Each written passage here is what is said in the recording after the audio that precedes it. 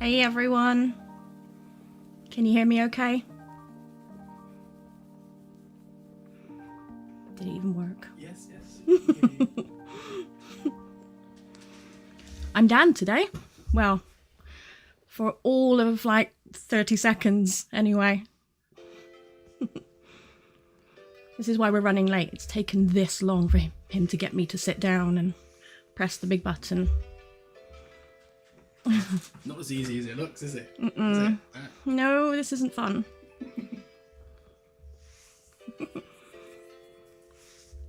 But yeah, so here's me. It was almost going to be funny and I can do his entire stream. So maybe I should just take over and press some buttons and, I don't know, do some stuff. Dan stuff.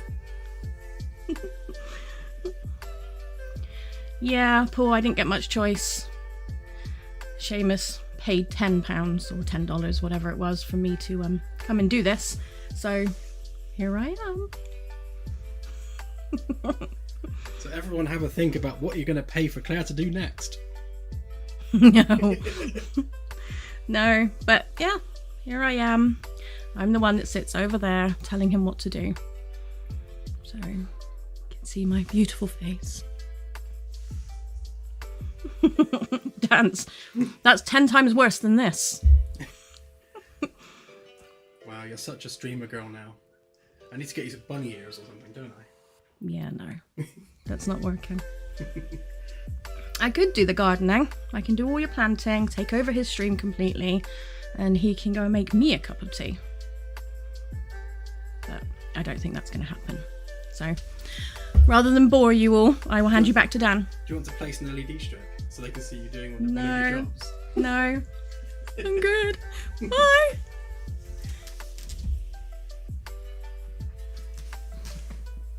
Hello, I'm back. So that was Claire.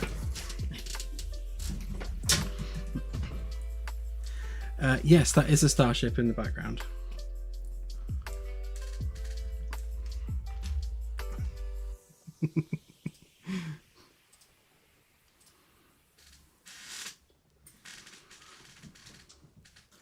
Yeah, I'm sorry everyone, you have to look at my face now. As you can see, nowhere near as attractive, but what can we do, eh? It's funny because it takes quite a lot of mental fortitude to be able to sit there and go live, and especially when you've got like 90 to 100 people watching, it's like, what do I say? I've got all these people staring at me, and I've gotten used to it now. Like, it is like a learned skill. It's something you get used to. But yeah, having never done it before, I think Claire did really well then, just to bite the bullet and do it.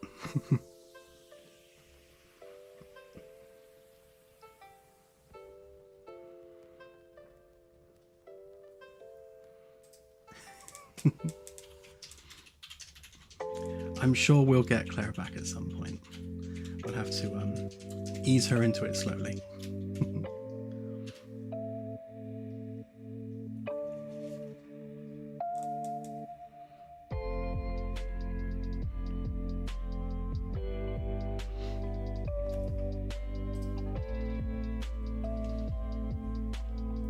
What are we doing today? That's a good question. Oh, I'm all put off now, all that difference. Hang on, I need tea. Can't do anything without tea.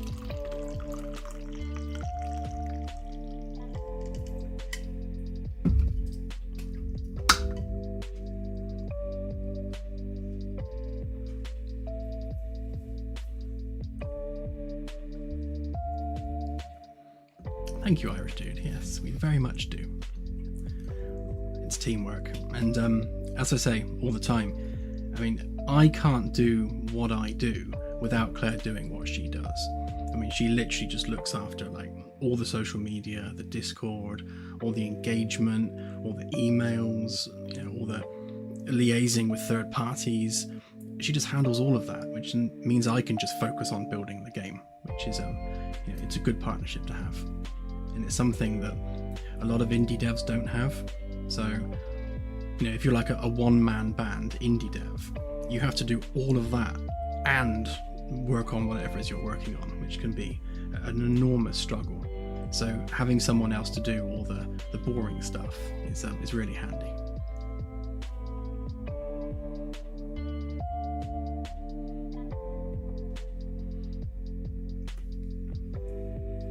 Okay then. So as always, let's have a look at what I have been up to. So go down to mini-me. So one of the issues we were having on the last stream is figuring out where to put these balustrades. And as you can see, I have now decided upon a location.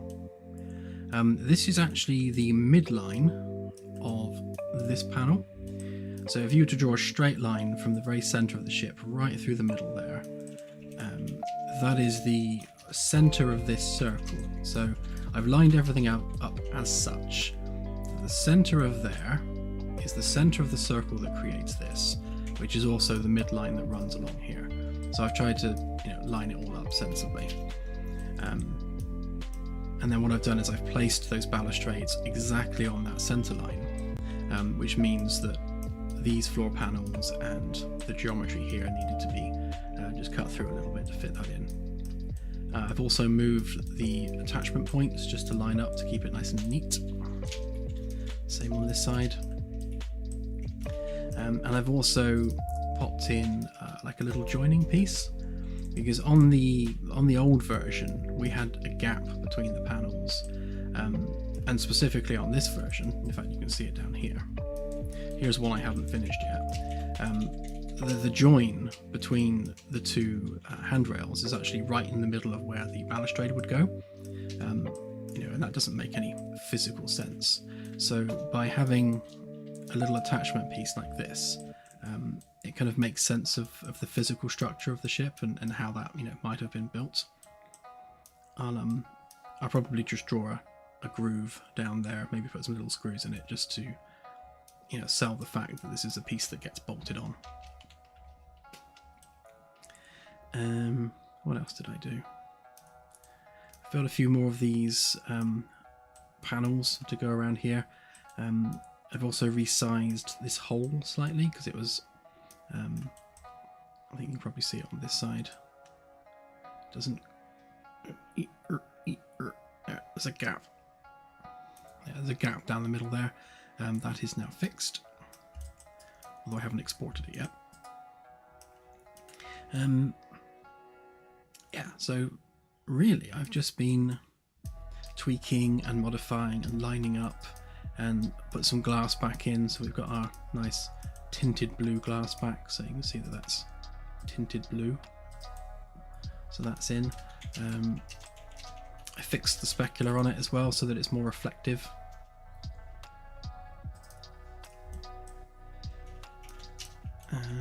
What else? I think that's about it really. Just tweaks and fixes and refinements. The challenge for this evening is fixing the curve of these panels overlapping where these wall panels here need to go. So when I put this in, I kind of neglected to take into account that, of course, that needs to go straight up there. Before, the hole used to be bigger, smaller rather, so it would end here. But now we've got a bigger gap for the stairwell. We need to trim some of this off. I mean, the other solution would be to just make the hole smaller again, but I really wanted to have some like breathing room around the stairs rather than having them squished in too much. So we'll fix that tonight as well.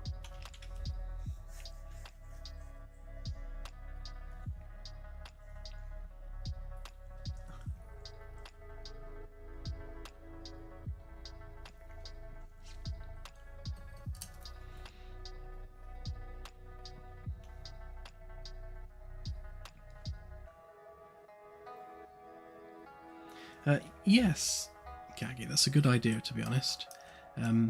By default, they are just tinted blue. I suppose it doesn't help you've got this blue light as well, which kind of over accentuates the blueness. But yeah, there's no reason why the tint couldn't be customizable. It is literally just an RGB value after all. So yeah, it would just be a case of adding that to a material parameter collection, and then it would be customizable. Nice and simple. We'll do the same for the handrails and the trim. All that will be customizable as well at some point. So you'll be able to change not just the color of the handrails, but also the material as well. So, you'll have either wood or resin, and then, whatever color you want. Right. So, apologize for blinding everyone, but back to SketchUp.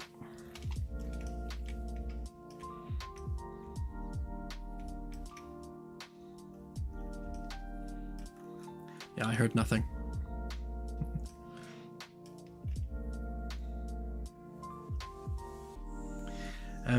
That's a really difficult one to fix, Scotty, because the name tags are... Now, I can't remember actually whether or not they are widgets or not. I think they might actually be widgets.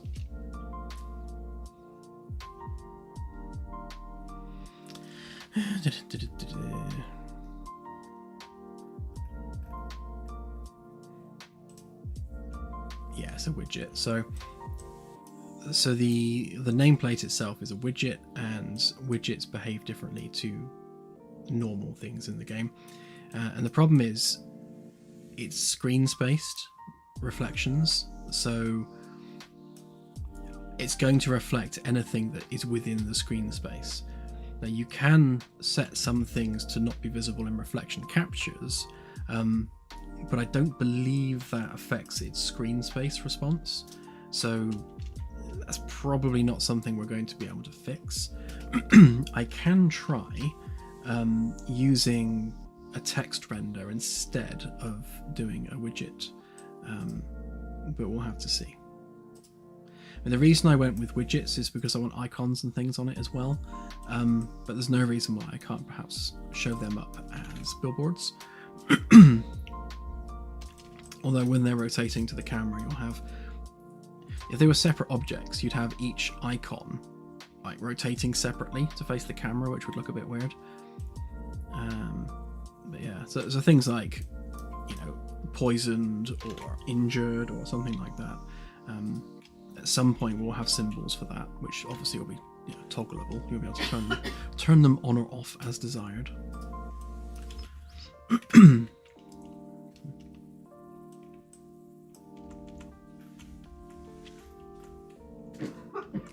Okay, well, I'm sure she'll show me later.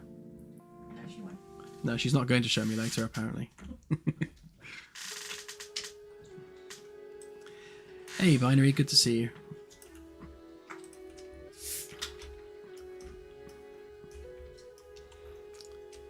So before Claire took over the stream, I was just working on this panel here, which is when I stumbled across the issue that we're having. So I think what I'm going to do is take the panels that I've already done for this area,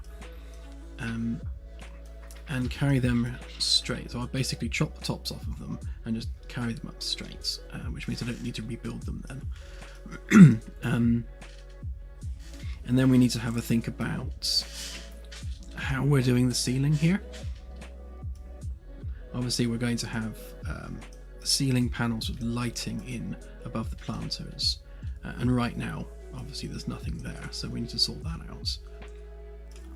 So I guess we also need to maintain a height distance there for the bracket, which means that this bit probably needs to be lower, which means annoyingly this bit also probably needs to be a bit lower, so I might need to drop the bottom of the stairs down slightly just to make that fit.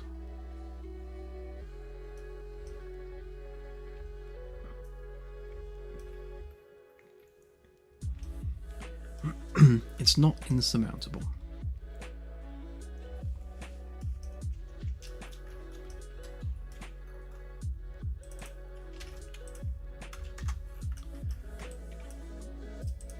So this would be our template. So if we were to take that down by 2 inches, because that's how wide these bracing pieces are. So then we need brackets across there that are that height.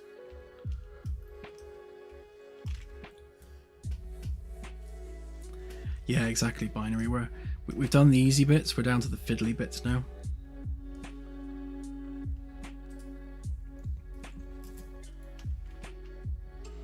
Yeah, the NPC crew, I want them to be like The Sims, so that, you know, they will have memory and they will remember how you treated them, and they'll have personalities of their own right. You know, I'm a big fan of Dwarf Fortress and just how in-depth these things are in Dwarf Fortress, so that's kind of the inspiration we're going with.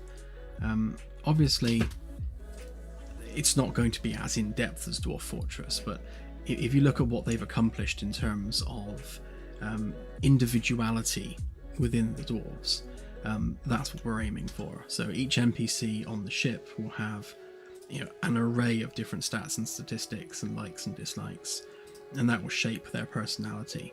And any interpersonal relationships we eventually add will obviously be coloured by those different stats that they have.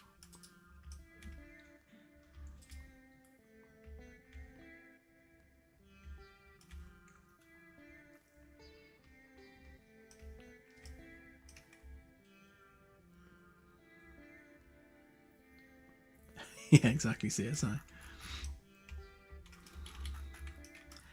I'm already on borrowed time with Claire when it comes to adding stuff.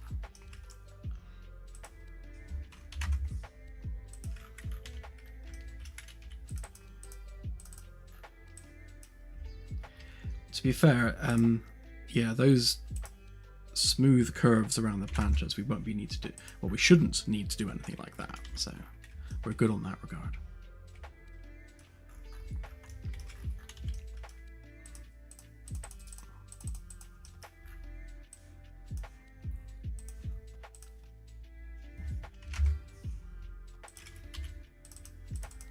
Just resizing this one based on the new sizing needs.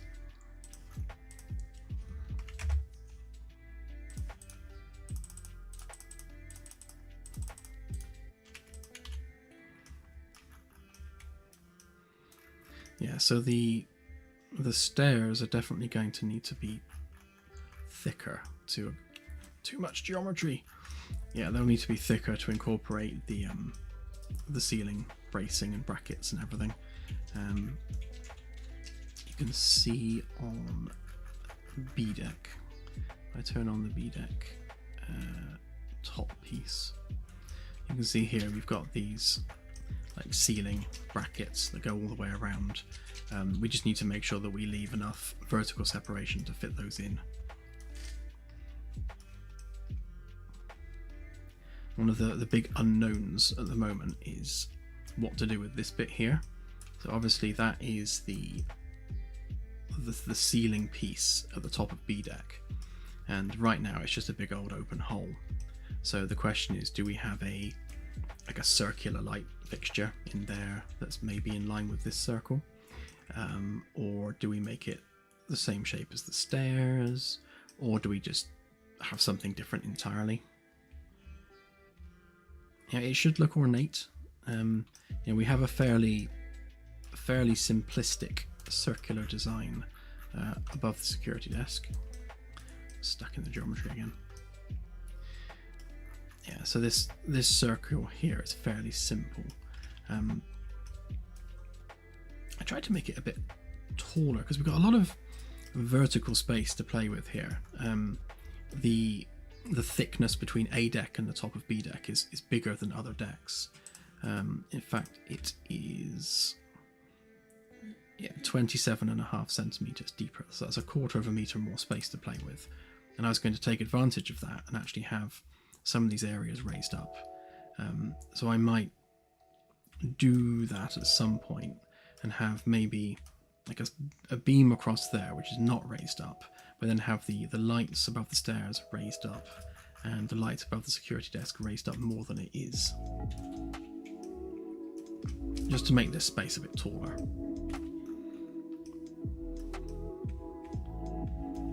Yeah, we'll have a play with that and see.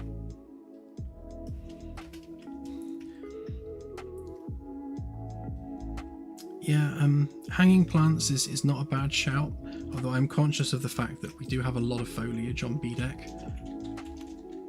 And obviously you've got the foliage around the stairwell, but you've also got all the way around the VIP suite ring. You've just got foliage all the way.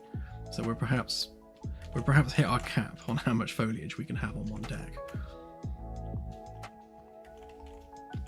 But yeah, so we have space enough here to raise this up, maybe by about 1/2 meter, which would mean like bending this piece, but that's kind of something I'll look at after the demo.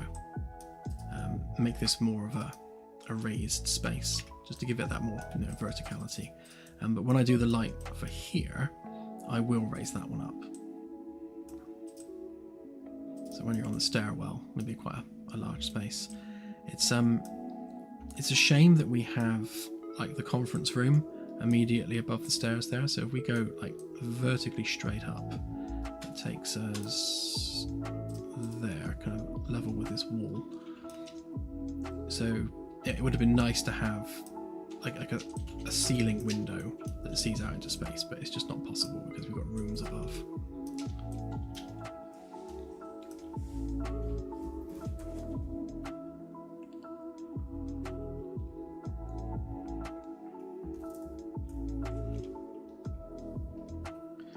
Yeah, so B deck is, I guess you'd call them staterooms. They are the most luxurious crew quarters on the ship. So this will be reserved for the captain, visiting dignitaries, and any other senior officers. It is undecided at the moment as to exactly which senior officers will get quarters on this deck. I mean, the captain and the XO, definitely. This will probably be the captain's quarters here, which means the XO's quarters will be this one on this side. So that's those two taken care of. Which leaves us with 4 spare quarters to fit in maybe the chief engineer, chief science officer, maybe the chief medical officer, or there's a debate there on whether or not they should be quartered closer to sickbay because it's quite a trek from here. And then obviously a spare quarters for dignitaries. Or we place all the senior officers on B deck and we place dignitaries somewhere else because there is space elsewhere on the ship for them. But we'll see. The conference room and the VIP lounge is all kind of on this level, so it makes sense to have ambassadors on this level as well.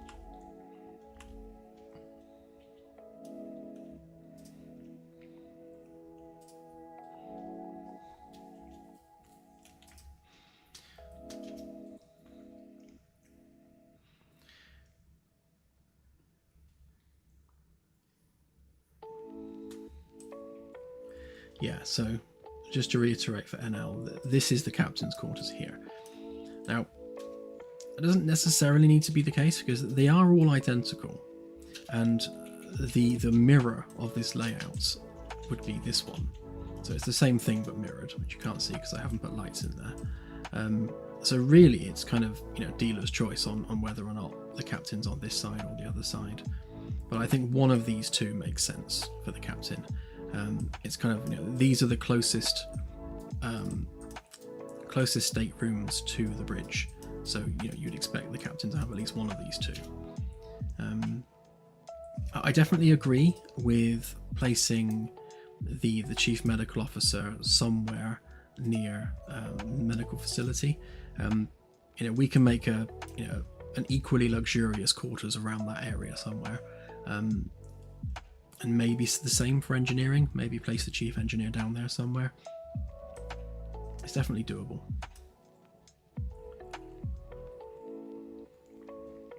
The internal layout of the ship has been designed with efficiency of human foot flow as much as possible. So getting people between their place of residence and their place of work and a kind of their off time area is to keep that triangle as small as possible. Like when you're designing a kitchen, you're like fridge, bin, cooker, sink. You want to keep that route as efficient as possible, and we're kind of taking the same approach with this.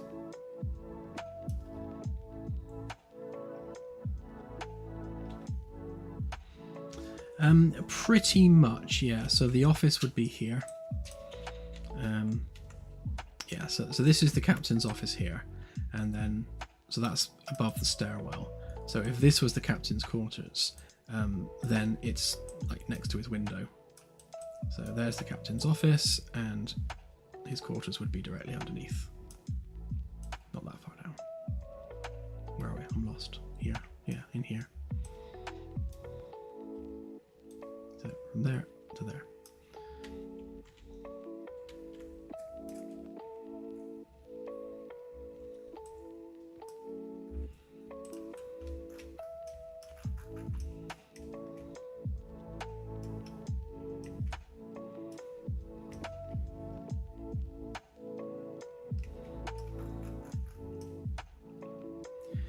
So another awkwardness with this actually is that this piece here is thinner on this side than it will be at the front. So we need a larger overlap there, so that kind of needs to extend out a bit more.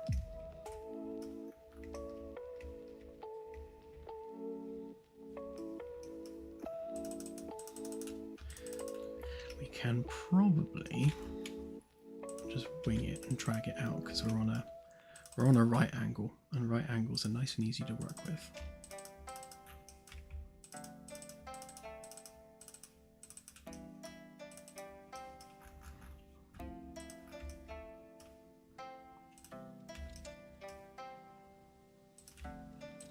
That needs to go out to there. That hasn't messed that up much, which is good.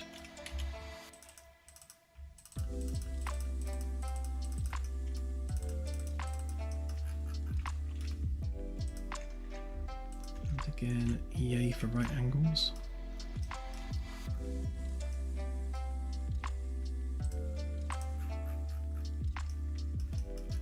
So that should be half a centimetre between there and there, which it is.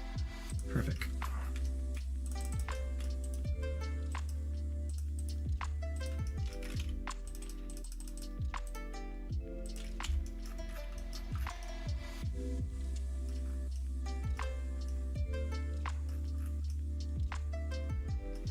So then I'll chop out the little wedge there to fit in the foot from the balustrade. That bit I think is fine like that.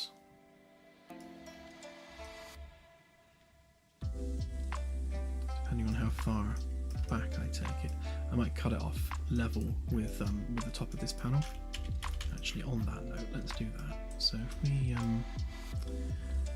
make this one unique, if it isn't already.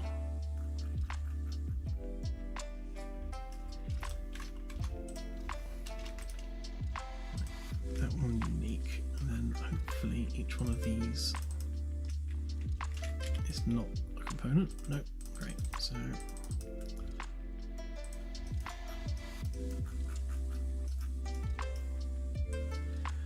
all we need to do, chop the top off. And then we can extrude those up.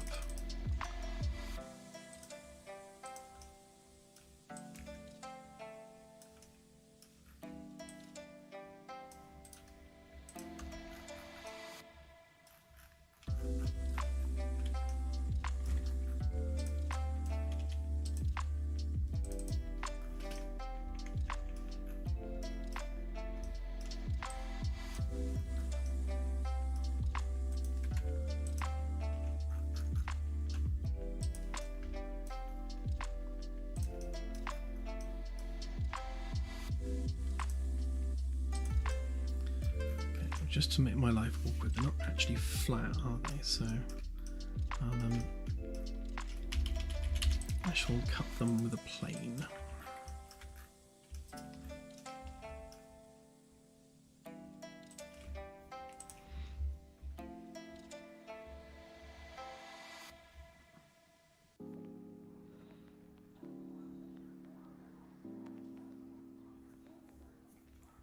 Yeah, and people with hay fever.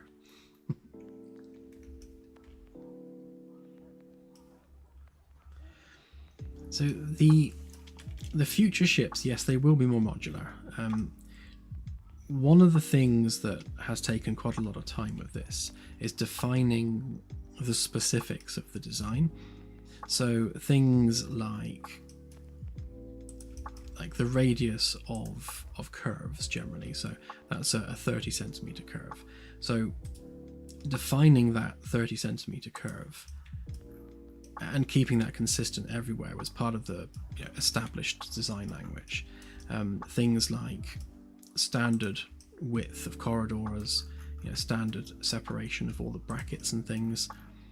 All of this stuff has been defined over time, to the point where I'm very happy with how that's laid out now.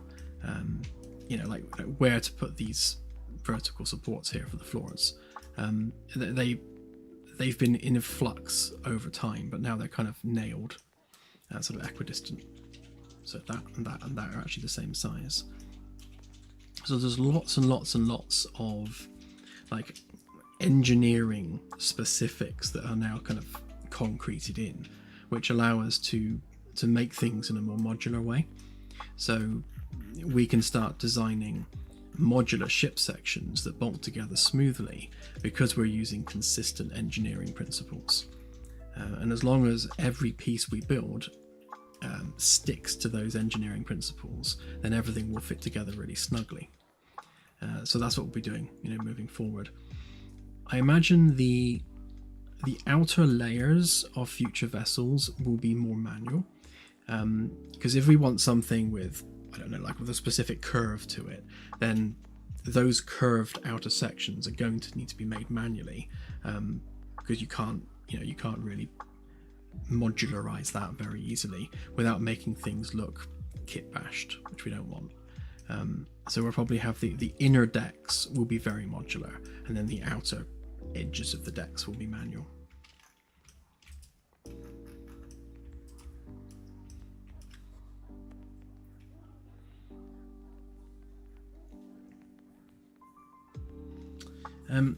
So alien plants is definitely something that you'll be able to grow. In fact, one of the upgrade paths for the food source on the ship is to be able to use different alien plants with more robust conditions, faster growth, better nutrient density, and all that sort of thing. So you can replace your current crop in the hydroponics with an alien plant, which is generally better in every way, which means you've then upgraded your food supply aboard the ship. But not just that, there will be planters and things all around the vessel, and it would be really cool if we can just plant alien plants on the ship just for the sheer sake of doing so. So yeah, generally if there is a patch of mud, we want you to be able to just plant any plant in that area. I imagine we'll probably start looking at growing conditions at some point, but not anytime soon.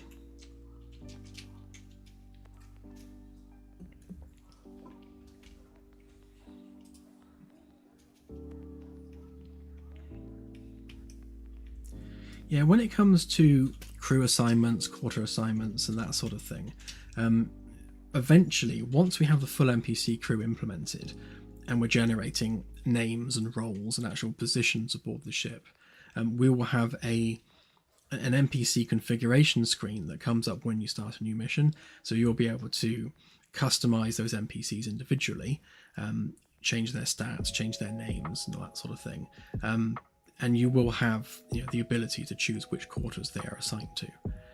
So all of that is coming once we have the NPC crew, and then we'll flesh those systems out more and more over time, as we do with most things. Keep it simple to begin with, and then flesh it out as we go.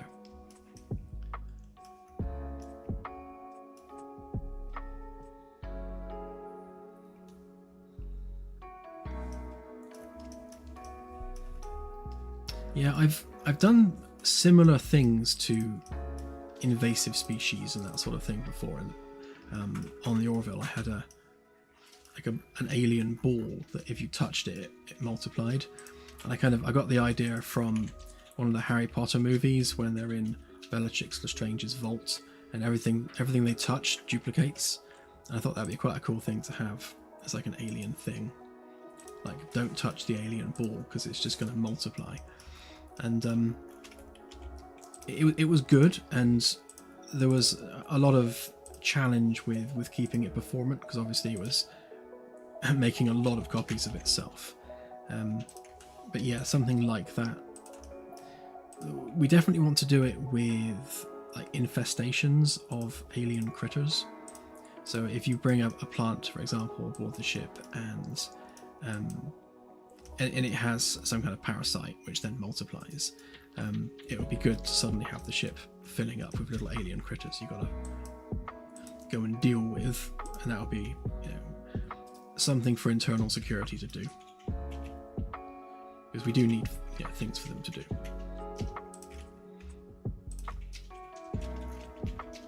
But yeah, lots of stuff like that planned.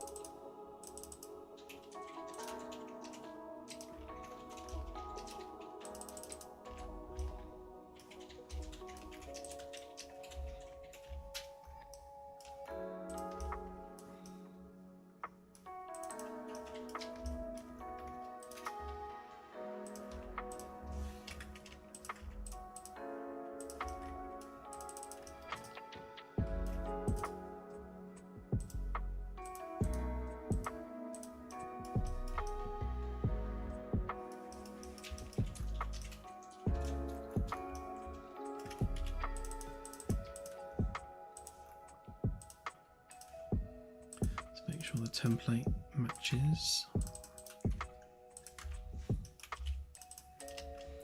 Same with this one.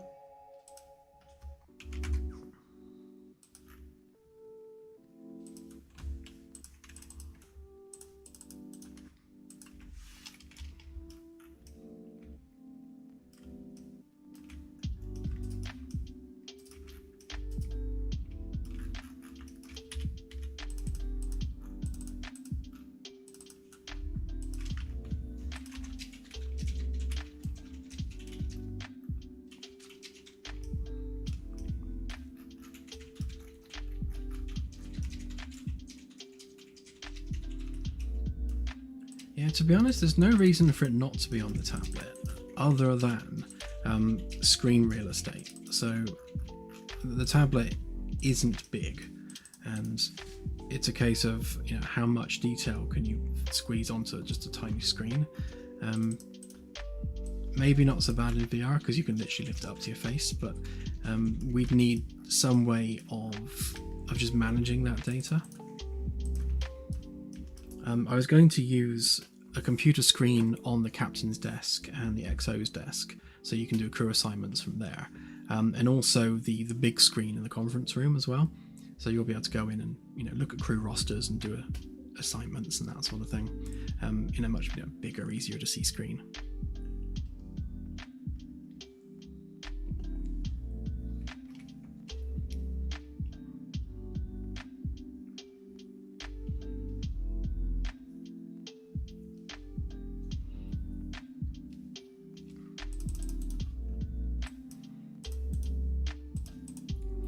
So the current Planet Gen system uses geometry clip maps. It's basically it's a GPU driven texture based terrain generation. It is height map based, which means you have, you know, the typical issue with height maps where you can't have overhangs. But I am looking at if anyone knows, you know, Unreal famous plugins, there's Voxel Plugin Pro, and it is a fully voxelized terrain where you can generate things like overhangs and arches and cave systems and all that sort of stuff. So if we can get that performance as you're flying a shuttle across the surface, then I would rather use that for sure, because the ability to have voxelized terrain, and I don't mean voxelized as in like little cubes like Minecraft, I mean like No Man's Sky. So No Man's Sky has voxelized terrain, and you can dig through it and stuff. So voxelized terrain means you can have things like overhangs and outcroppings and giant rocky archways and that sort of thing, which you just can't get with height map geometry. If that proves to not be performant in the sense that we can't generate it quick enough as you're flying around on a shuttle, then we will fall back to the height map terrain and then handle things like rocky outcrops by way of just geometry, static meshes. So we'll have to see. But yeah, so the idea is we'll generate all that in isolation, spawn the shuttle above it, and then you can just fly around and explore at your leisure.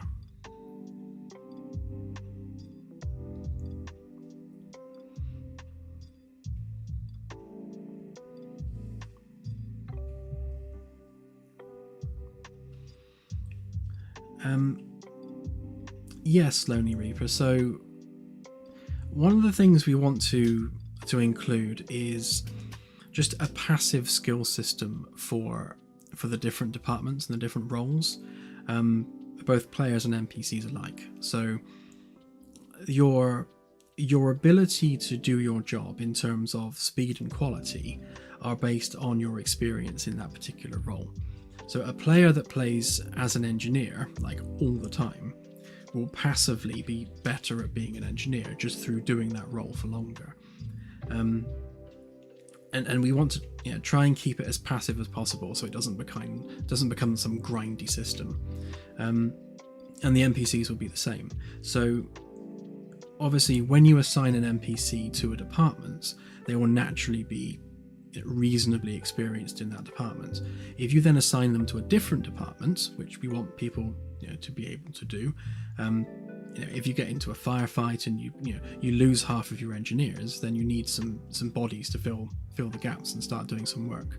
So if you want to take people from one team and put them into another, or one department rather, and put them into another, then they're naturally not going to be as good as the team members that are trained in that department. So they will get good over time, but you'll have that learning period while they're passively gaining skill. So similar with players, we want a player who is a skilled engineer. If they join someone's game, and obviously they're short of an engineer, they're going to value someone who is always an engineer over someone who's always playing science, because obviously the engineer will just naturally be better at that job.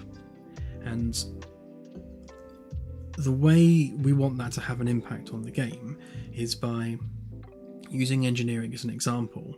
The length of time it takes for something to complete. So if you're running a repair on something, you'll have a pending bar, a scroll bar, while it waits for that job to complete. The more experienced you are in that role, the quicker that bar will complete. And also, every time you repair something, you will incur a hit on its quality. So objects will have health, quality, and what was the other one? I forget myself now. So a while ago since I looked at the system. Condition. So obviously an object at 100% health is operating at 100% efficiency. The rate at which it loses health will depend on its quality.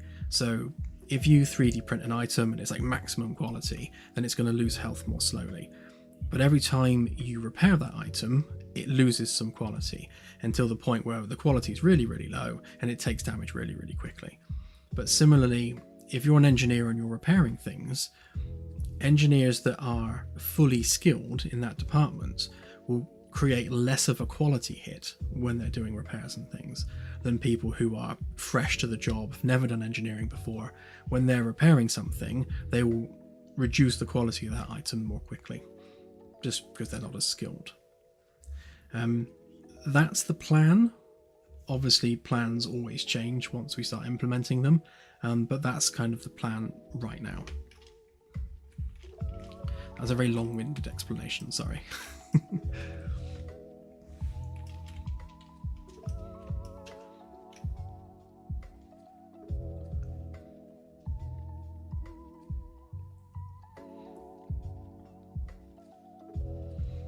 Yeah, so if we're doing like the interior of a Dyson sphere, then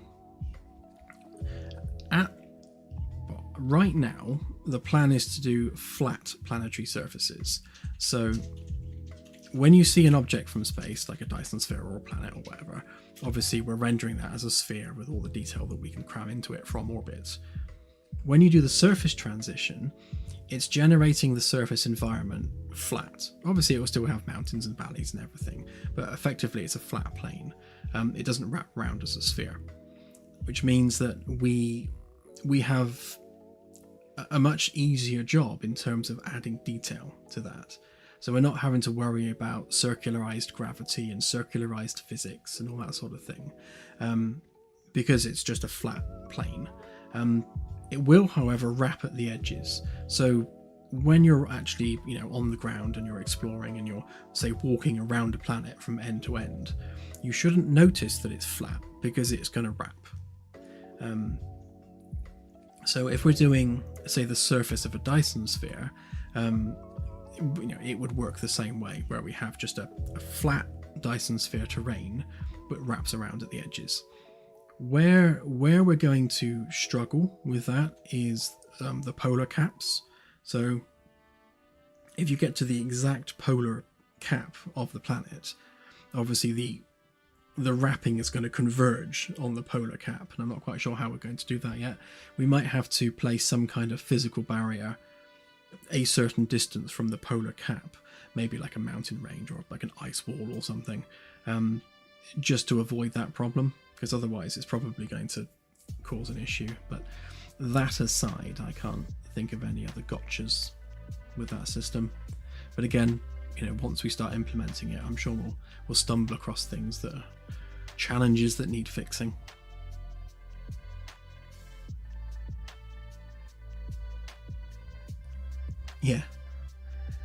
Yeah, sort of flat Earth, but not quite.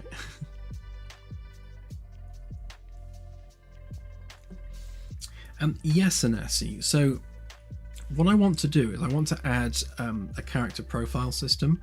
So if you want to play multiple characters, I mean, like I played World of Warcraft for 12 years and I had way too many alts. In fact, I had to have multiple accounts because I had so many alts. I was just like alt mad. And I definitely want the same thing for this game. So if you have a character who's an engineer and you're really focusing on the engineering aspect of that character, you can like go all in on that character as an engineer.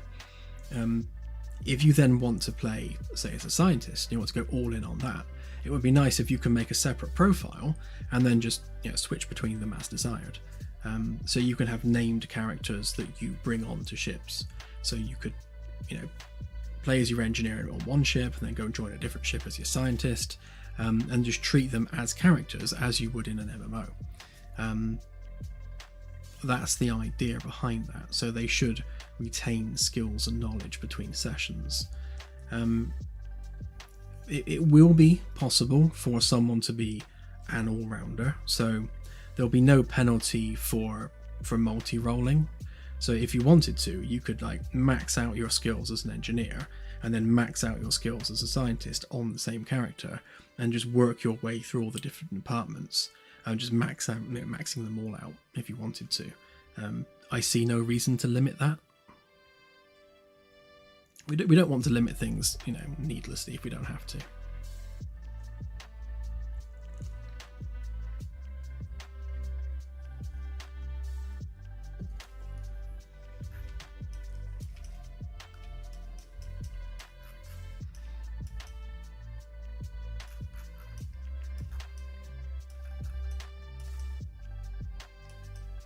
Right, I think this piece is now the right size and shape and everything.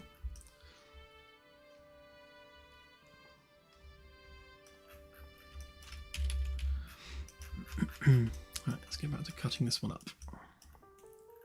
Uh.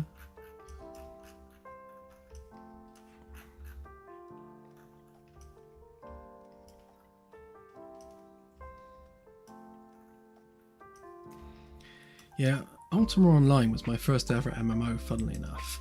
And I adored Ultima Online. I thought it was absolutely amazing. And I went on to Dark Age of Camelot after that. And then World of Warcraft. So I was a big MMO player back in the day. But yeah, what I really loved about Ultima Online was the housing system. And we had our own player-run village, which was really cool. We had a couple of taverns and a castle and all sorts of stuff. But yeah, I think a lot of MMOs today miss the things that made Ultima Online so good, especially when it comes to interacting with other players and forming player groups and things.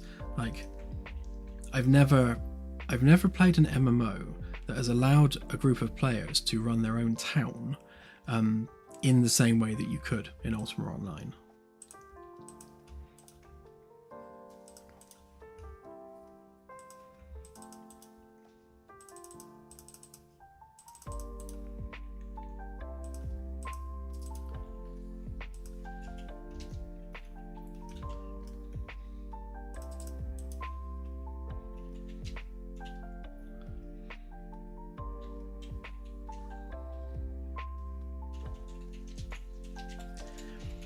Funny you should mention that, Scorpio. That's something I was going to look at for the stream, and I might still, if we have time. I want the loading screen to reflect the construction of the ship.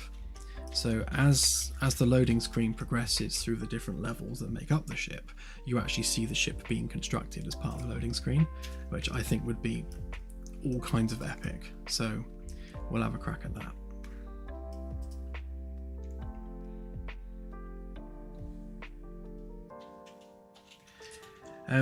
Yeah, the wibbly ship is actually the old warp effect that got turned on by mistake.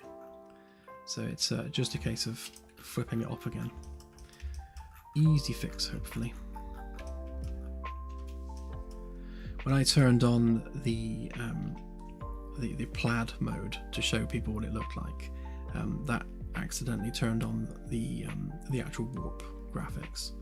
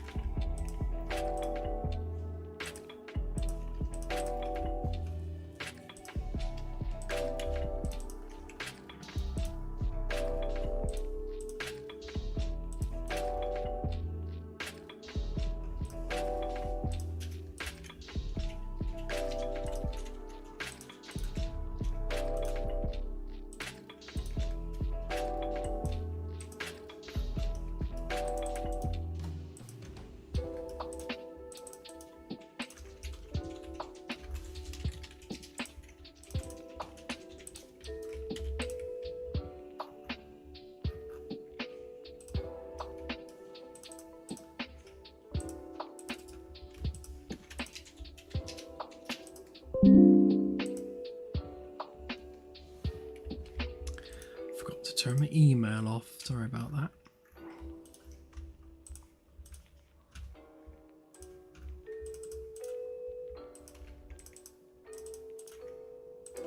I always forget to turn something off.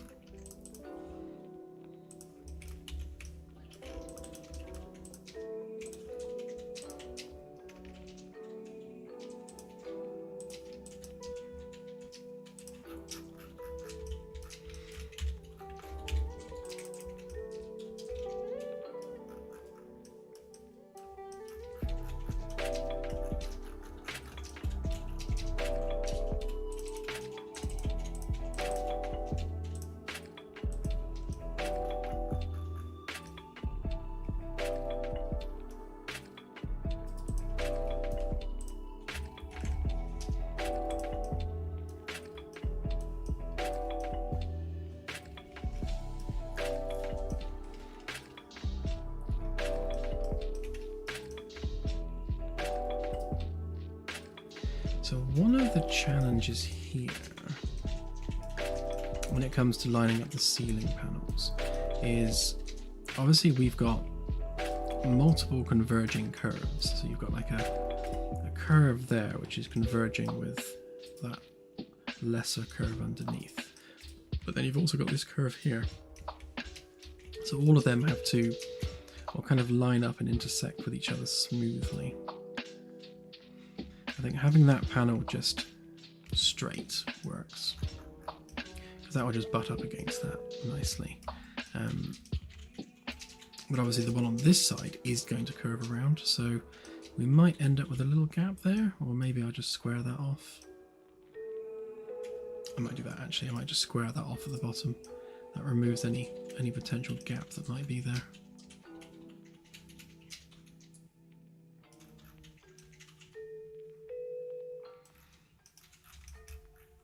And then that will form the lighting panel there.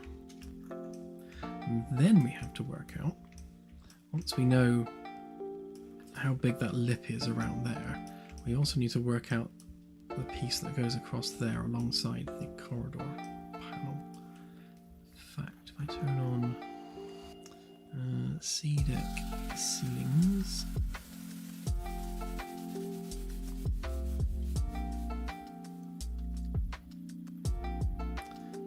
C-deck ceilings yet? Guess not. Essentially the meshes are the same as the B-deck ones, so I don't always make a separate channel for them. But yeah, they need to line up there. It's one of the reasons I've left this area till last, because there's a lot of really fiddly bits that kind of just have to line up with one another.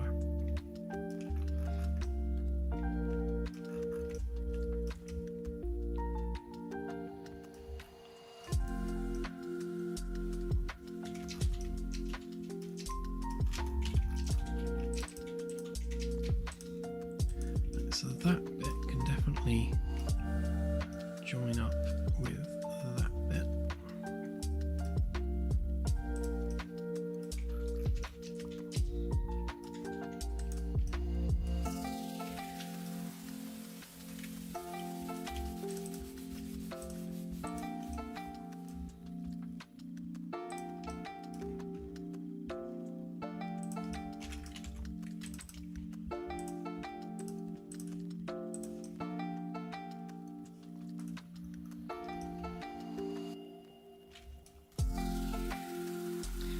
Actually,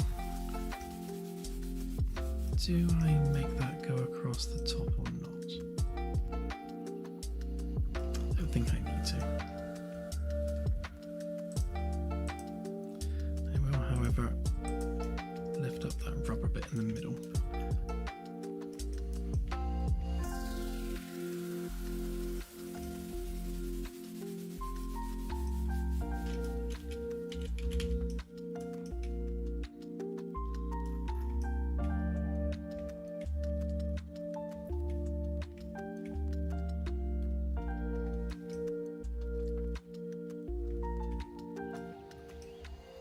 Yeah, that works. So what I was going to do is I was going to have these panels here curve at the top and then intersect with whatever ceiling piece I put on. But having them curve does mess with this outer section here, so I will have them all go flat up against the back wall, and then just have the ceiling piece just go across to meet them at the same height as this one is. That should all line up in the end when all said and done.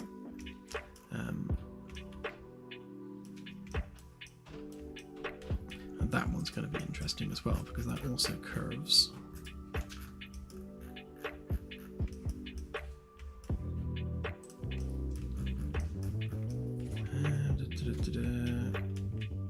I think I've only done one of those on F deck. But yeah, so that's going to be curved on this side, and that curve's going to continue around to here. So I'm going to have to take the curve that goes there and flatten that off before it gets to this point. So that's going to be a fun little challenge.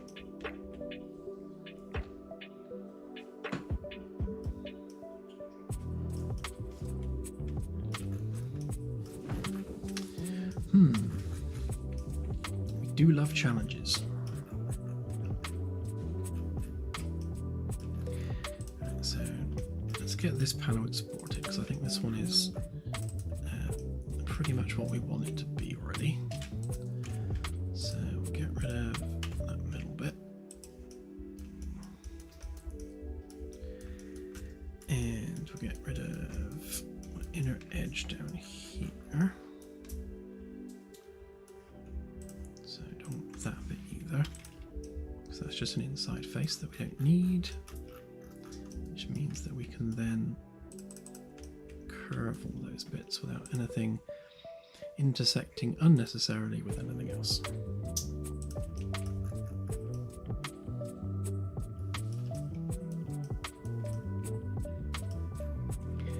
Although, now that I've said that, do I want to square that off? I think I do. Yeah, because the carpet runs up to there, so we're going to have a gap otherwise. So yes, I will square that off.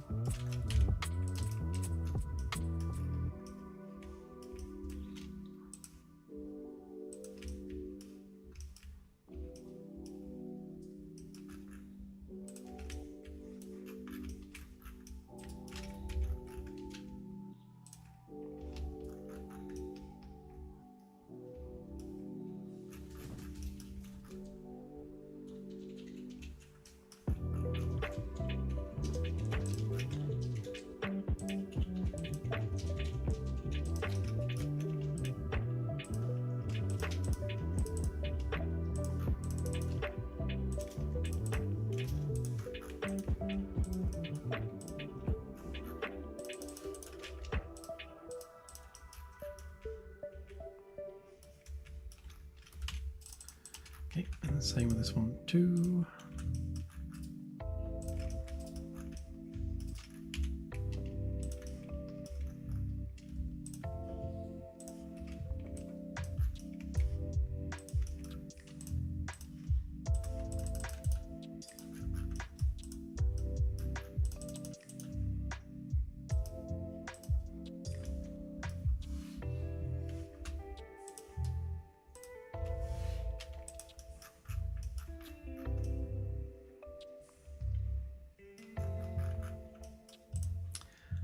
Oh yeah, and I need to do this bit.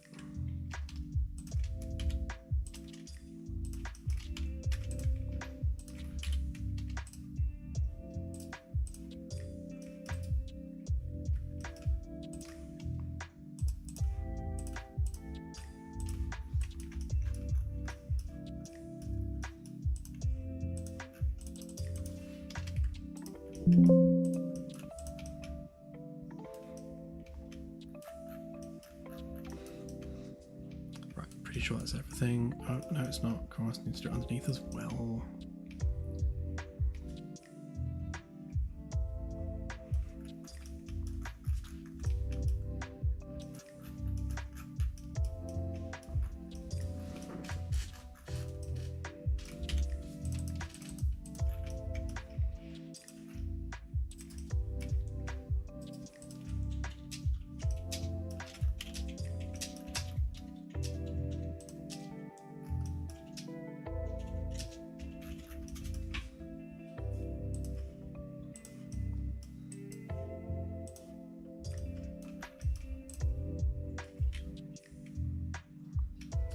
Hey Jim, all good, thanks. Just beavering away as usual.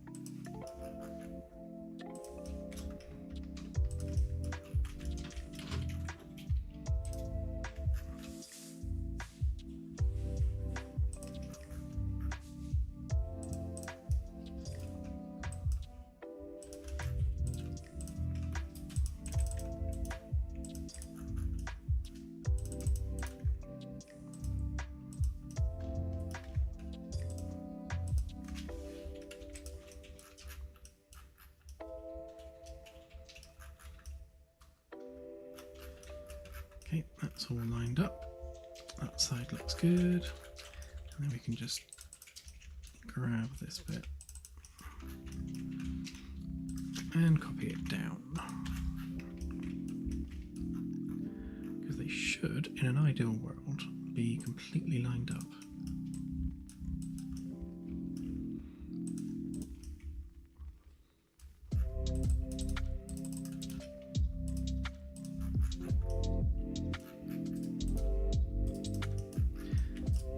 Let's give that a go.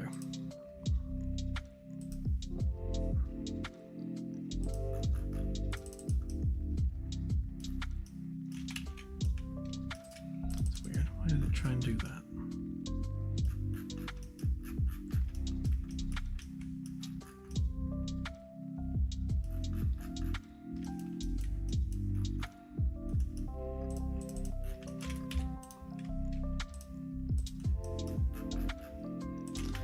Let's look at this bit in isolation a minute.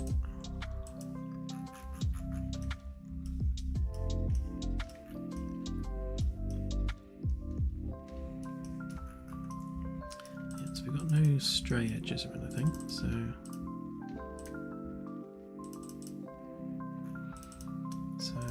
really it's that edge there. That one, that one, that one, that one, that one.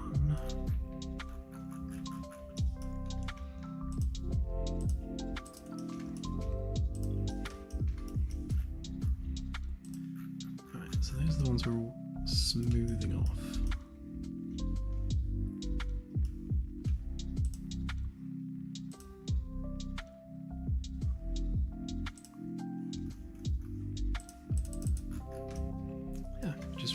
For some reason randomly feels the need to just generate faces.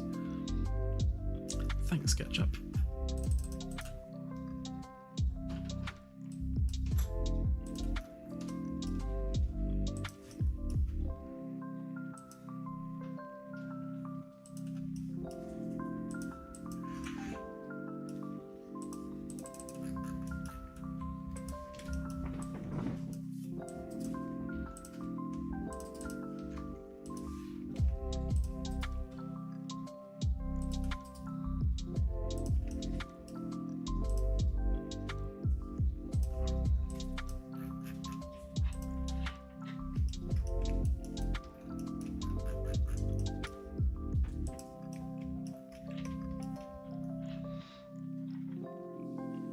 Thank you, Jim. I appreciate it.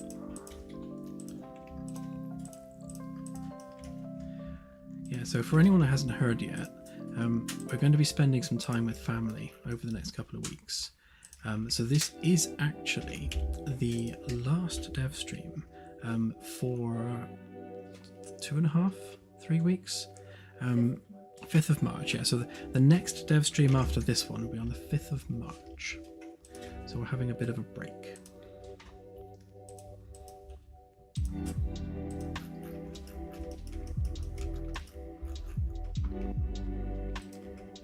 In an ideal world, I wanted to have this done by then, but scheduling is what it is, and we've kind of run out of time, so...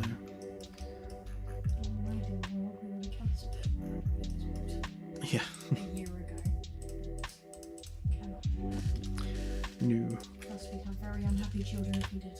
That's very true. Yeah, it's one of those things where all the family are all meeting up together, and we can't blow them off. It's not fair.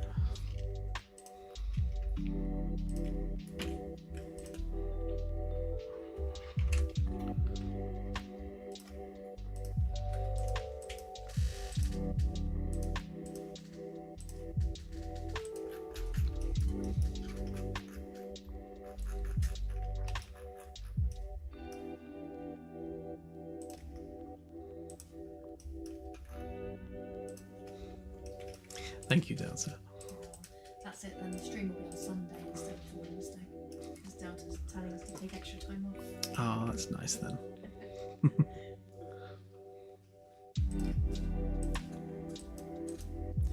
Now, I would actually be back streaming on the 1st of March, except I'm actually away on the 1st and the 2nd for entirely different reasons. It's bad timing that everything's sort of coincided at once. His daughter's birthday and he's promised her many things. Yes, my daughter is turning 15 years old. It's amazing. Like, it feels just like 5 minutes ago she was this 3-year-old little thing toddling around, and she's 15 already. I mean, how did that happen?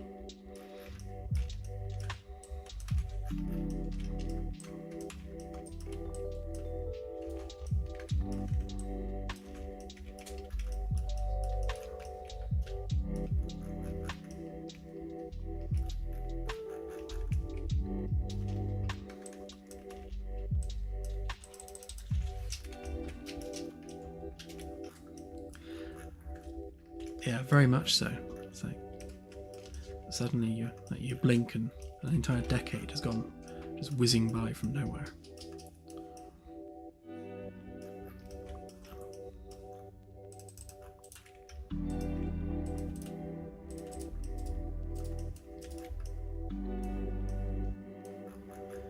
Right, so I think I've fixed all the weirdness with this one. I don't know why I did that. It's not particularly complex geometries, but it didn't like it, whatever it was.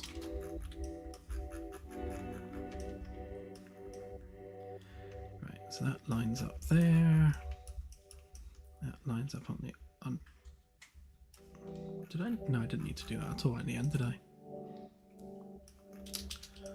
That's because I'm not paying attention.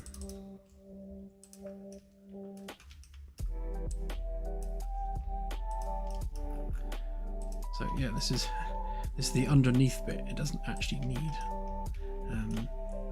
the cutout.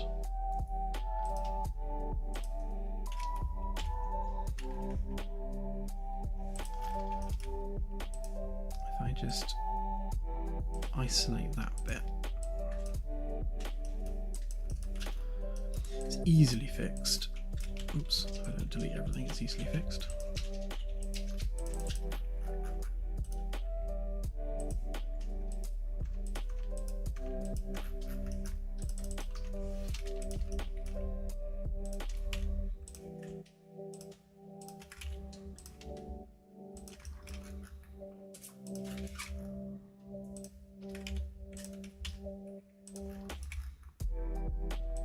Because I was used to doing the cutouts above and below on the stairs, and of course they do need it, but this bit didn't. That's fine. Like it never happened, apart from that completely missing bit there.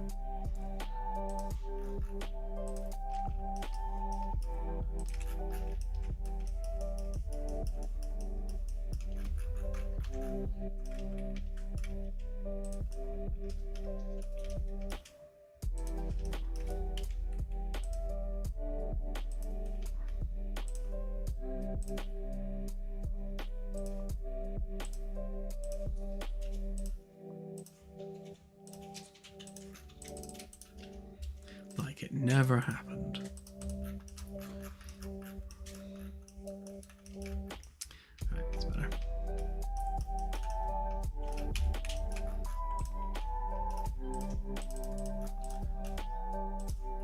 So I can't remember who it was, but on the last stream, someone suggested adding the cutout geometry that I use to the bolts to kind of speed up the process of sticking the bolts in, and it does work. So what I've done is I've added these to the actual templates themselves. So all I need to do is put them into position and then move them back a bit, because on the curved panels they're the right kind of distance for that, but these panels are slightly different.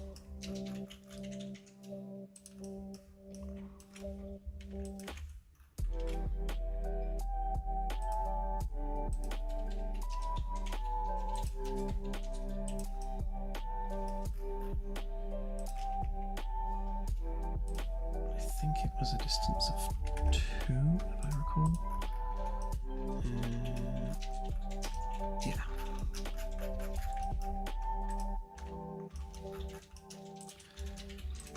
Same on this side. 2.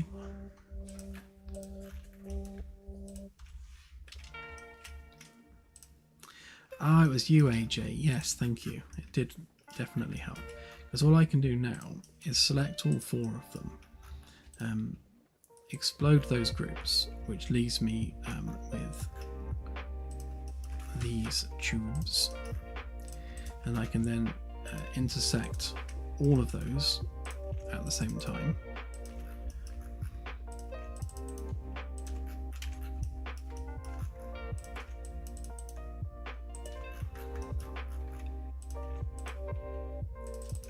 And there we go. Job's a good one. The bolts are in the right place, the holes are cut, so the only thing I need to do after that is just go and chamfer the edge. That's it, job done. So that was a fair bit quicker than how I was doing it before, because before I had to kind of position them more carefully. I then had to create faces that weren't created yet, but having the cutout geometry as part of the bolt initially just saves those extra couple of steps, and when times however many panels we're making, it adds up after a while. So there we go, done.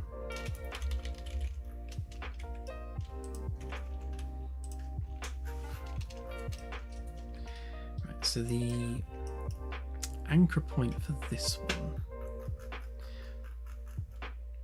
when I first started doing these panels in the stairwell, the anchor points I had didn't work because they require collision geometry in order to pick up the snapping tool. But now that we have a snap guide, that's no longer an issue, which means I can actually have the origin point for all of these meshes in the center here, which generally speaking fits a lot better and nicer.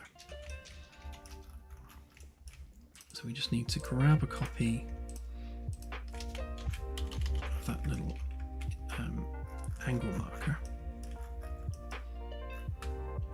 paste that in place, pair it with that geometry, group them together so they're part of the same group now,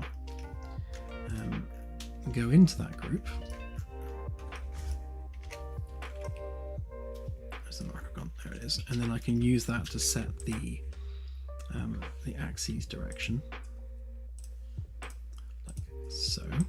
So that's basically defining the world origin for this mesh. Make sure that that is a component, go into said component, and then do the same thing again. So we're setting the world origin for that component.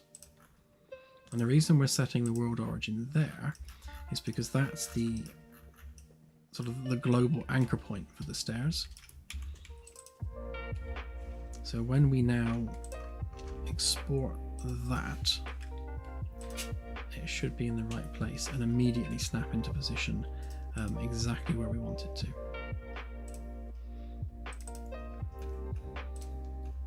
Yeah, so this is deck set panel 2, and then we'll have panel 3, those 2 are duplicates, 4, 5 and probably 6. I think there's 6 separate panels we need to make for this curve. These ones will be quick and easy. That one's going to be the same as this one practically. Right, let's hop into Engine, grab the location of this one, import the second one.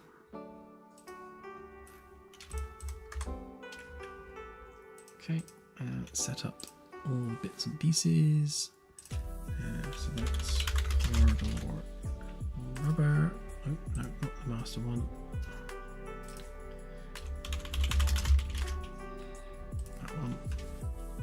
That one is steel shiny. And that one is corridor paint. That's all that materials, and then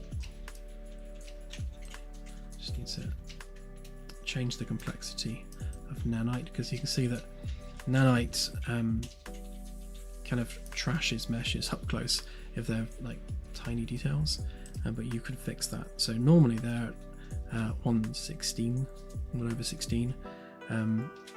If you change it to 1/32, you'll see that it does a much better job at keeping those edges, which just means for really fine detail, nanite doesn't mess it up quite so much.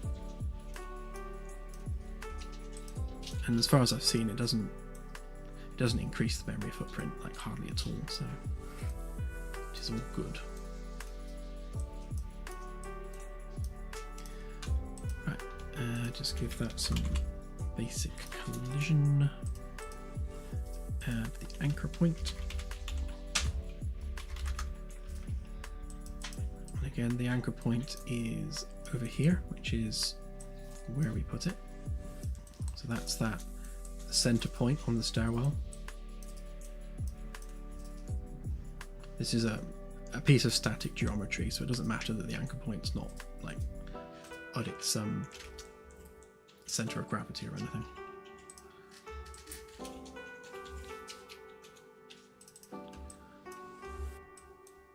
And now we can just plop that in. So all of the wall panels share the same master class, and all we do is just we change the mesh of that class. And you see right now it's not snapping because we don't have our snapping tool active. So if we turn on that, see it now snaps into position smoothly. Actually, I don't think I've done it on this side. No. Let's pull that one across over there as well.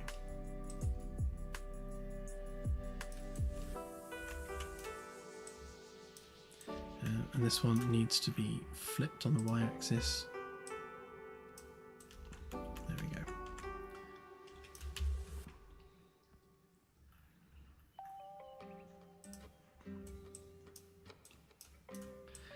Another panel in position.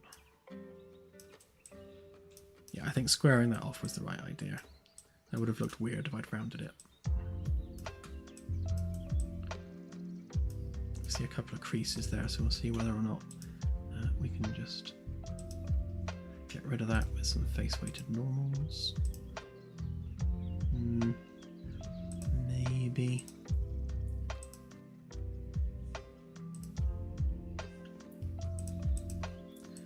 Yeah, I'll have to do I'll have to clean up that geometry at some point to get rid of them crease lines.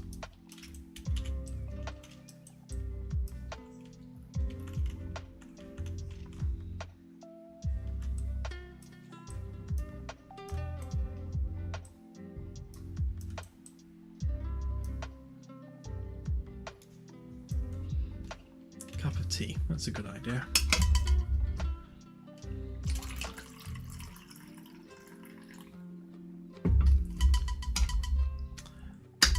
Yeah, collisions are active.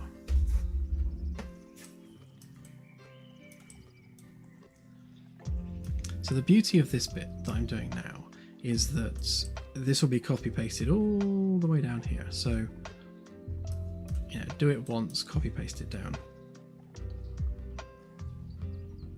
Right now there's no snap guide on the other decks, although why don't we do that? That would be a good idea, wouldn't it?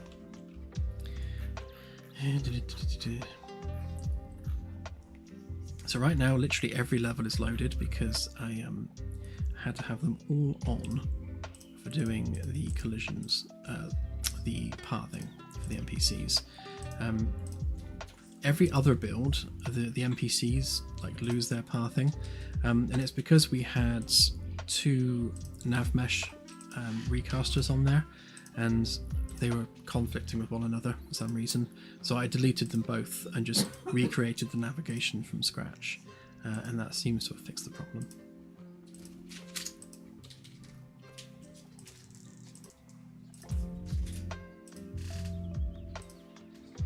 Just gonna get rid of all of these levels, every single one.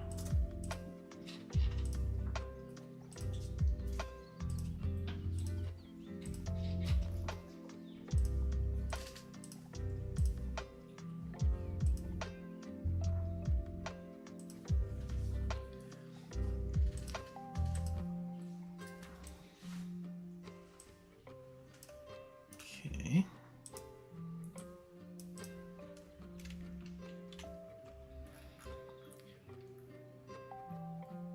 Right, so we've got our B deck snapping guide. In fact, if I turn on all of the snapping guides, apart from G deck, we don't need that one.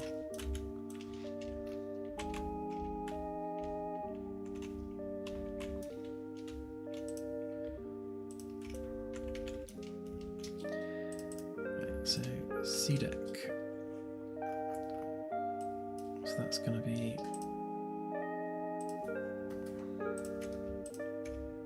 Why does it say multiple values when they're both literally minus 300? Right, so that should be minus 650.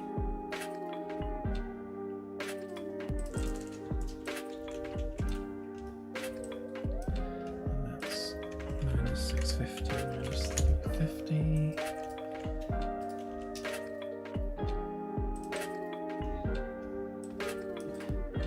Minus 1,350.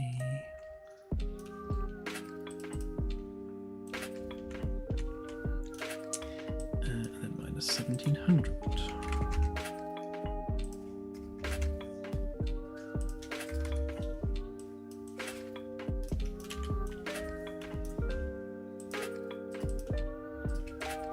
Right, that just places those snap guides on each of the decks, so that we can then move those meshes down.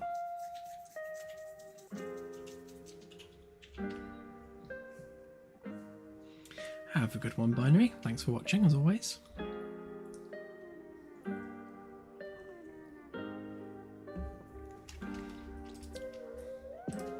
Right, so one of the things I always forget to do is I forget to set the optimizations on these. So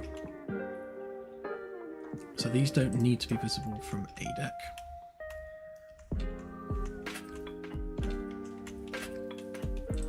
You and you.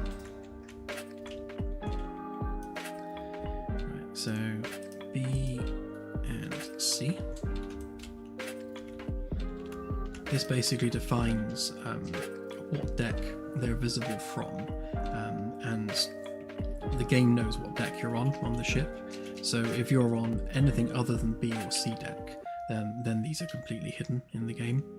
And obviously, occlusion does take care of that automatically, but if you hide the meshes, then it removes them from the occlusion queries, which means they're not having to be evaluated.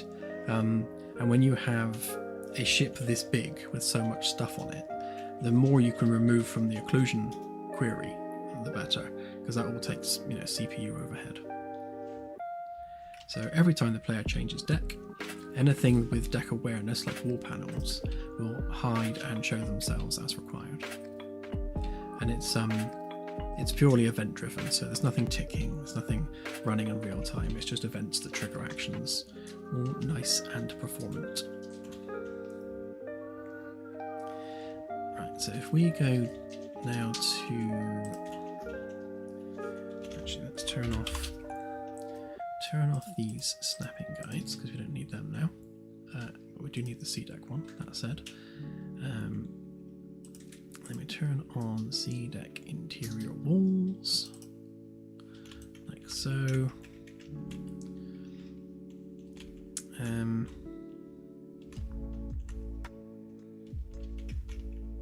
I suppose it's semantics, but it's like, which deck would you consider them to be on? Because that's literally the between deck spacing, so it's neither B deck or C deck. But I guess I'm just calling it B deck because that's where I started, so the next one will be C deck. So if we then copy them down, they should snap into position nicely. And then we just need to change that to C, D, and also E.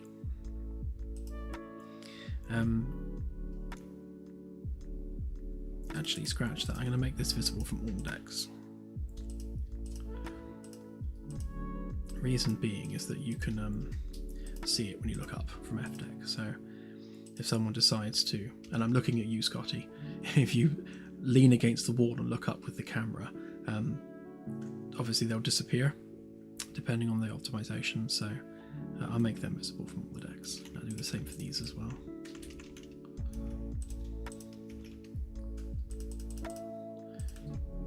So B, C, D, E, and oops, F, and not this one.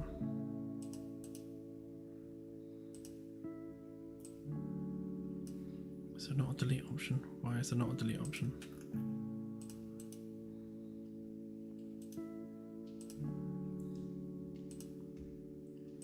Oh, I've F twice.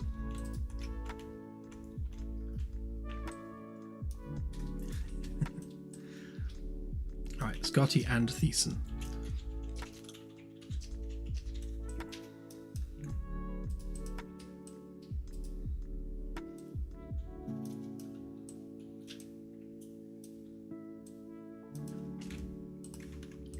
Just realized, of course, that the stairs are there in the way, so we don't need that particular one.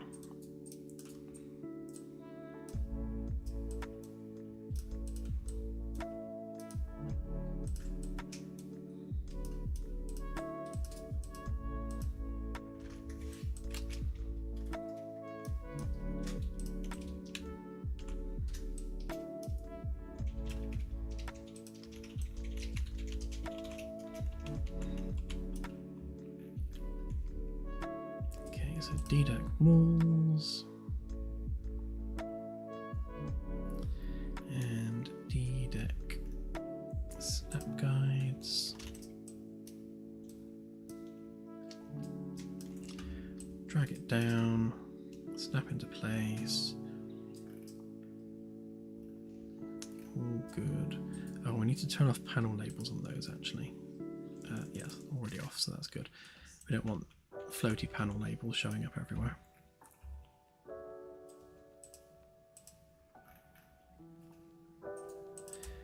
And I've just realised they're on the wrong deck.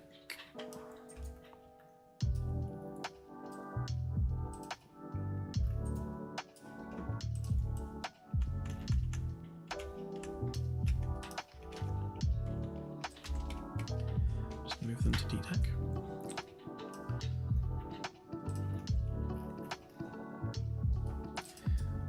E-deck walls.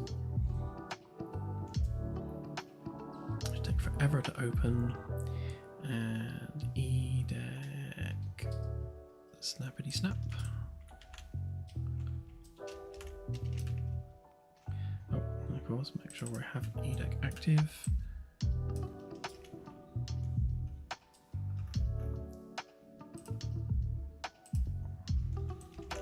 And then we won't need them on F deck, obviously, because F deck is the floor.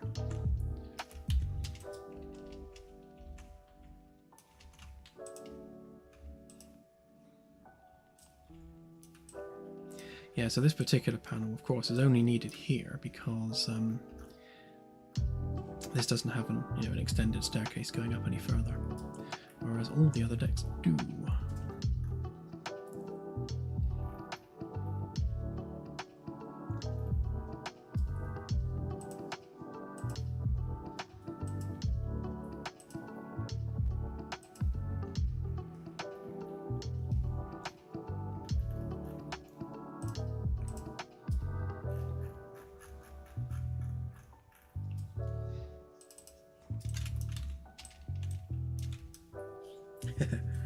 Yes, Thiessen.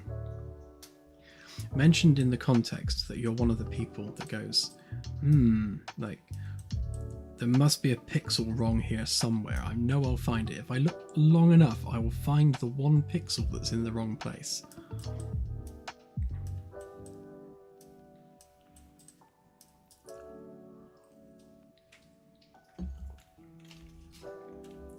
You're the reason I increased the nanite complexity, actually.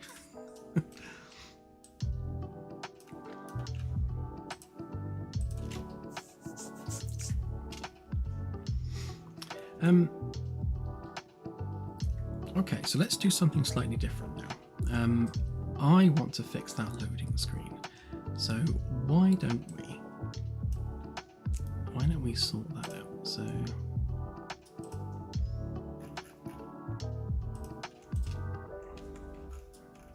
So the idea is we can have an angle on the ship, maybe like that.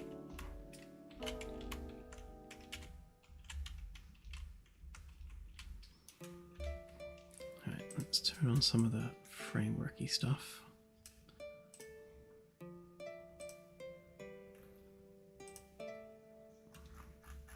Give ourselves some stars. Eventually this will be in an actual construction yard, but for now it can just be hovering in space. But the idea is that we build it layer by layer. So if we start turning on some bits. So yeah, so we've got the engines on there, and I think I might want to separate those out. And include them on a different level. Maybe put them on last.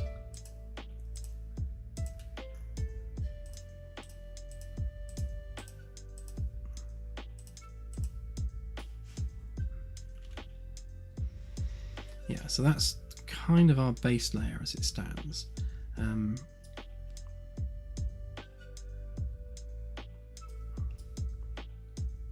Maybe we could start with that, to be honest. And then we would bring in the GDEC levels.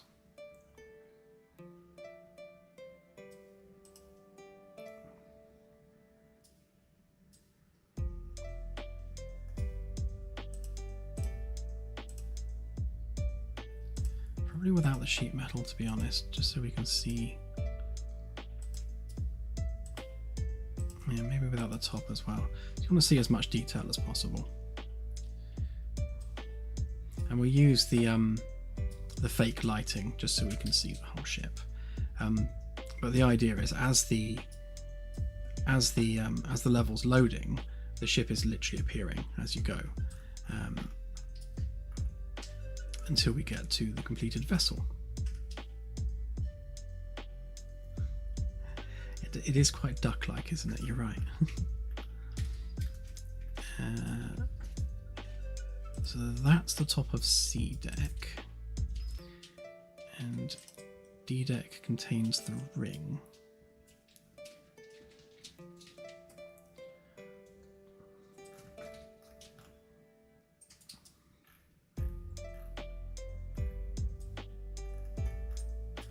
Which means E deck must contain the lower part of the ring.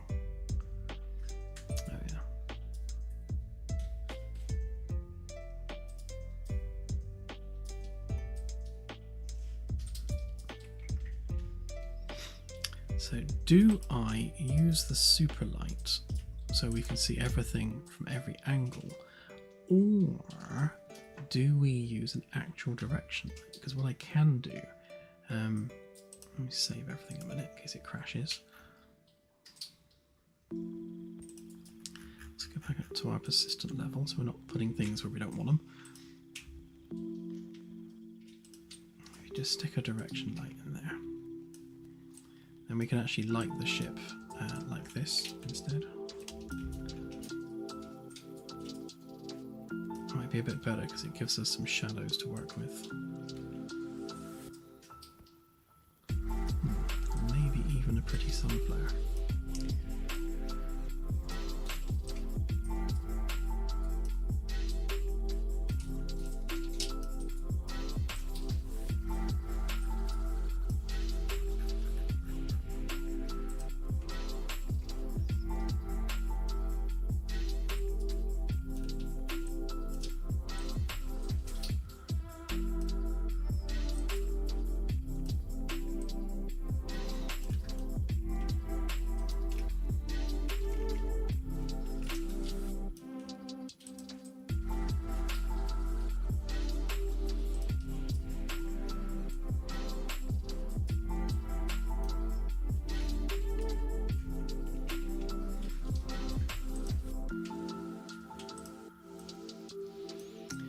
let's give this a whirl.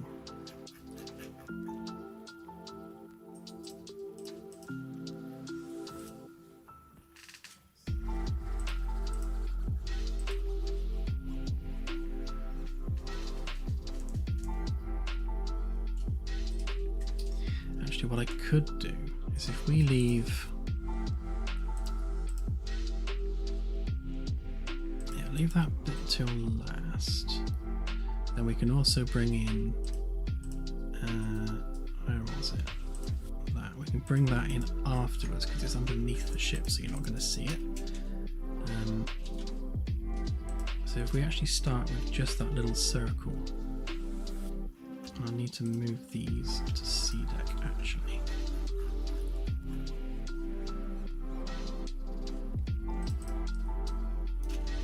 Move those over onto that level. That's better.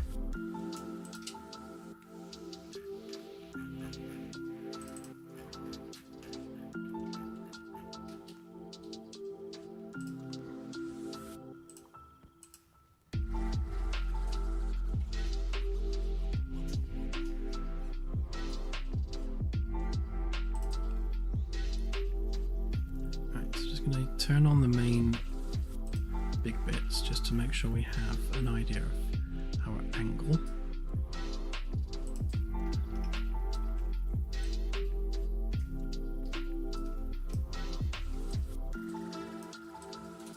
Need to leave room for the progress bar as well.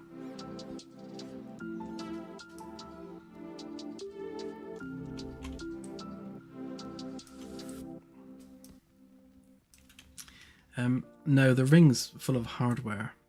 You can walk around inside the support pylons about there and there, but you can't get up and around the ring itself. It's just solid componentry.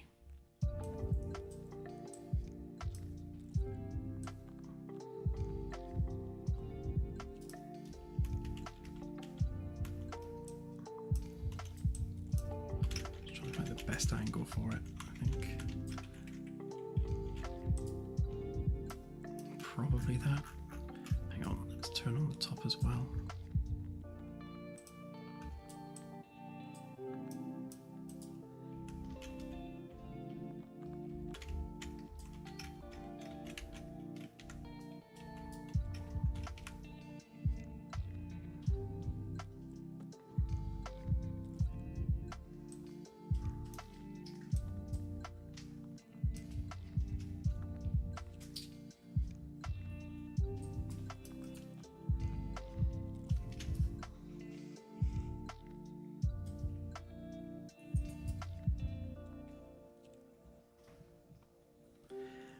Yeah, there will be a little repair craft on the ship that you can take out and do repairs to things like the rings.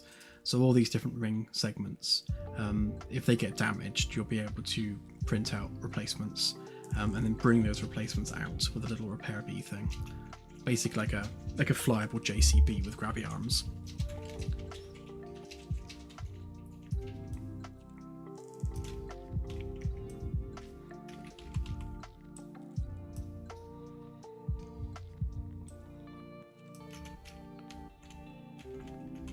So I'm trying to think of this in terms of the loading screen graphic.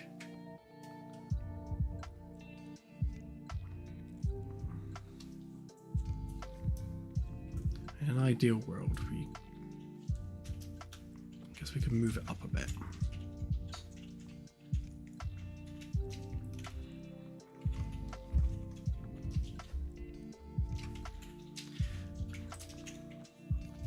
We can also change the intensity of that slightly, so it's not quite so mental.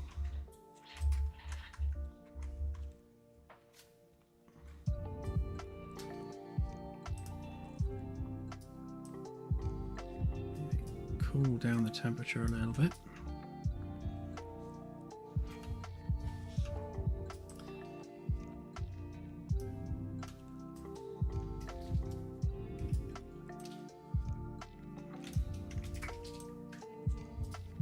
I need to remember to lock the mouse in place. Actually, if I place a camera, that can help, wouldn't it? Camera.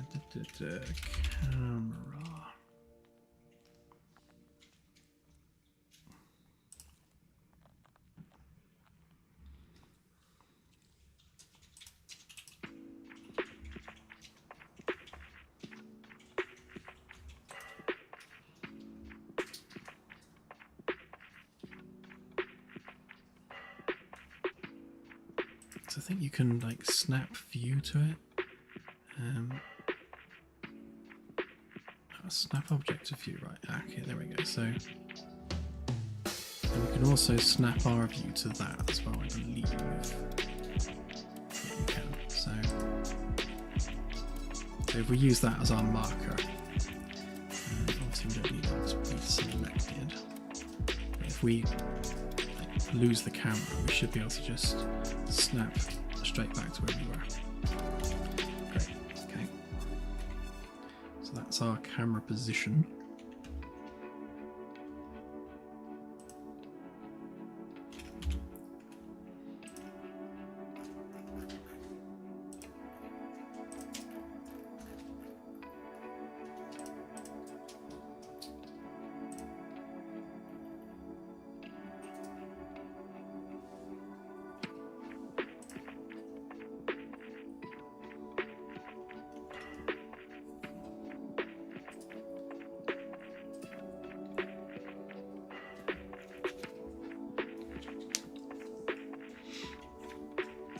When it's done, Ishtar, yeah, definitely.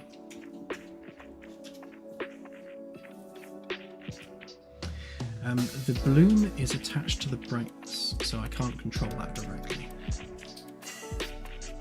But I can always move the light out of the way of it if need be. We'll just do this one as a test. So we want to do a high resolution screen, sharp, and just do double.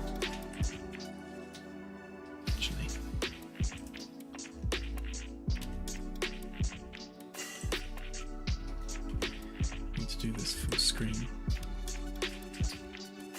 and we also need to get rid of that. How do we get rid of it?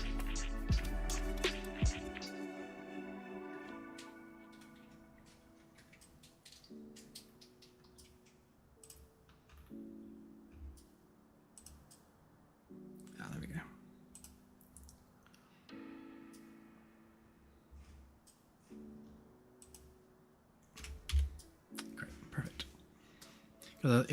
If we have the taskbar though, it won't be like specifically 1080p. I think I will move that light ever so slightly.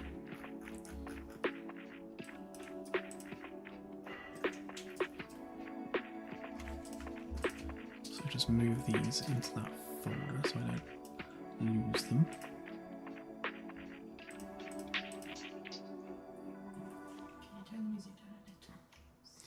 A little.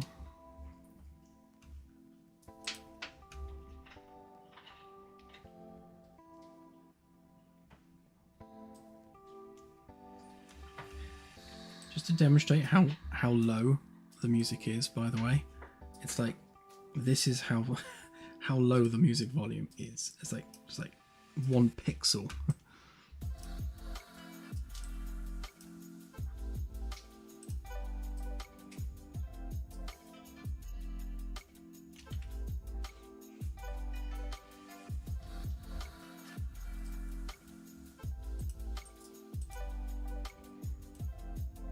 Where is the control for the direction light? Where are you?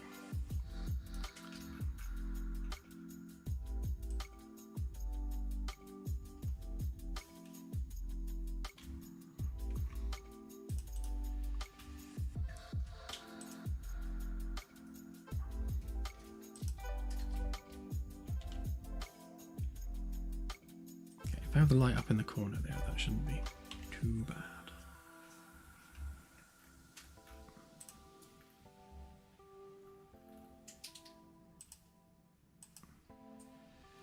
Making sure the camera is still where I want it to be.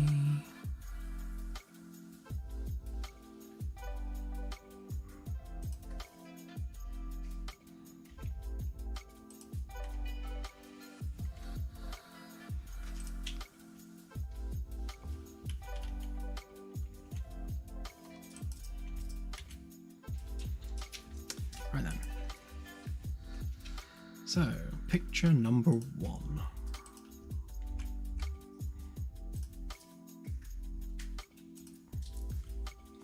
Okay, let's keep that handy.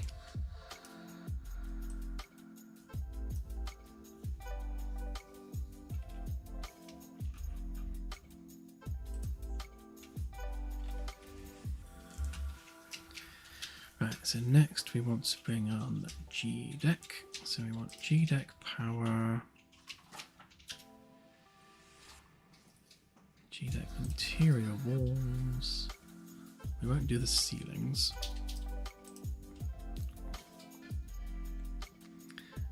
Framework walls. Won't bother with the top because it covers everything up. We won't bother with the sheets either because it covers everything up. We won't add that bit till last.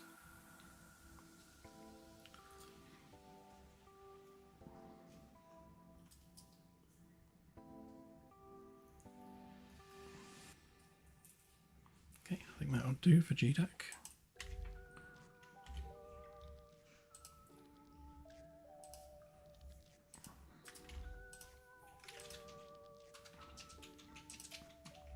Next.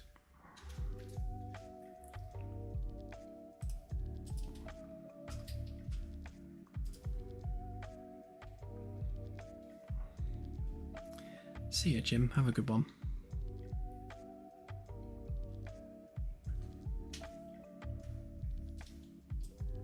That's it. Interior walls.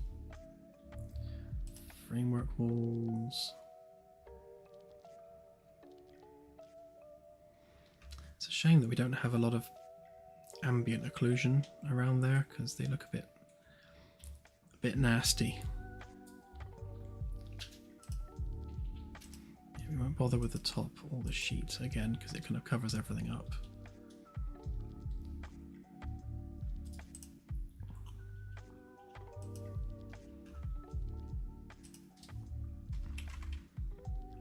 Just out of interest.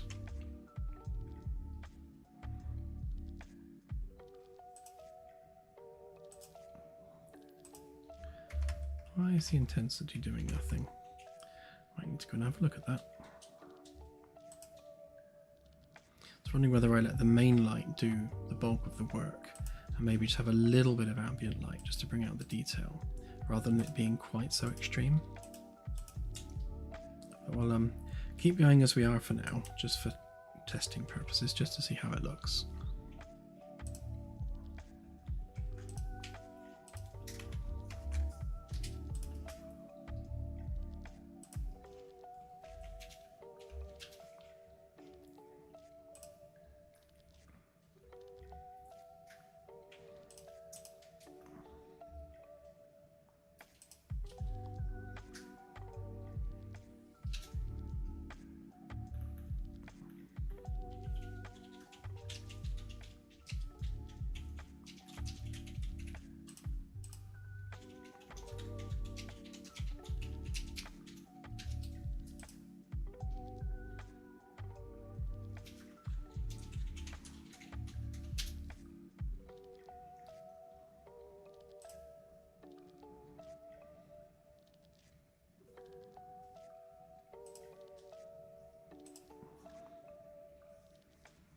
I think there's anything of value on the interior walls other than all the door panels, which kind of mess everything up.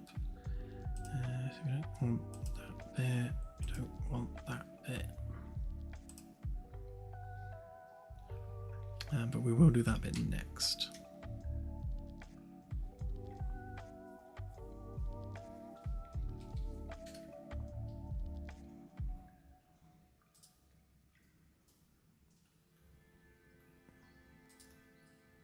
Yep, that'll do, I reckon, for now.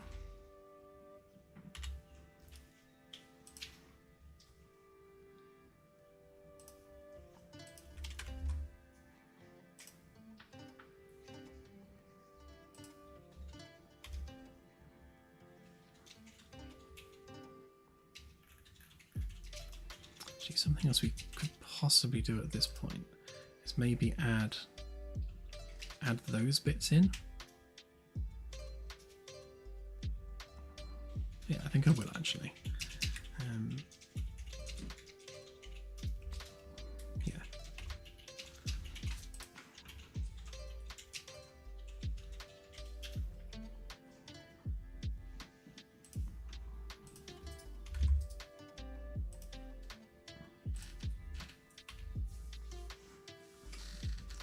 Oh, very much so, CSI, yes. I'm planning to do a lot of cutaway diagrams and a lot of I saw a picture once that someone did of the Enterprise refit, or it could have been the TOS Enterprise, one of those two, where they did all of the internal hardware all laid out and rendered separately from the vessel. So you had like this weird, like looking at the human body with only like the nervous system and everything, and it looked really, really cool. So I'm going to do something similar with this, where it will show you all the wiring, all the pipes, all the conduits, the engines, but with none of the structure at all. So, you know, it'll include the fuel tanks and stuff, but not the engine cowling. So you'll just have like the engines themselves floating in midair with lots of pipes and wires coming out of them, just so it's literally just the hardware. And I think that's going to look all kinds of epic.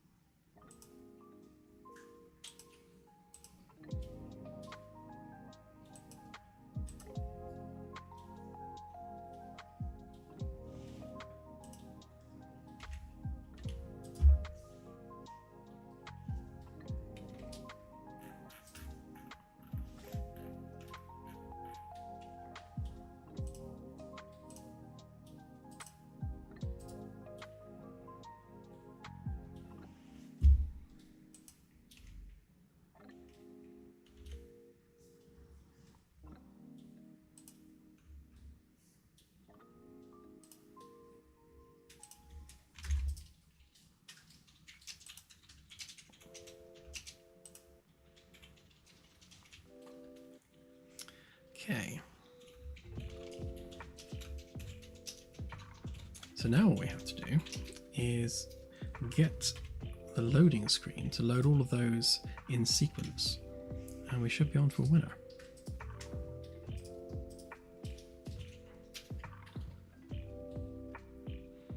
Yeah, so the whole nose of the ship from about there to about there, so this wedge at the front, is going to be wraparound windows, and there'll be a whole park. If I turn off these top levels a minute.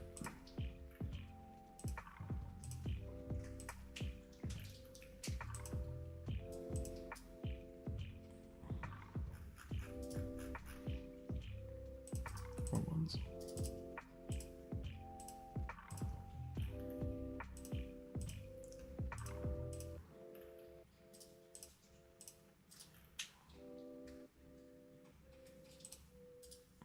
So this area at the front here, this is where the park's going to be. So layout wise, this will be 2 decks tall. It'll have a water feature, lots of grass, trees, shrubs, that sort of thing. Immediately adjacent to it on this side is going to be the not the arboretum, the hydroponics, and the medical facility on the opposite side. I kind of fell in love with the idea of having the walls, so the windows of sickbay overlooking the park. So maybe even have like a little balcony where the ward is. So patients that are recovering will be looking out over what is essentially like a meadow on Earth. And I thought that'd be just a really good sort of mental health recovery thing. So I've kind of like locked that in. So I'll definitely be doing that. And that's the mall that goes up the middle.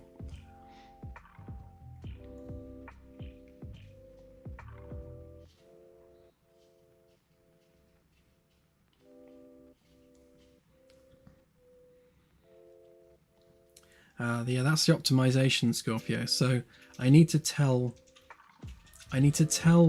each individual actor aboard the ship what levels it's visible from, and sometimes I neglect to do that when I'm placing objects. So you'll find that things will suddenly vanish as you're walking down a corridor. It's a simple case of just going through and telling those actors what decks they need to be visible from.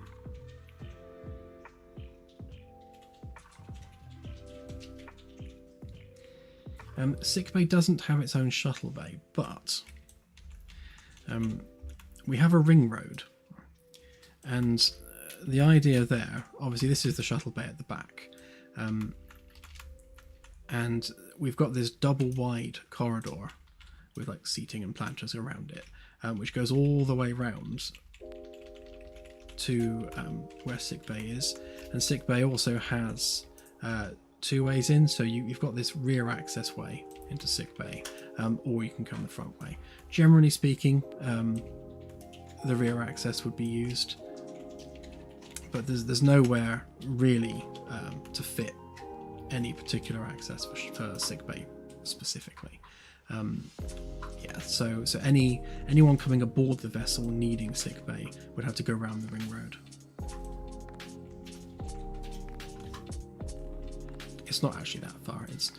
It looks big, but the ship it's a big ship, but then not a big ship at the same time. You can jog from there to there in literally like 20-30 seconds. It's not very big.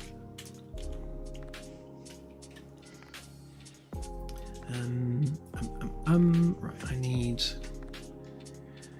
to be on the right level, so we need the main menu.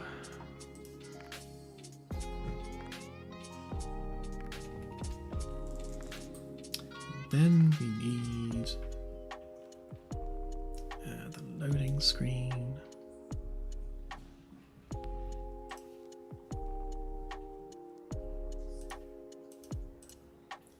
I need a pop-out version of this. Where's my docked version gone? Seems to have vanished.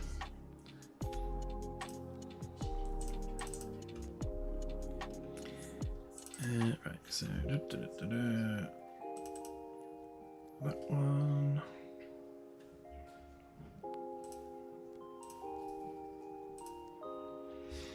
Right, So there's our loading screen.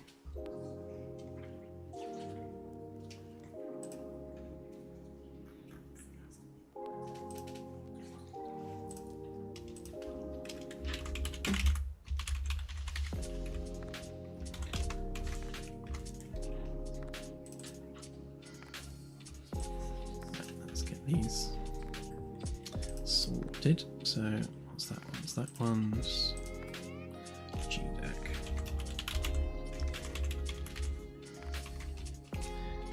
Actually, that's technically H deck.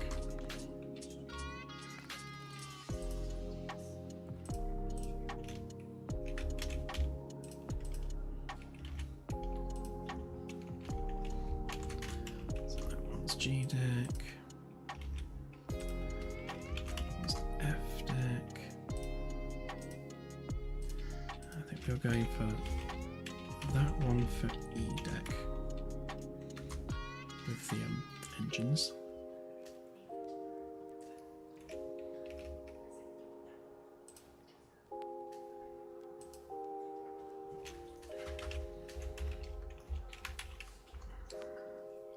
So D,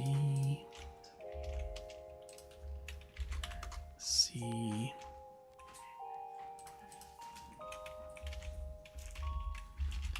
B, and A.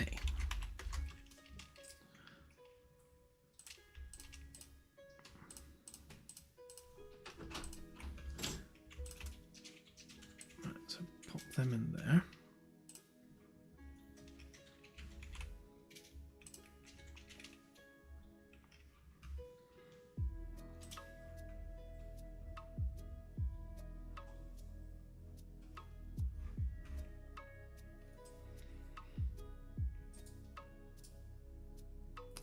So we should be able to just set the image on that as we go through the loading screen. So we are controlling this from the persistent level here. So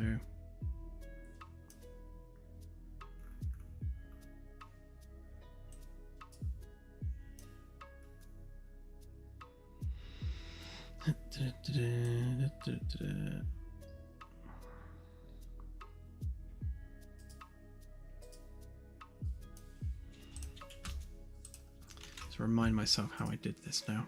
It was quite a long time ago.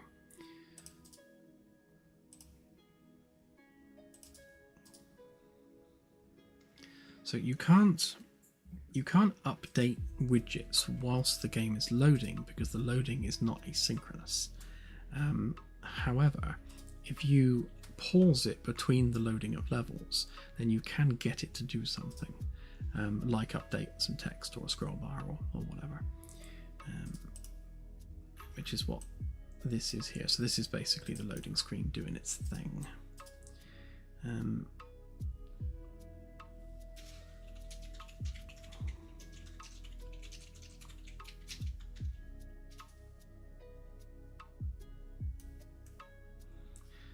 So the first image is laying the ship's keel. So if we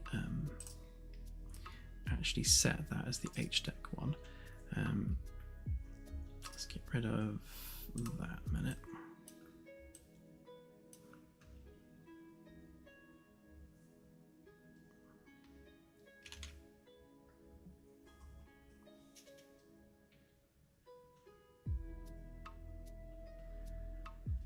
Where's the scroll bar?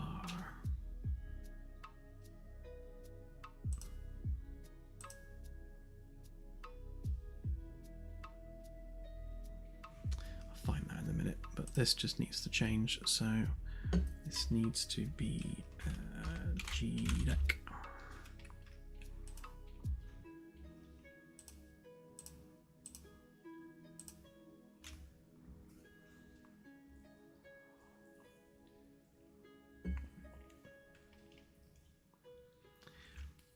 I can do CSI, yeah. I shouldn't need to though, because we're just specifying them manually. Although well, no, it doesn't matter because it's a loading screen. It doesn't matter if it takes a second to load each image because it's part of the loading screen. Right, so we lay the ship's keel, we do all of that. So when it comes to loading GDEC, the very next thing we need to do then is set the text.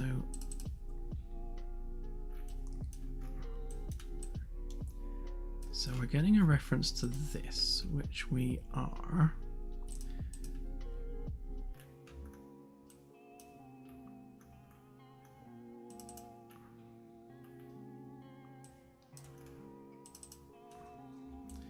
Right, so we're getting our loading screen widgets.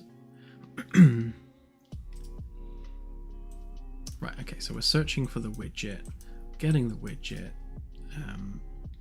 setting some variables for various components upon that widget, which means we need another variable for the loading screen.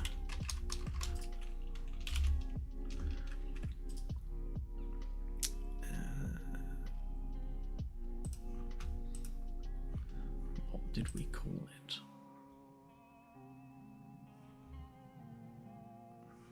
Menu loading screen is definitely a variable, so we should be able to get that. Get menu.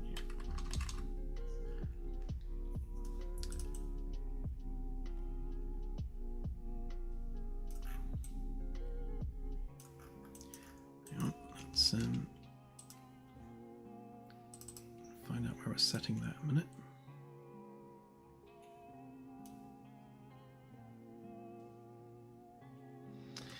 Oh, of course. Right, okay, yeah, so right, I remember why I did this now. Right, so the reason that we have that graphic on the widget is because, on the main menu widget, is because we need to set this as our background image before we start loading the loading screen.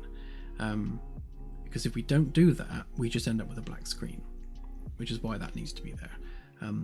So we need to do the same thing here as well. So the base image is our GDEC image, HDEC image rather.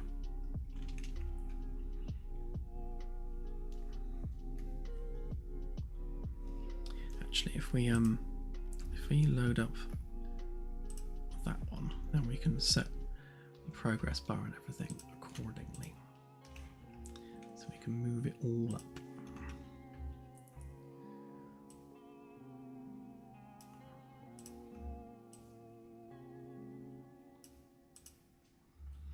Actually, let's use a top anchor for this one.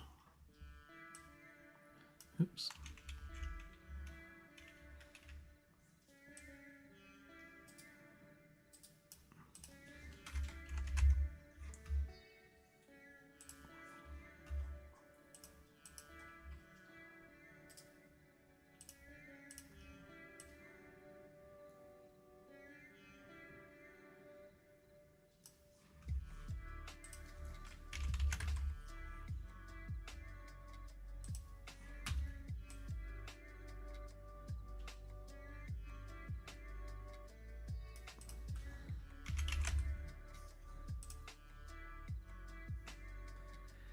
So what we can do is put sort of loading Magellan class above it,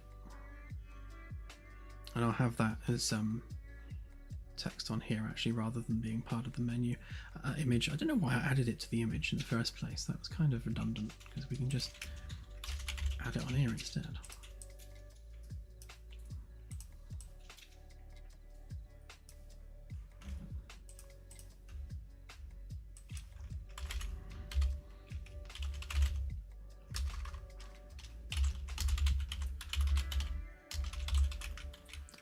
Actually, rather than loading, why don't we say building?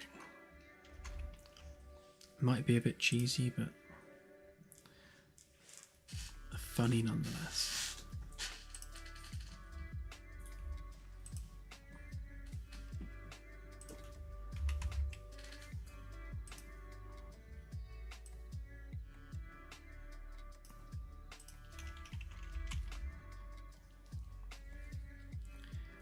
constructing, maybe.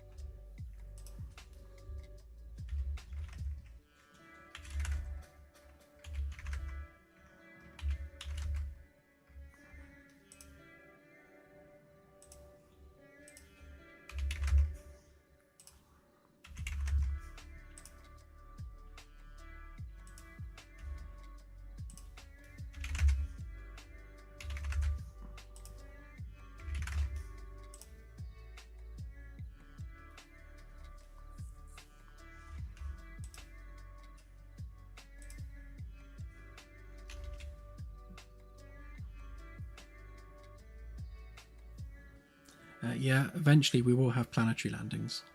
Very much in the plan.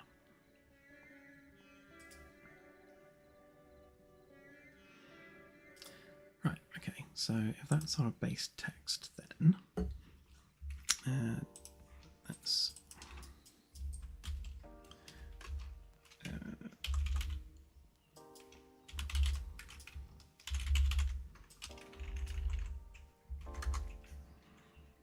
change that back to HDEC as our starting point.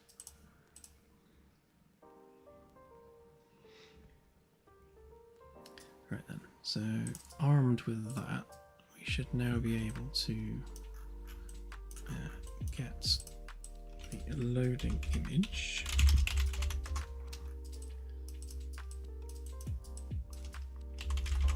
Convert that to a variable. So now we have access to that image from the loading screen, from the master level.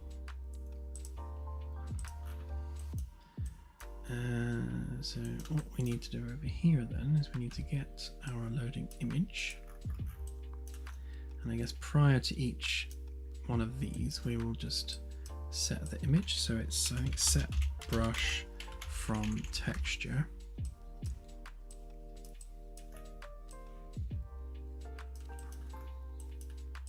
And then we want loading screen, and then we're going for GDEC.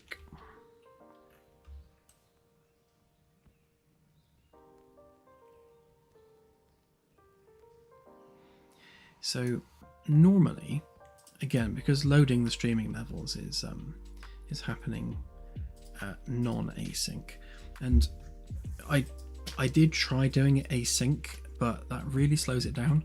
So basically, we're just going full CPU load on it. But if you put a small delay after loading the level, it will update any text or anything or any images that you change.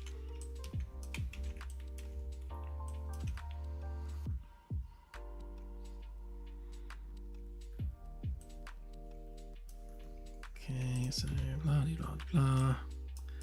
Do some NPC stuff.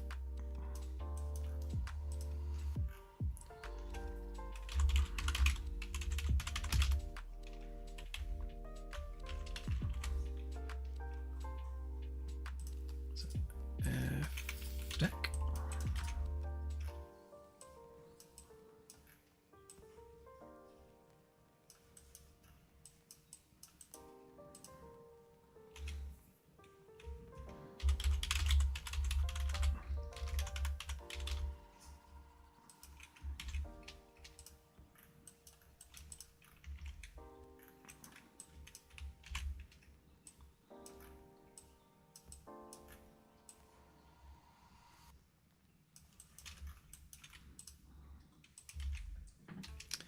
Oh, I was hoping it would copy paste that. Okay.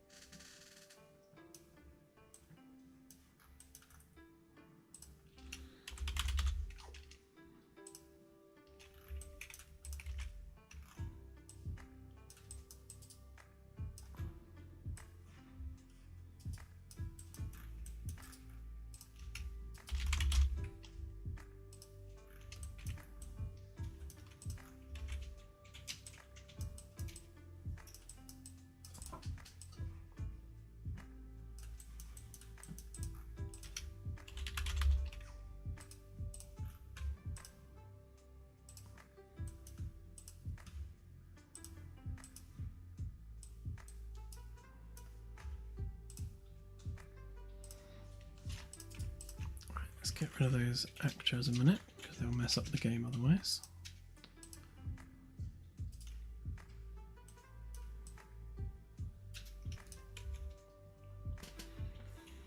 It's a very big part of the gameplay actually. So a lot of the science gameplay is going to be linked to getting samples of stuff off of planets and other locations. So all of the science labs will be based around you actually physically interacting with samples. Very little of it's going to be just remote data scans. Right, let's see whether this loading screen works. Ooh, it does. Kinda. Oh no, it does. It's working.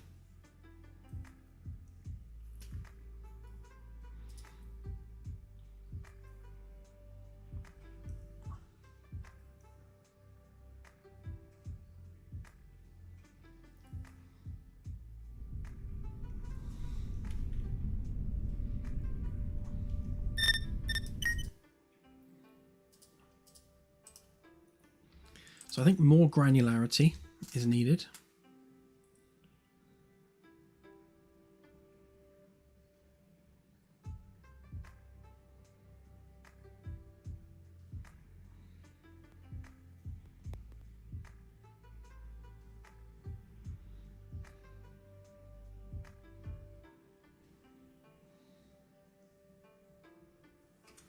That looks awesome.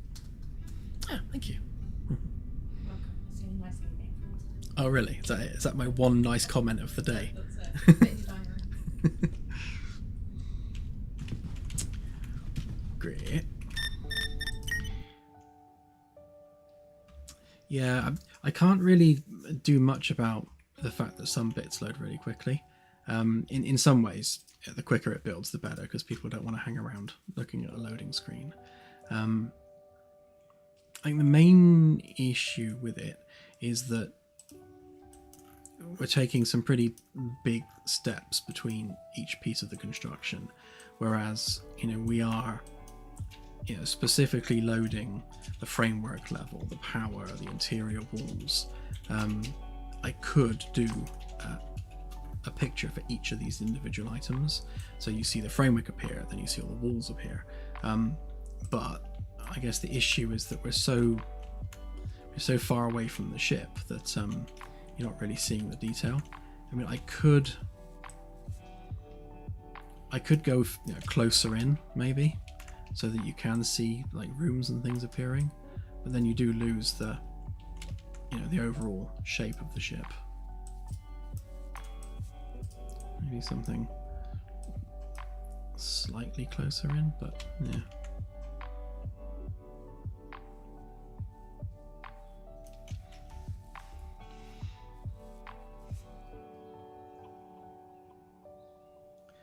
Yeah, I mean, we wouldn't be able to do rotation because obviously we're having to stack static images. All we can do is flip through static images, so we can't put animation on there or anything. But it's a good starting point, I think.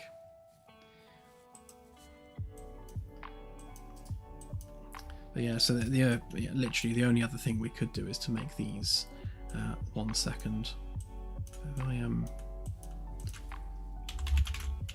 If I make a literal float a minute, then we can edit them all in unison.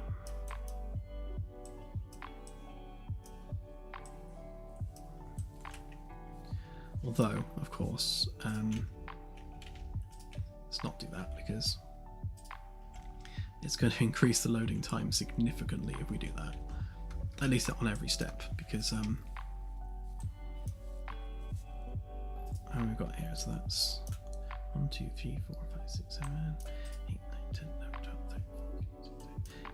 Yeah, so it's about 30 seconds of additional loading screen if you were to delay each step by 1 second, which is crazy. So we definitely don't want that.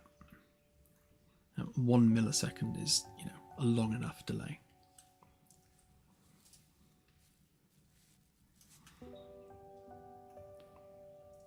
So I wonder if I can delay until next tick. I was wondering whether or not that might accomplish the same thing without the loading screen being quite as slow. Just as a personal wonderance of mine, does that actually work? Because obviously the reason we have to delay it is because we have to have a moment to actually step in and update something before it locks the CPU again.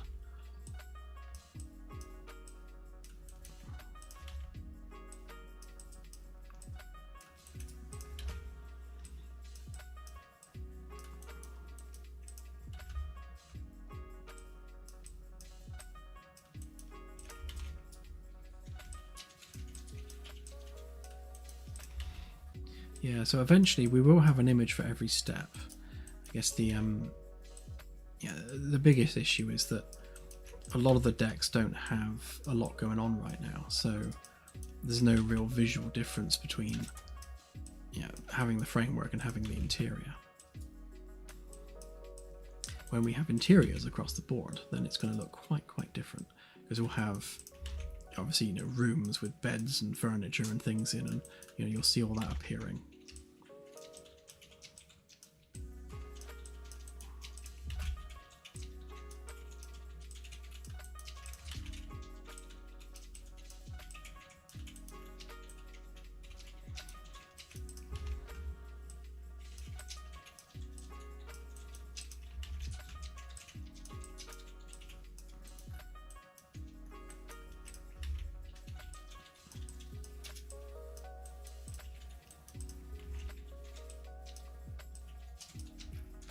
Right, so this might have just broken it completely, but let's give it a try.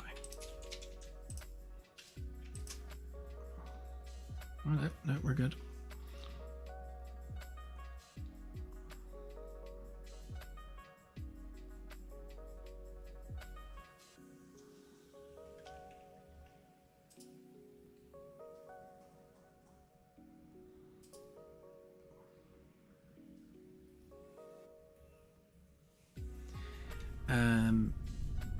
Yes, these are static images.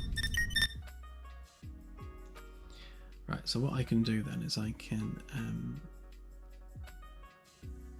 if I macro that up a minute. So if we add, right, so if we make that into a macro, and we call it swap loading image,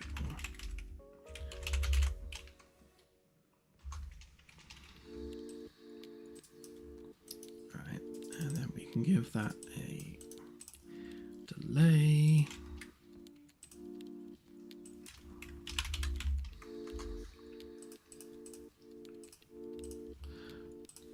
Or let's be more specific, a linger time.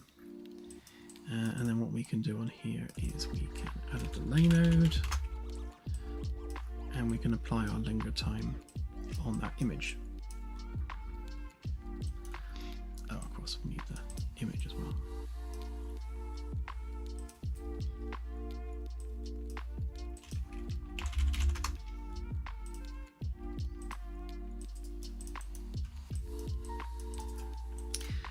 Just a quick little macro there, and that will allow us to specify our image asset and give ourselves a linger time each time it changes.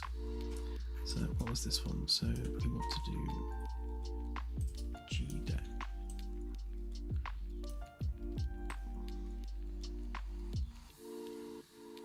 I know that one would be GDEC, so that's FDEC.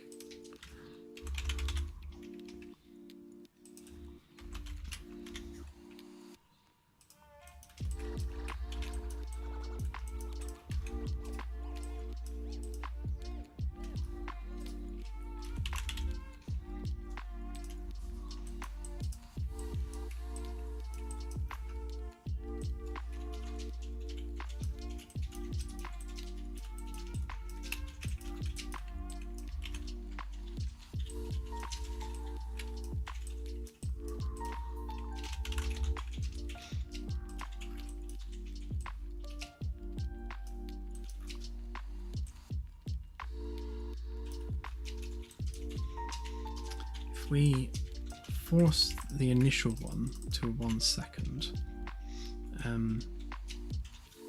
that will linger on the initial image for a second, and then we'll get a second linger time on that one, and then so on and so on.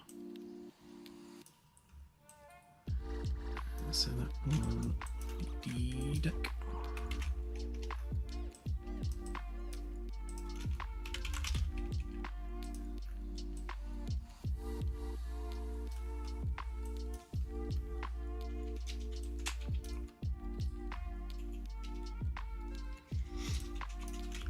I think lots of things are outdated right now.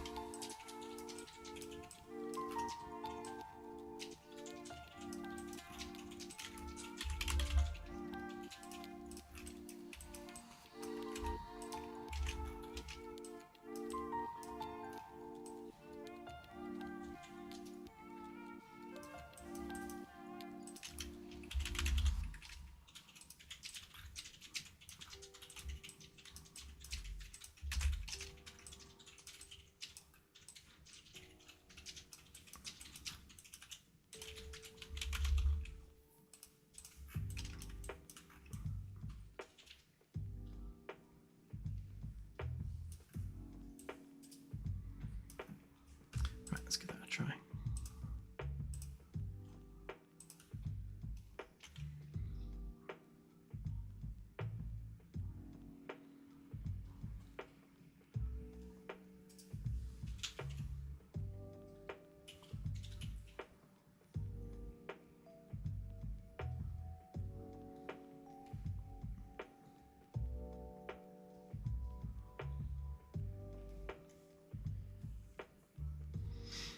Yeah, that's not too bad.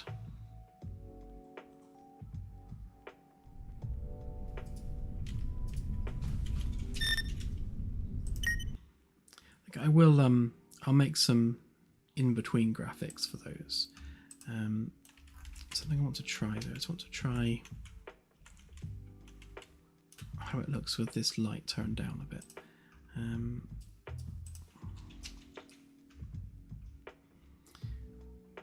Why? Oh, that's why. So why isn't the intensity in that working? Because I've unplugged it, that's why.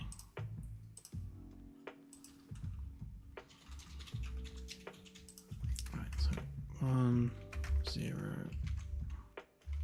Still not working. Why?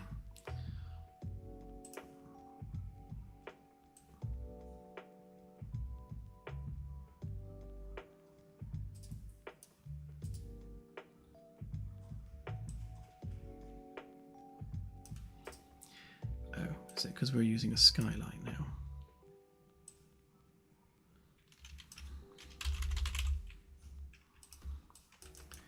That's probably why.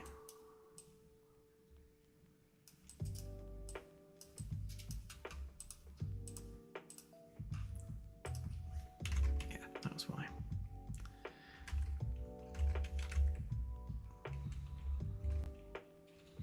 Because what we can do, yeah, because we can also match, hopefully, match the color of that. Or can we?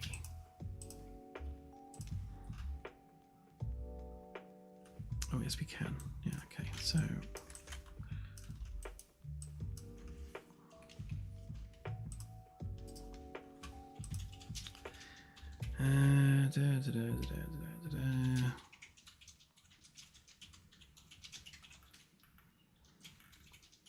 It doesn't have any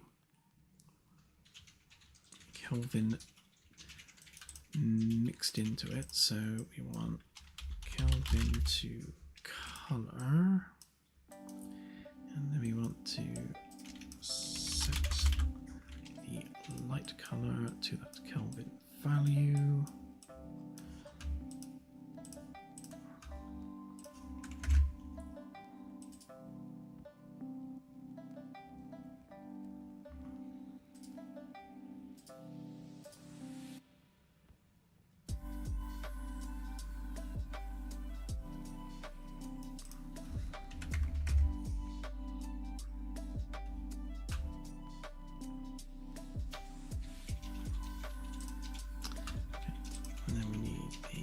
action light.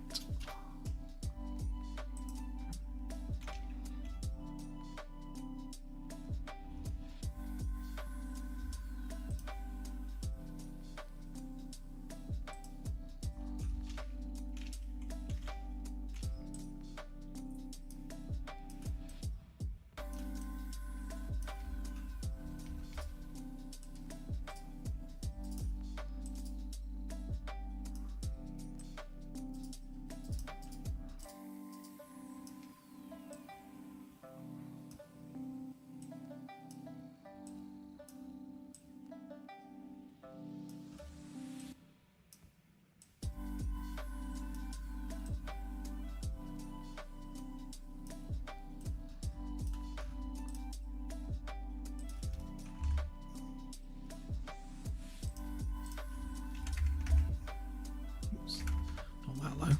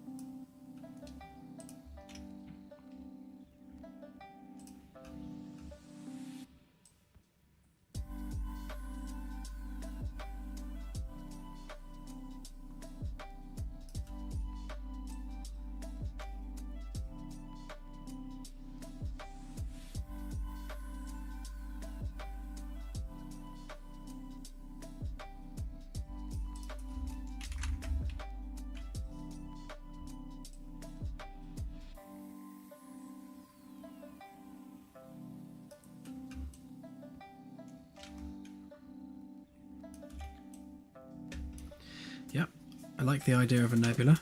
That means I need to fix the nebula, because for some reason right now the nebula graphic won't render on top of things, and I need to go and have a look at what's going on with that. But it doesn't seem to be working the way we want it to. In fact, actually, it was also causing a crash, wasn't it? Dare I click on it?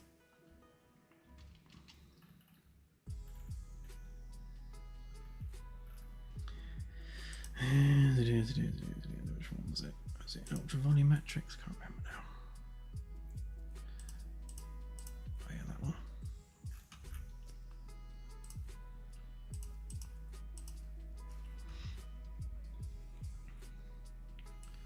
Move that out of the way a minute. Yeah, so one of the issues I had, and I will save all just in case it crashes. If we bring in a sphere and we make it huge, and then we grab one of our nebula textures like that one, pluck it onto that sphere, then it wasn't working, but might actually be fixed now. Because we had a lot of issues with the shaders, like not compiling because of the derived data cache. And since I deleted the derived data cache, that does seem to have fixed a lot of the issues we had.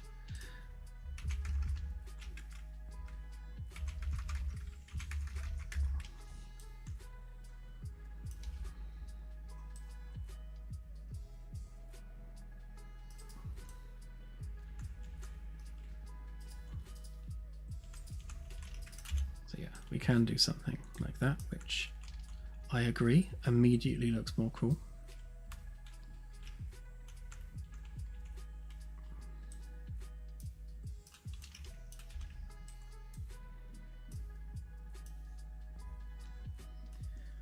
Yeah, I think the nebula shaders could have been one of the big issues that we were struggling with the shaders not compiling, but they seem fine now, so that's good.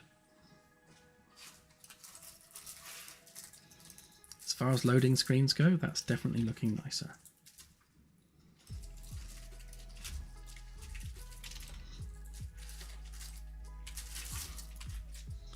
prefer that it's not quite as like garishly bright either.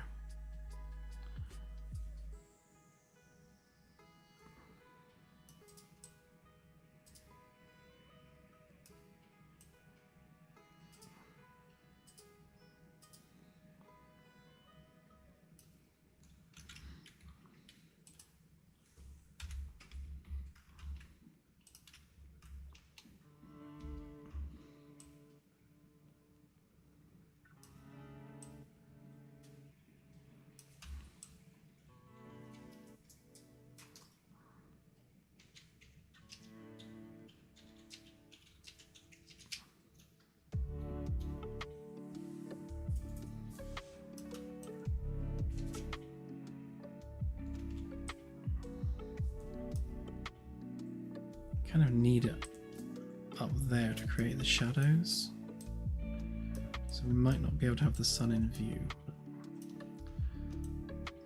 which is a shame, but kind of necessary. Hang on, let's plonk that in the middle so I can see it.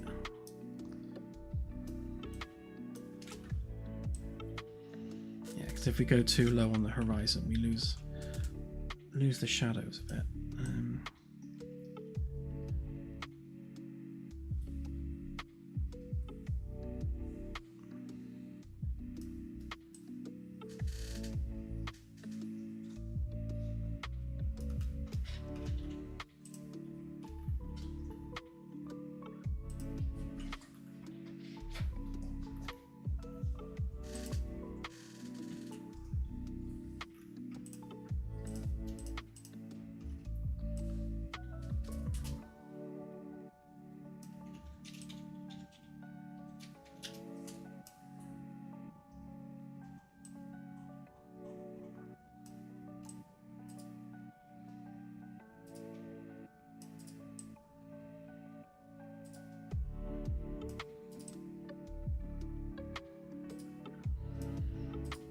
If we just get the image, get the sun right in the corner there, like as in the corner as we can get it, we should hopefully be able just to preserve some shadows.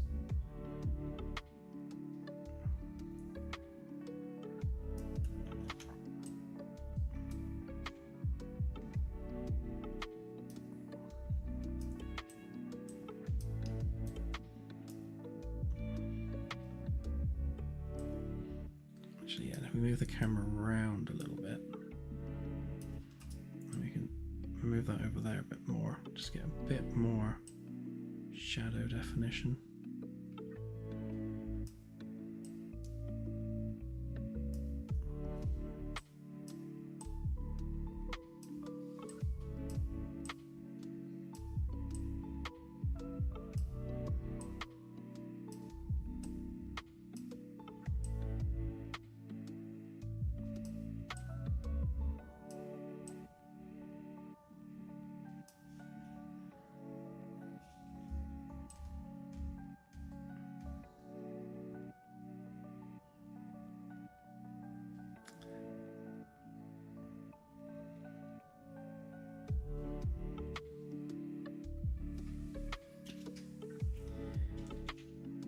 I could also use 2 stars actually.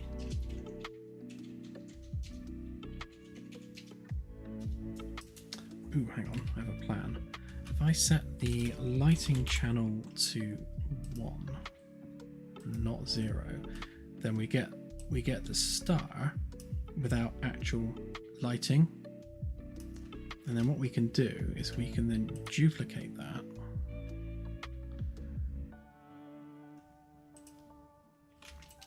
Fine, I'll do it that way. And actually have that one like the ship. And then that one we can move about. Yeah, there we go, that works.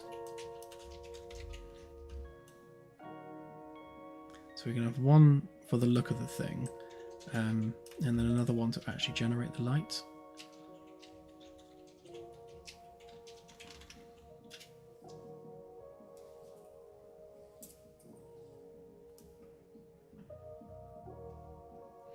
Thank you, Festus.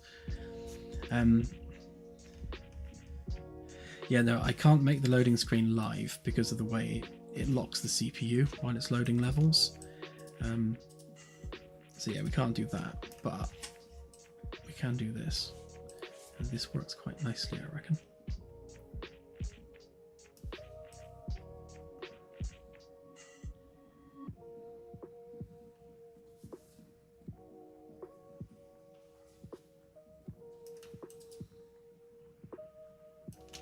Something like that.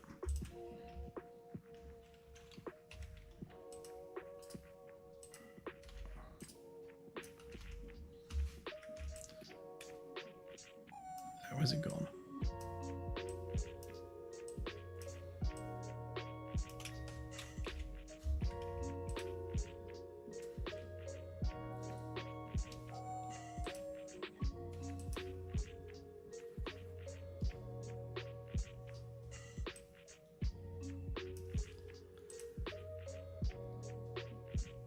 Oh, that's weird.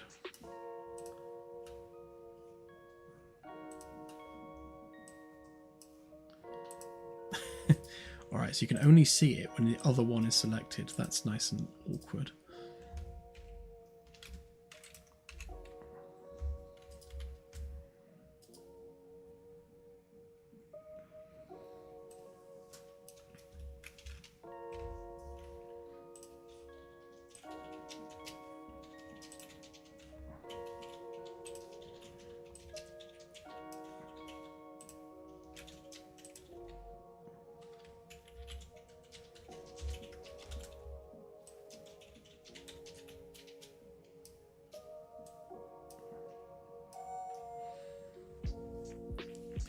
Yeah, the loading screens are pre-rendered because, again, we can't do anything real time during the loading screen because it locks the CPU.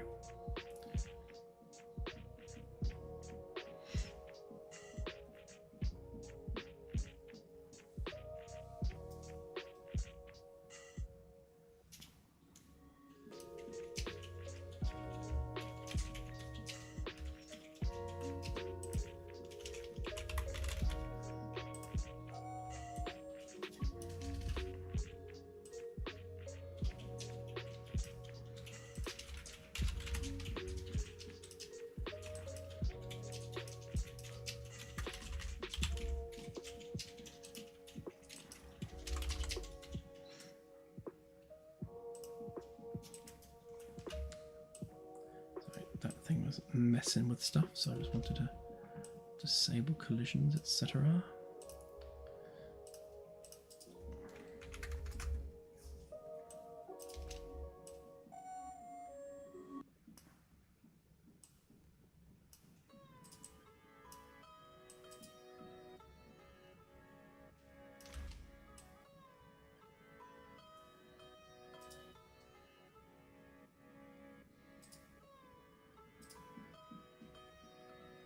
Keep that subtle if possible. Don't want too garish a nebula. Just nice and subtle.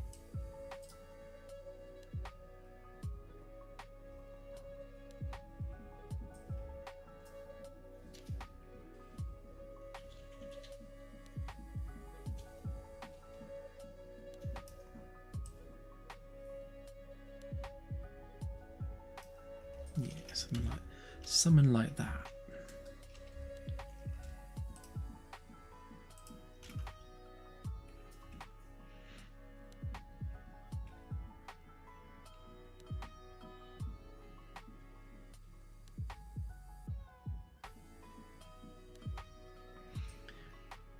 Yeah, I have considered doing some build automation. So like at the end of every day, it would just automatically put a build out. You can definitely script that. It's just that sometimes it's going to put builds out which are absolute trash, where things don't work. And when we've got a couple of thousand people playing on the dev build, if we're suddenly releasing builds that are broken because of the automation tool, then that's not an ideal scenario.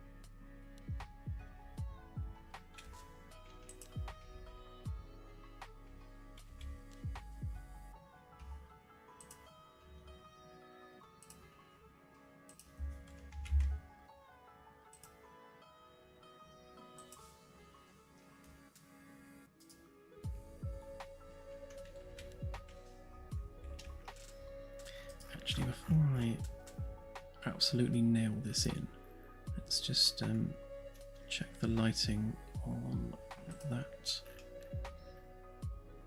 and that and that and that and that.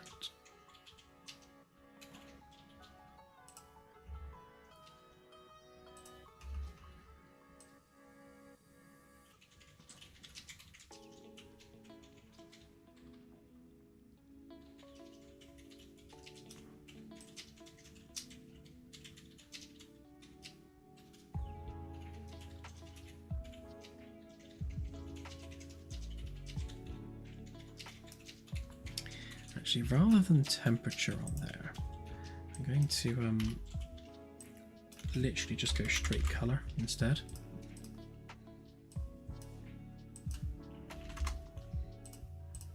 So if we default this to just white,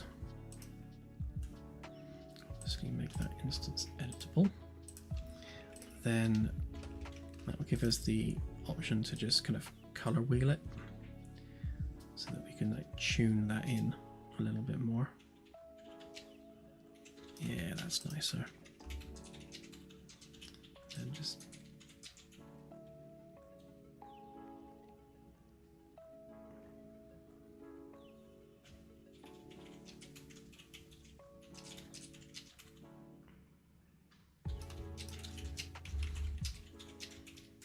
okay, so that's 0.1.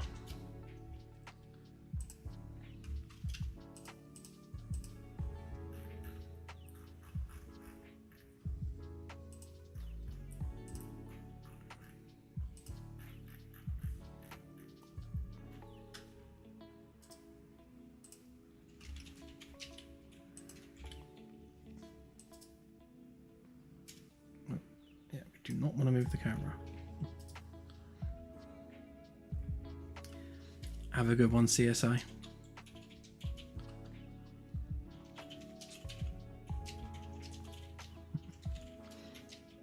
Yeah, everything gets broken on death bills.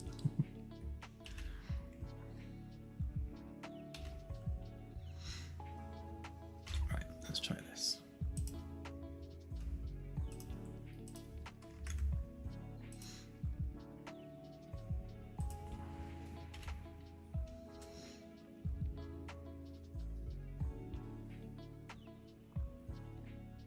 So if we start with the framework walls,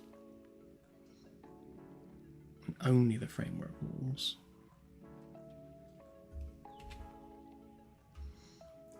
It's annoying that you can't press F11 to full screen it. You have to click in the world, and you can see it just moved the camera, which is really annoying. Like, I can press F11 all I want now. I wonder if I can do it from there. If I escape from that, can I F11 from here? No, I can't. So I literally have to click on something in the world to F11. Which means I now have to redo that first picture because the camera moved.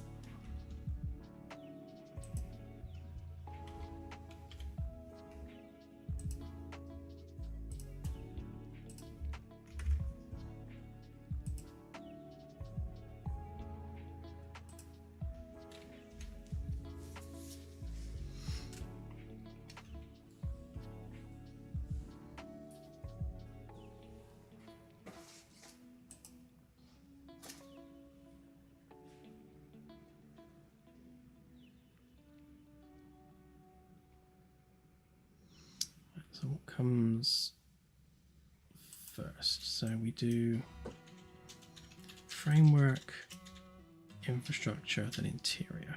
Okay. So So that's the infrastructure, because you've got all our power and everything. And HVAC.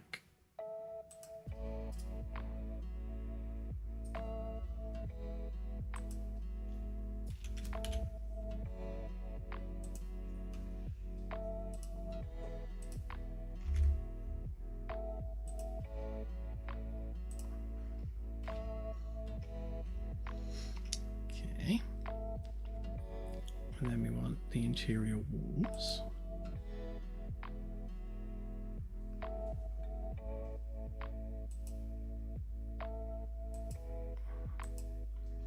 Do we do ceilings?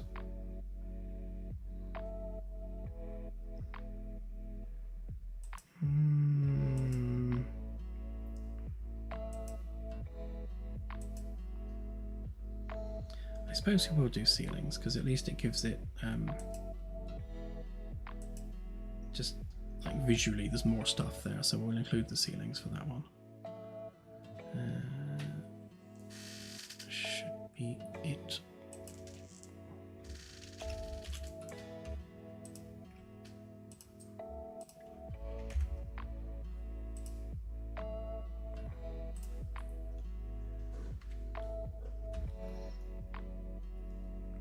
Okay, and then sheet metal, which leads us then onto F-deck framework, which is just that.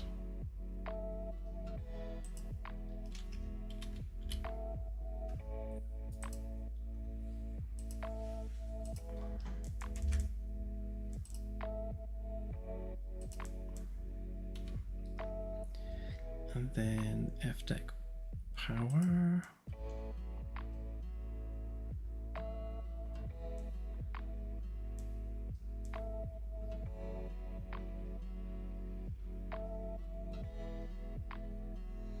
Which is the reactor, which sadly you can't see because it's so tiny in the middle. And of course, all the HVAC conduit.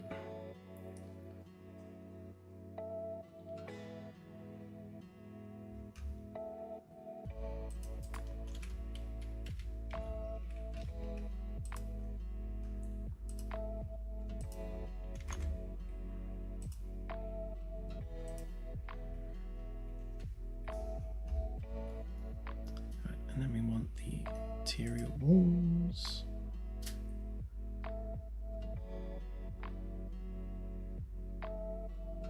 And the interior ceilings.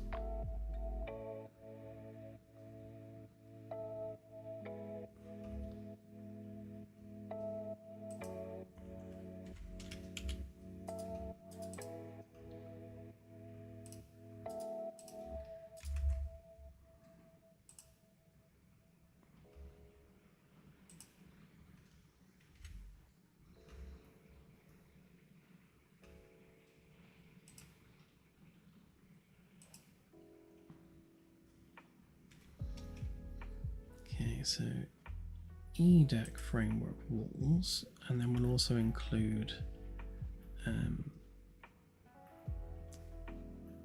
where is it? That one. So I'll stick that on at the same time.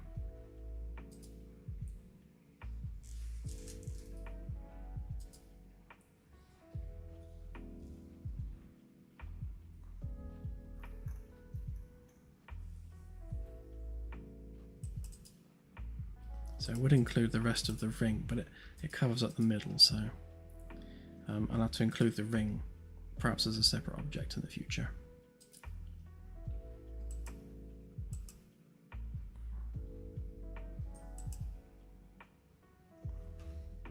So we'll just go with that.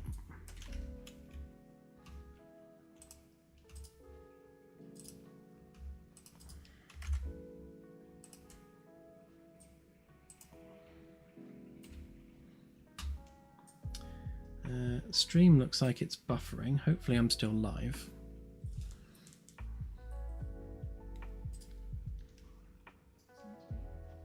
Good, good.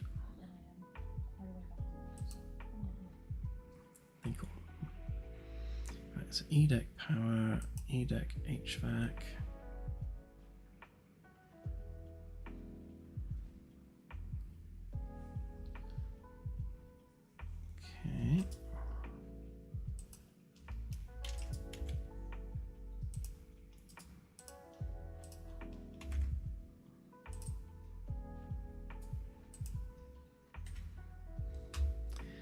we want E-deck interior, which there really isn't any right now.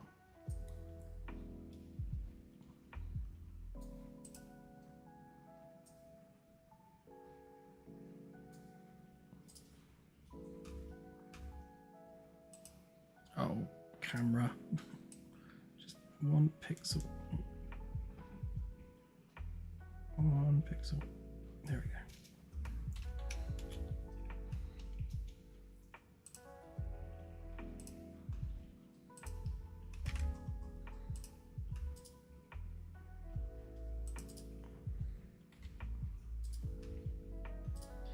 Okay, and now we want that one and that one. And then we want D-deck framework walls.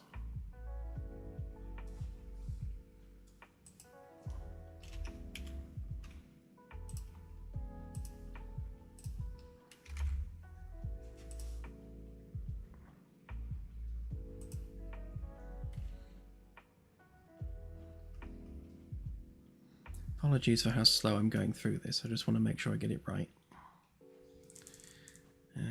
Now we need D-deck power and HVAC.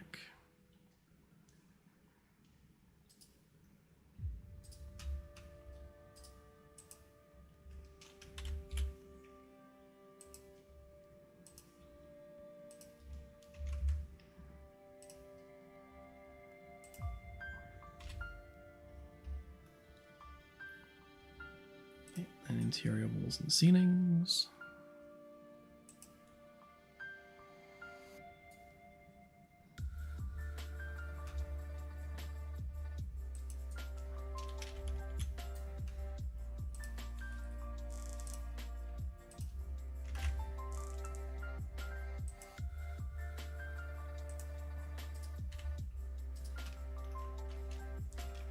And then that one, and then that one.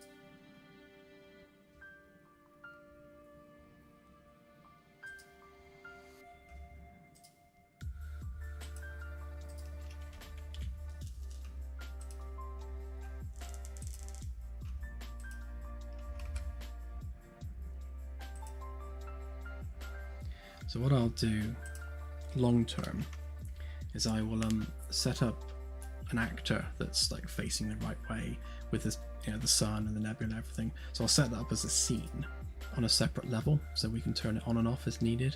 So every time the ship's updated, we can just go through and regenerate certain screenshots without having to redo the whole thing every single time.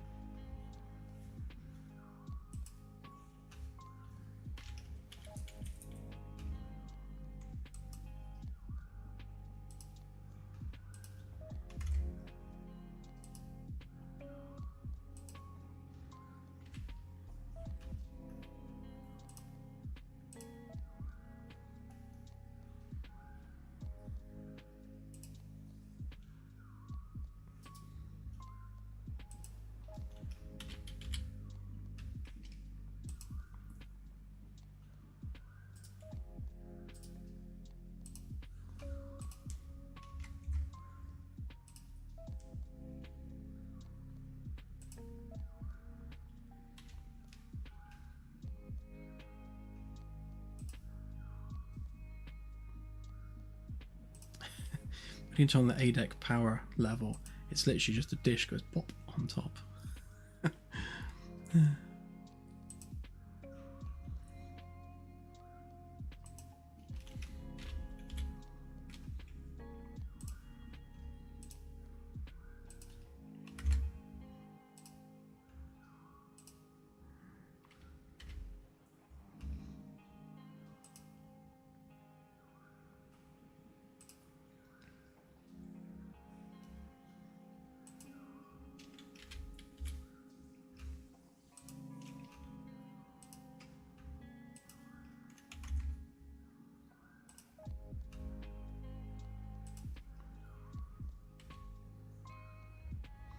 And then the last thing we do is the hull plating, which also includes the FTL ring.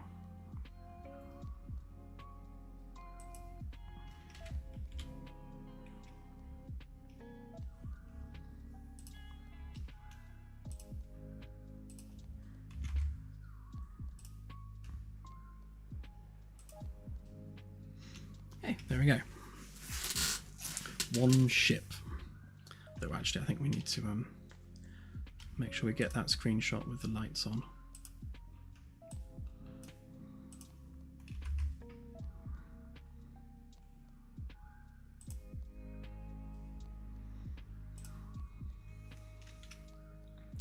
Okay.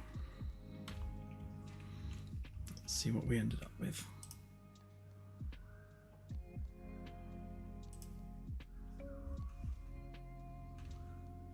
If I can even find the folder.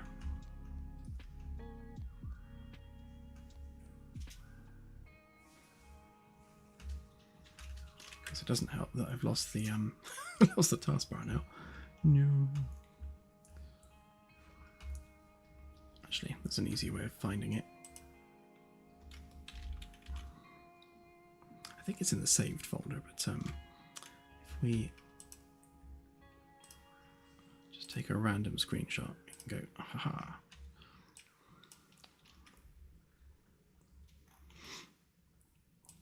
Right then, so we're going to have to name these accordingly.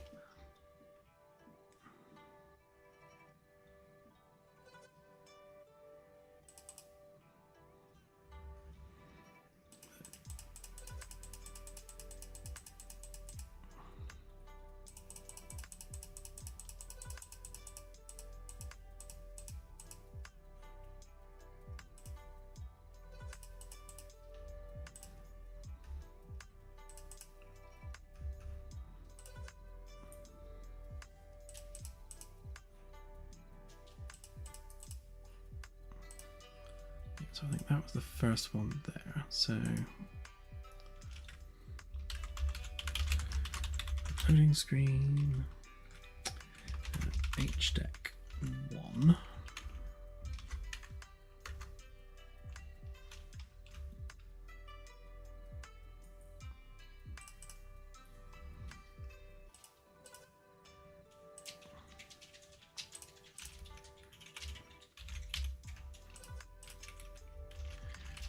We had GDeck 1,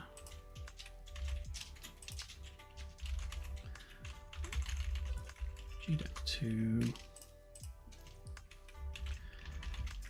and GDeck 3. We then have FDeck 2, 3.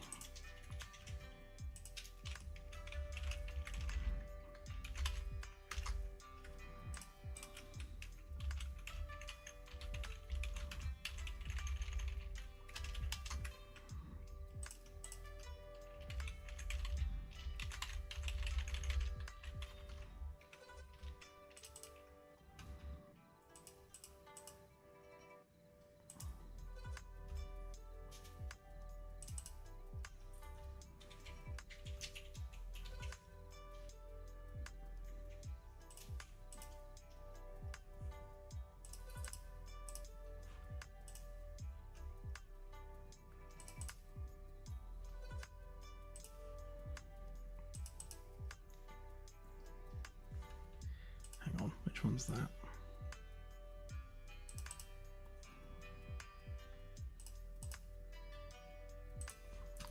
so that's definitely EDEC. So EDEC 1.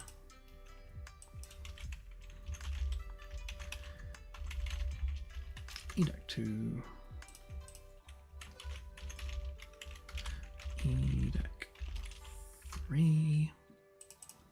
Right, that must be D then. D 1, 2, 3. Yeah.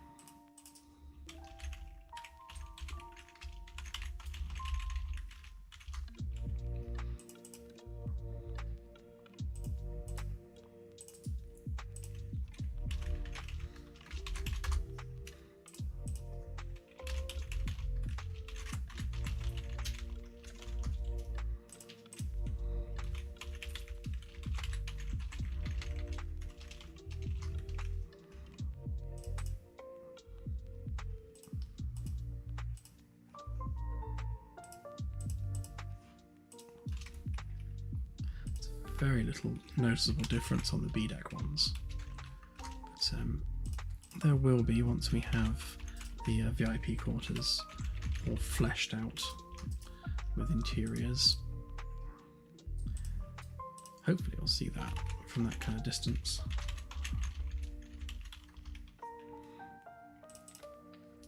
Okay, so ADEC 1, 2, 3.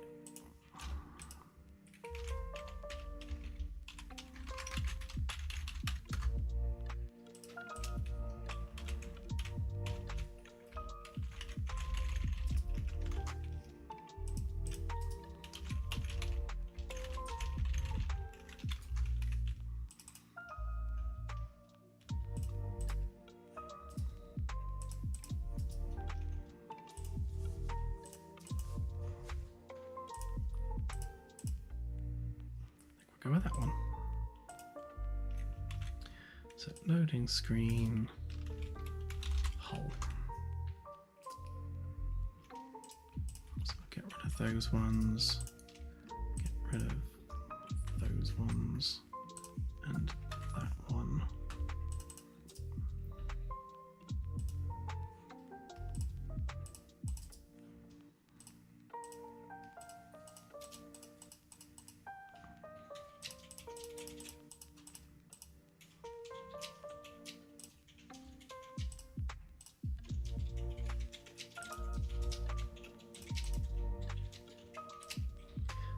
Ever so slight movement there, but never mind, we'll live with it.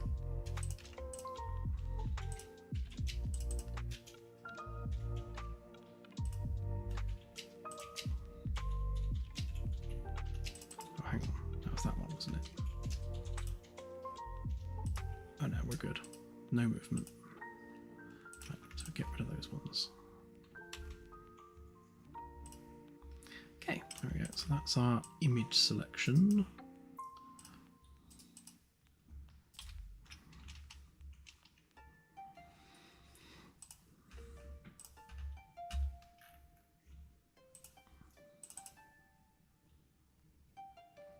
See ya now, have a good one.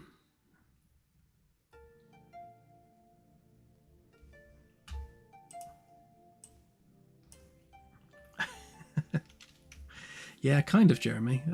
Basically, every time I approach something new within the game, I have to go through this research phase first. So, like, I did the electrical system, I have to research electrical engineering. Doing the galaxy, I have to research astrophysics. So, you know, a lot of these things are kind of like around my area of interest anyway. You know, I love architecture, I love engineering, I love science. So, you know, it's genuinely enjoyable to research this stuff. But yeah, so it does involve a lot of research.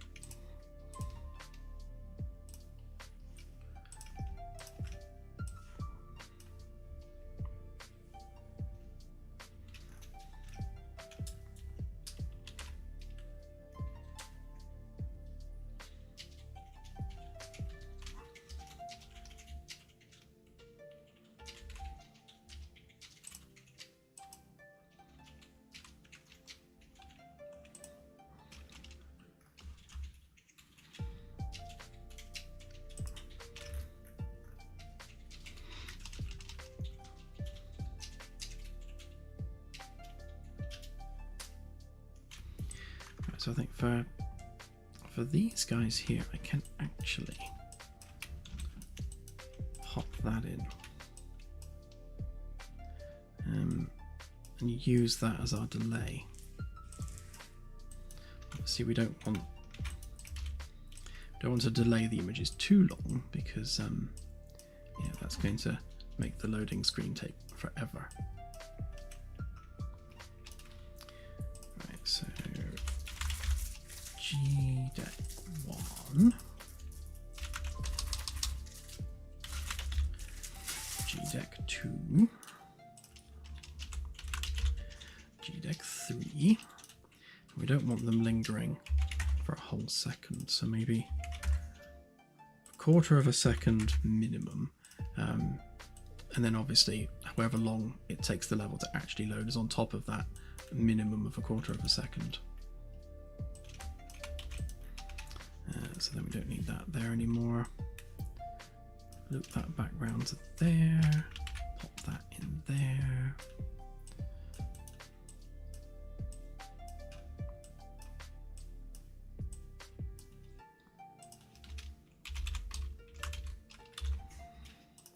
FDEC1,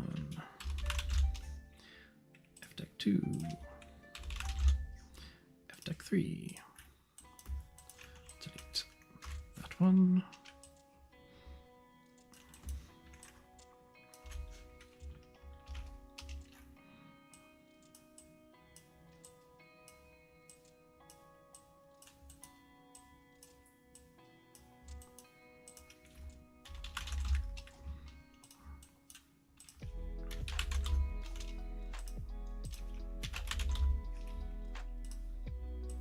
I'll probably refine this again further at some point, but this at least gets us where we need to be for now.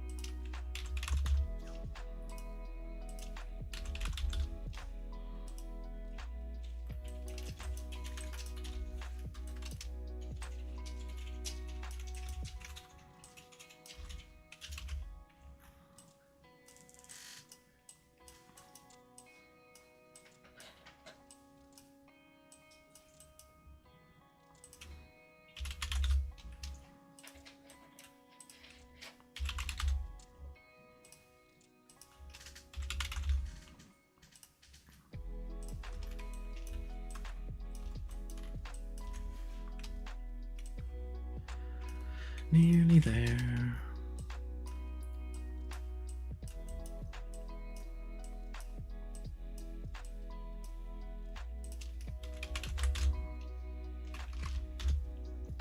Helps if you spell it right.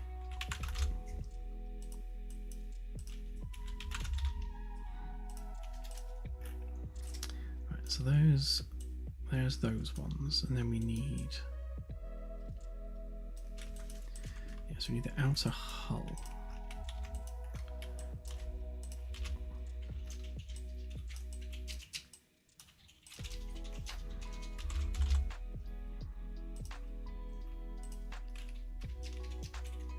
And then the rest of them can just go through as before.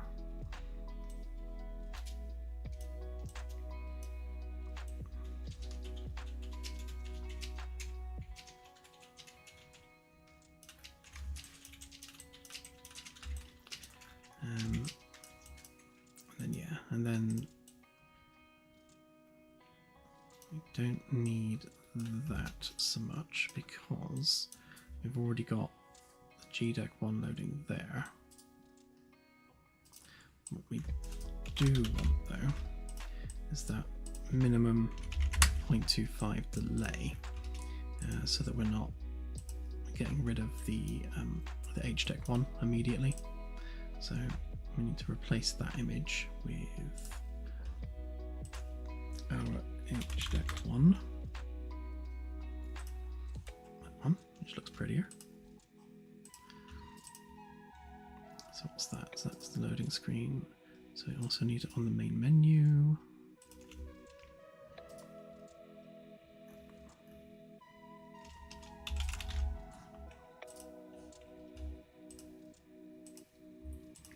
Much nicer.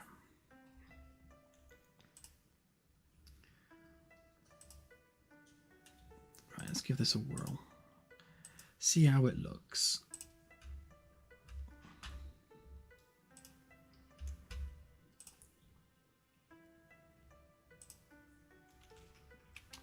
Oh, missed one of the images.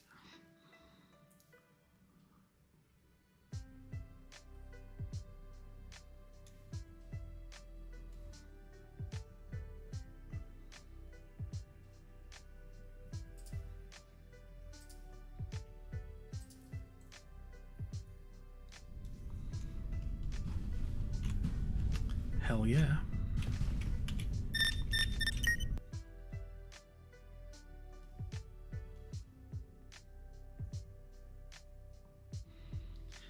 Yeah, Eric's exactly that. Keel first all the way up. Yeah, I can't think of any reason why we're doing that other than the fact that that's exactly how, how we want to load the ship. We're loading it like we're building it, basically. Right, so I'm going to get rid of those two temporary actors there. Get rid of that sphere because it's going to be in the way.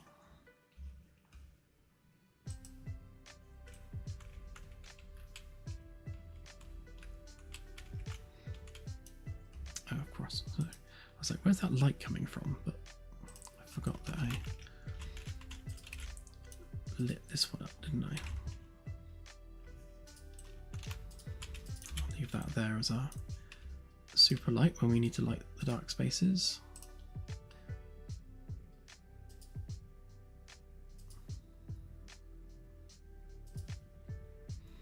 Yeah, it's a shame we get that big jump from the small kind of F deck to the giant E deck, but it's kind of unavoidable, really.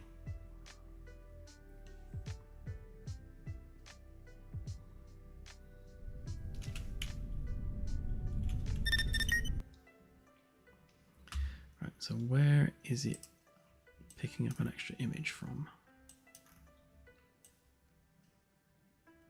Ah, there. That's where we got it from. Don't want that one there. Right, let's try that again. That's better.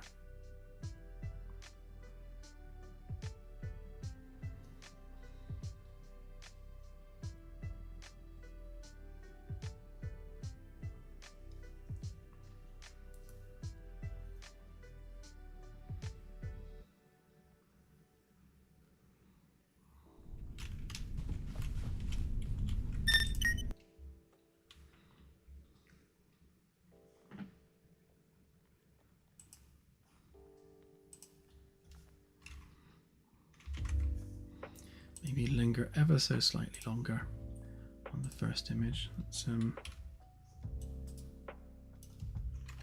full screen that.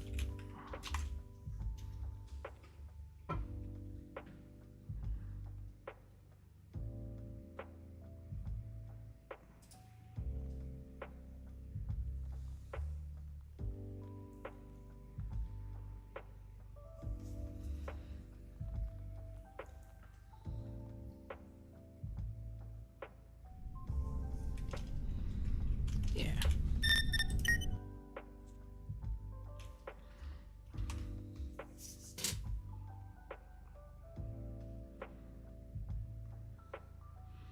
Yeah, I definitely think in the final version of it, we need to build the ring in pieces as it goes up through. So we'll add sections to the ring as it's building the rest of the ship. So it's not quite such of a jump when it goes to the E deck bit.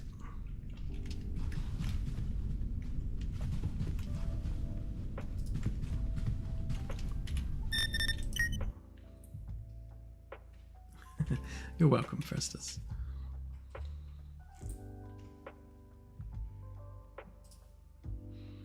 No, I do get that as well, Arix, all the time.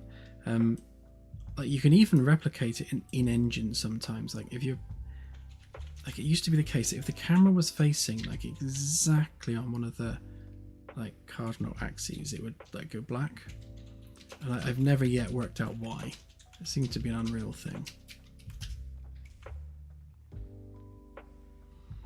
No, it doesn't seem to be doing it. And like when you use them teleports, it often does it, or when you're getting out of a chair.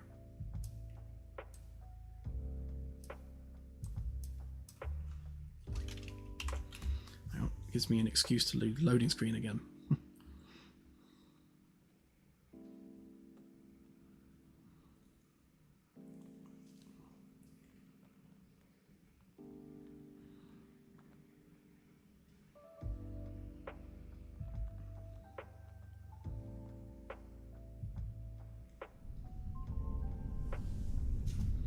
Yes, we're all right there.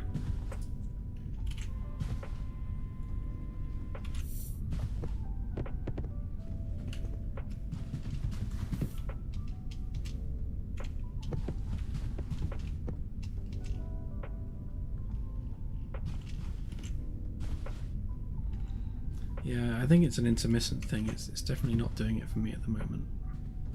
But I do get it as well, and I don't know why it's doing it, so it's one of those things where in order to fix something, it needs to happen consistently.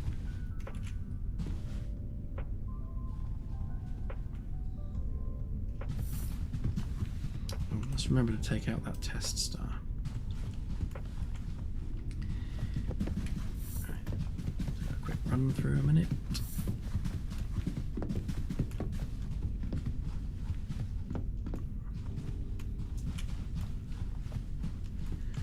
Are you there because you're stuck, or are you there because you're there?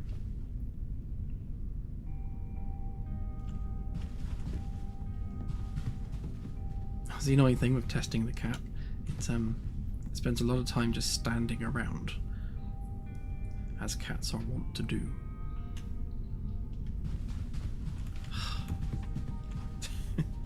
Move, move. Check the Roomba instead. It's usually on its travels. Yeah, the Roomba's moving, so the cat must be fine.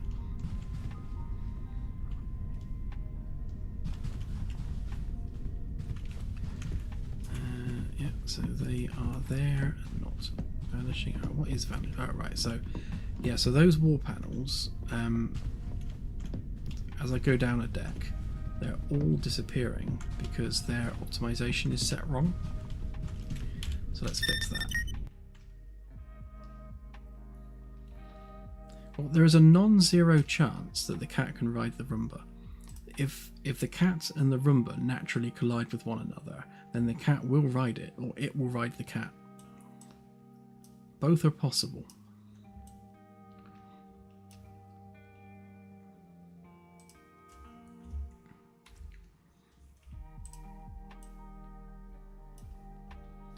Right, so that's visible from A, B.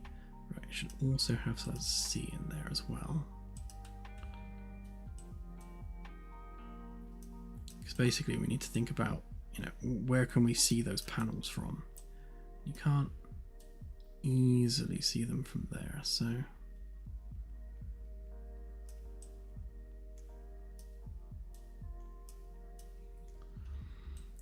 A, B, C. Yeah, I guess these also need to be A, B, and C.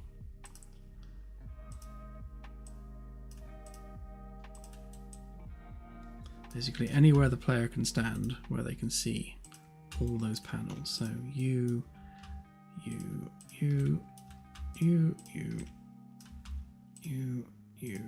you, all these panels. Oi. Why are they over there all of a sudden?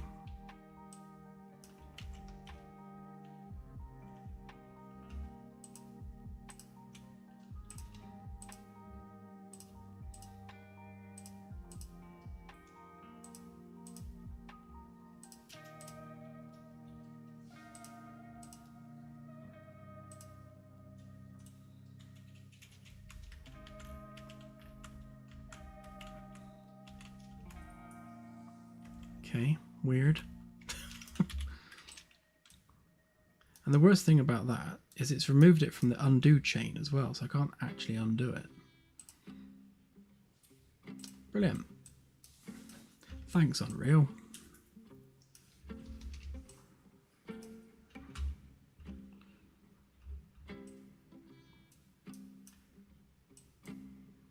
we have the framework loaded? Yeah, we do. Okay.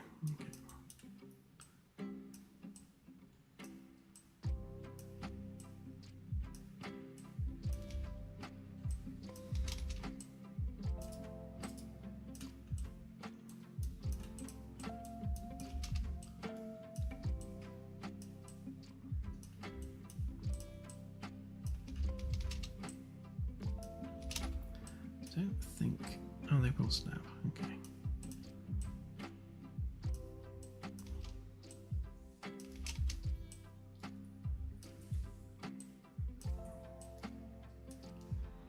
Okay, those ones won't snap because we had that snapping problem before. But I can just mirror the values on these ones, so it is fixable. I wonder why it did that. That was really weird.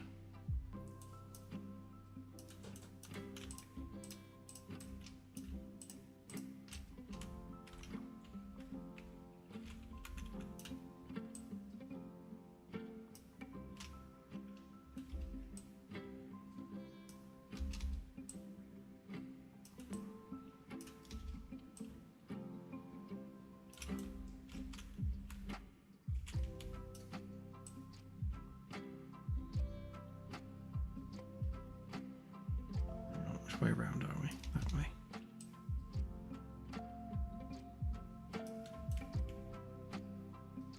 Oh, did it lose the mirroring as well? Just for good measure. Wow.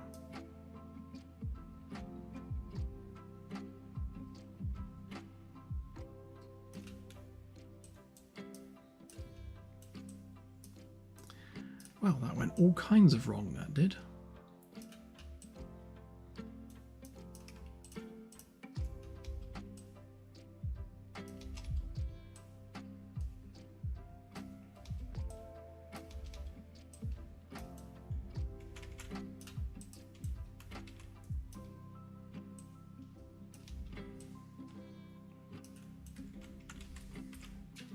To be honest, this might not be a bad time to connect these meshes to the actual proper snapping point that we now have.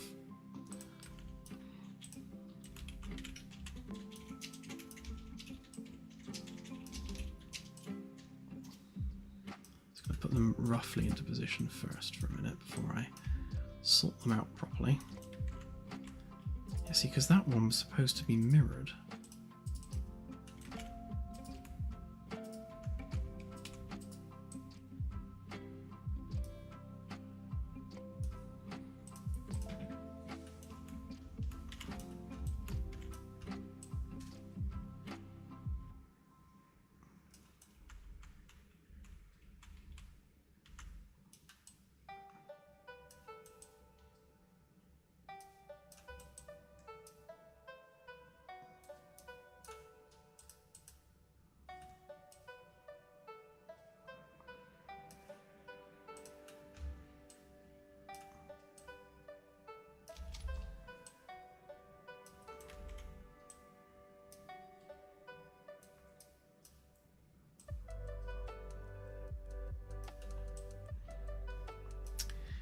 Okay.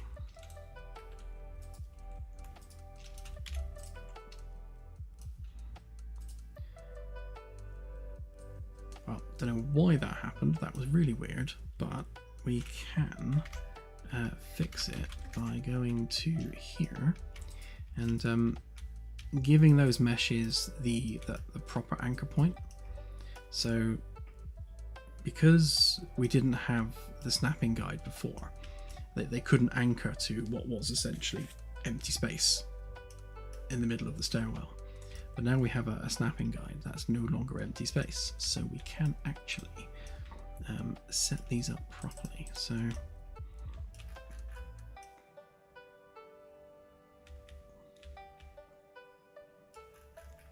looks like, yeah, they're almost right already, but not quite.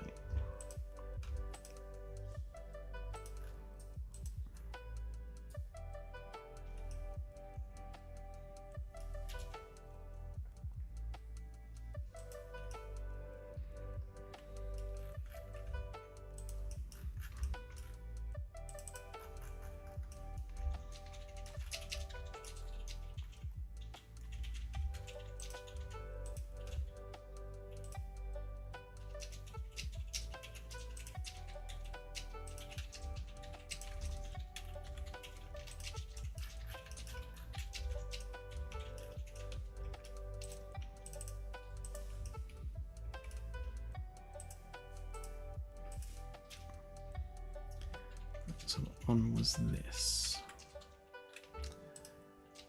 That was that one, which was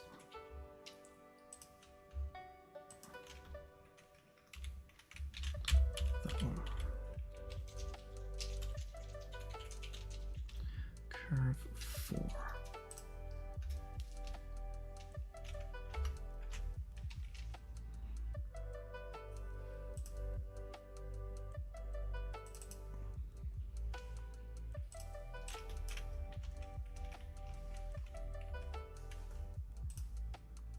Just update its name there as well, so I've got a reference for it.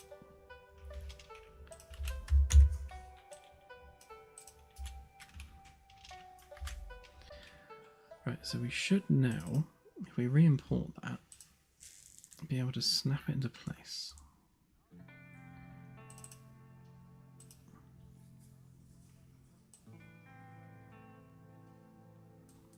Why is it upside down?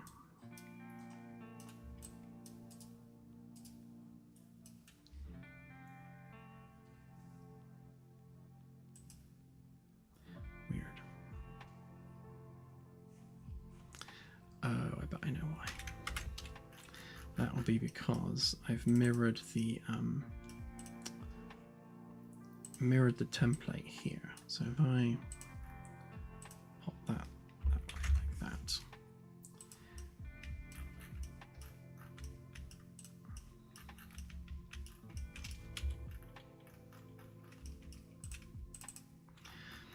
see, it's got a dotted line and a solid line underneath. That means the up direction is facing down rather than up.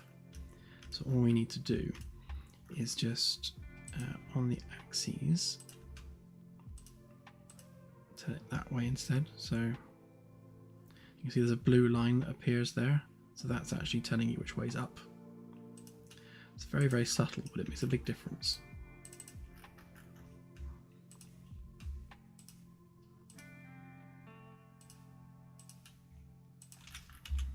Right, and that should now be the right way up. So we re-import that again. Still upside down. Why are you still upside down?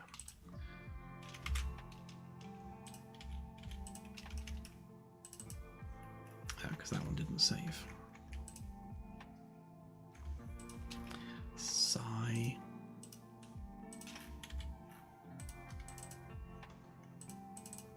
Right, definitely are both now. Still right up. Okay.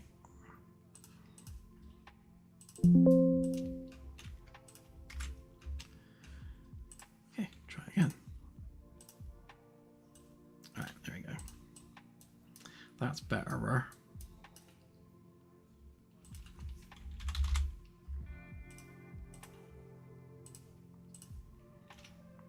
Right, so now if we bring in our snapping guide, they should snap to it.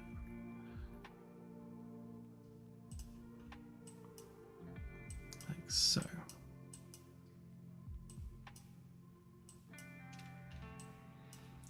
that one needs to rotate round, which means I think it was 50. So we snap it into place and then we minus 50 from its angle. There we go. That's now where it should be. Or is it?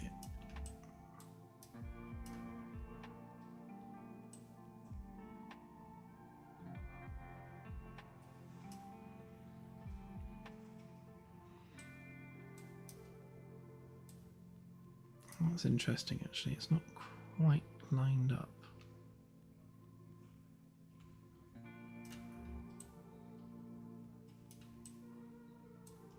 Oh, I see. So, yeah, so the export has rotated the mesh slightly, which is an annoyance, but it should... Oh, hang on. What's this? What's the anchor doing? Because it could be that. No, that's right. So the anchor there should match the anchor on here, which... Oh, okay, so yeah, those ones are slightly... Well, they're angled towards the world origin.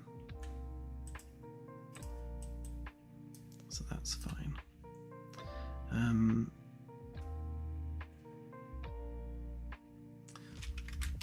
Is this one actually facing the world origin? Because that would...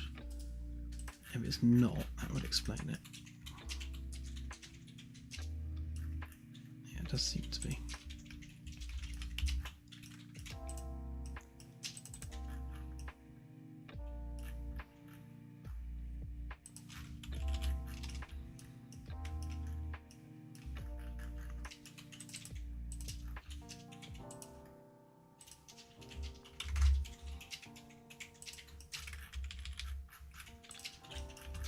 Let's just get rid of that a minute. So we want to just pop that in there. Pop it back out again and then pop it into place. Right, so that's directly mirrored from that. Which means the world origin from this should definitely be exactly there, because that's where this snapping point is.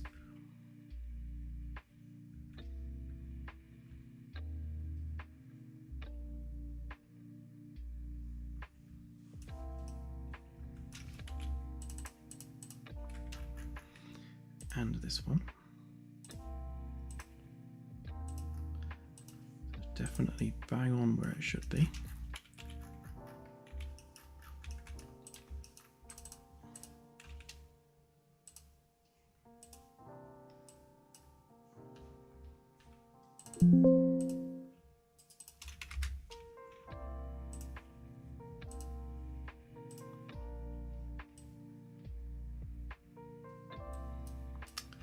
So it reckons it should be there.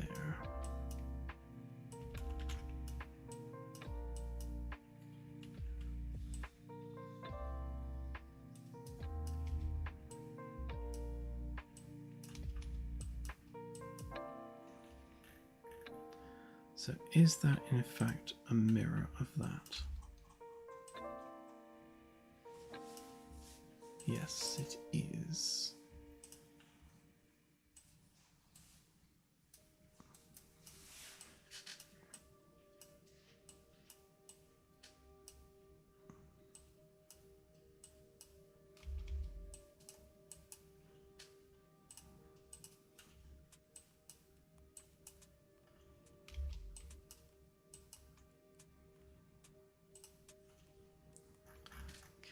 And then plus 50. Right, okay. Yeah, so those ones are mirrored. That's why they weren't lining up. Right, now we just need to sort out that horrendous normal facing direction on there. Just like that. And make sure it's got collisions, which it has reset to.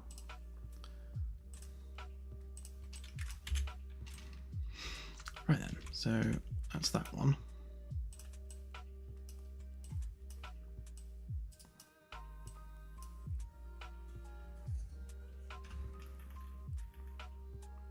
this one's not flipped.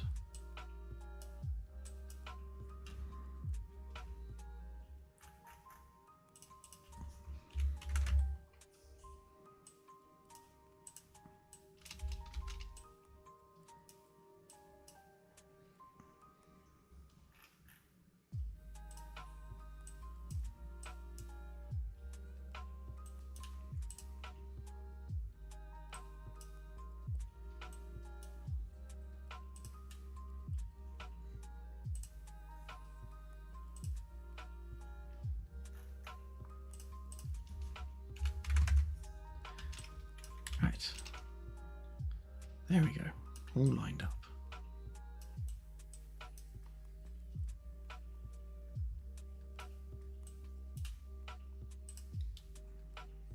I think when I originally exported them, I must have exported them on this side, which is why the mirroring is flipped. But not to worry.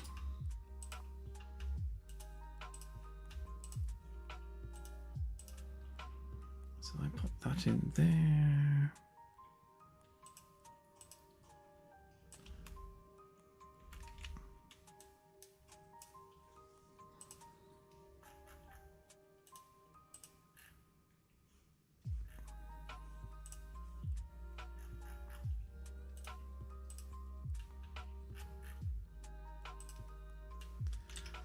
That one.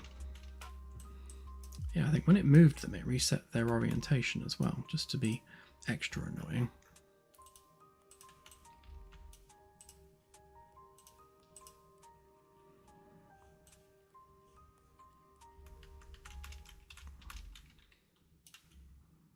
Right, and that one should be minus that value. Yeah. And then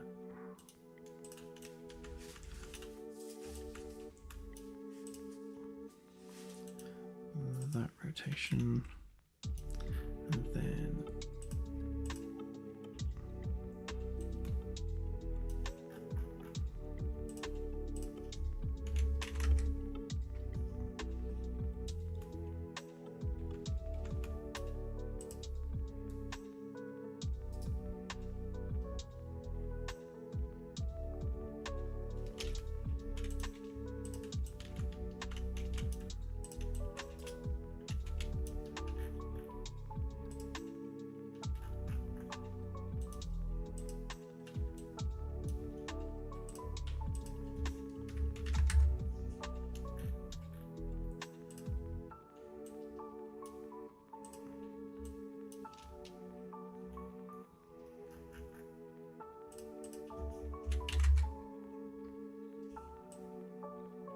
I'm gonna have to do the anchor point on that one as well. Oh.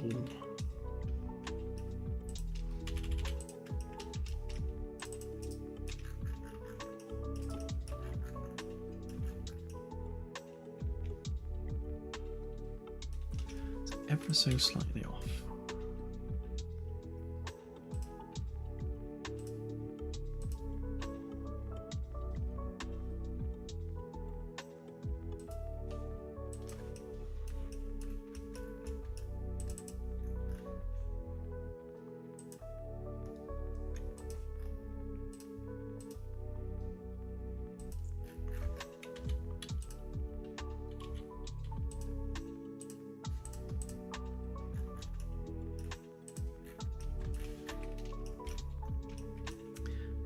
What was this? This was unnamed.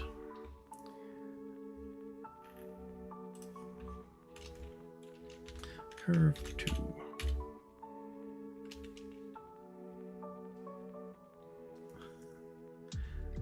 Yeah, it's one of those things, AJ. It's like, alright, so, Unreal did something weird and deleted the undo chain as well, just for extra measure. I don't know why it did that. Like, the act of selecting the meshes, for some reason, just decided to flip them round. And, yeah, just, like, remove the undo chain, which is really weird. I've never seen it do that before. But, it does keep doing weird things every now and then. But you just gotta grit your teeth and get on with it, really.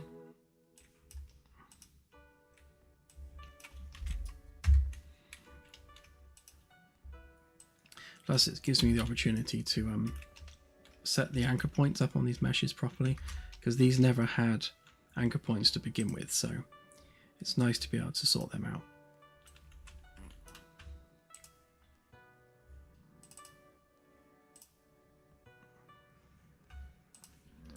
Right, so that ever so slightly moved, which I think is what we want it to do. It doesn't even have a socket, which is indicative of the fact I couldn't give it one originally. Right, so given that that now has a socket, it should snap, which it has done backwards.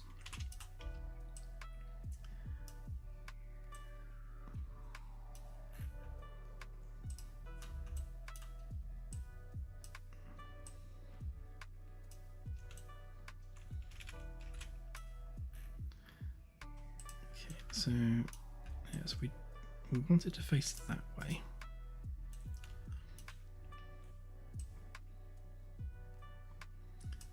Like that.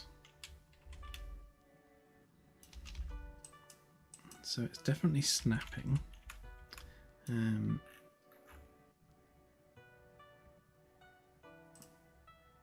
Yeah, and use a Y mirror on that one.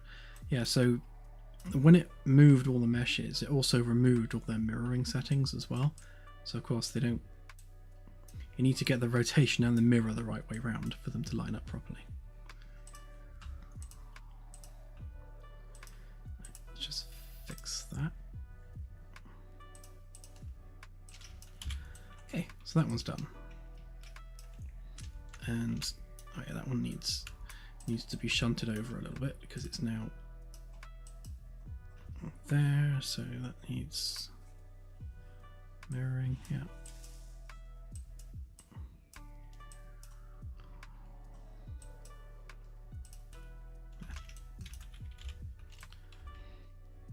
Yeah, very strange. Right, so we've got that one, that one, that one, that one. Do you have a socket? Nope. Okay.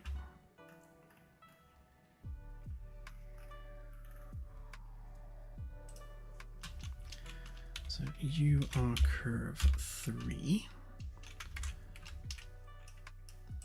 So that's that one. So make sure that we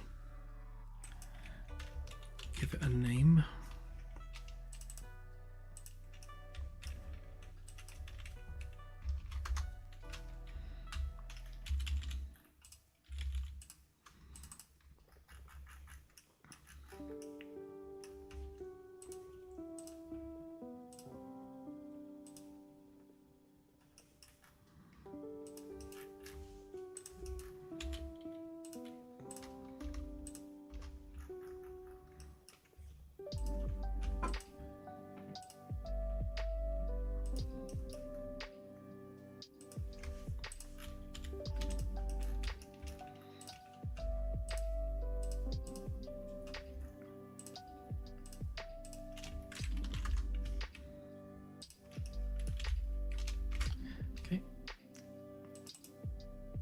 Curve 3, re-import. Slightly moved, which is to be expected. Give it an anchor. Fix the collisions. Right, so let's fix this one first. So that should. See, it snapped it the wrong way round. Does it actually want to be flipped? It does. Okay. Interesting. Because that one's not flipped, but that one is. Very weird.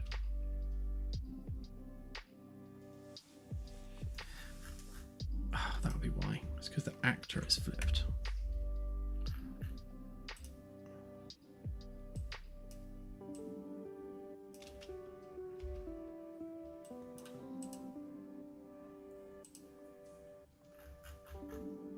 No, don't be flipped.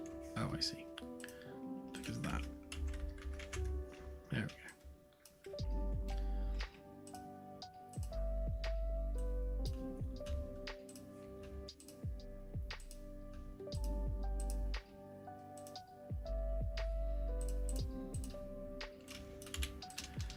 Okay, good. Right, so on this side then, we need to make sure that the actor is not flipped,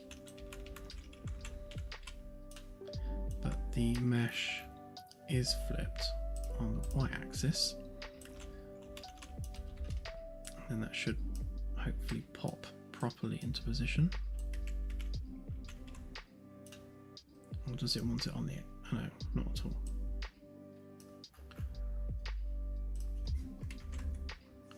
No, do not flip the actor. Right. Okay, done. Right, it's going to make sure that that and that definitely aren't flipped, because that's what's messing it up. So it's that one, and that one. Right, so that wanted a flip on the Y channel, direction rather, and then rotate it around that way. Okay, so that's correct for that one. That one's straight, so it doesn't matter. And then we've got one over here somewhere. Where is it? Is that it? No, it's not it. Ah, there it is. Hiding in the wall.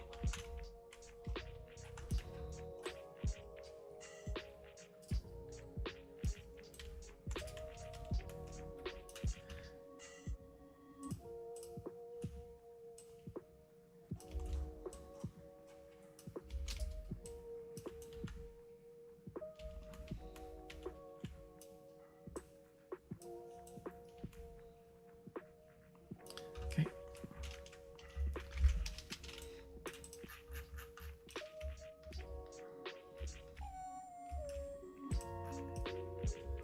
Next. Actually, what number are you?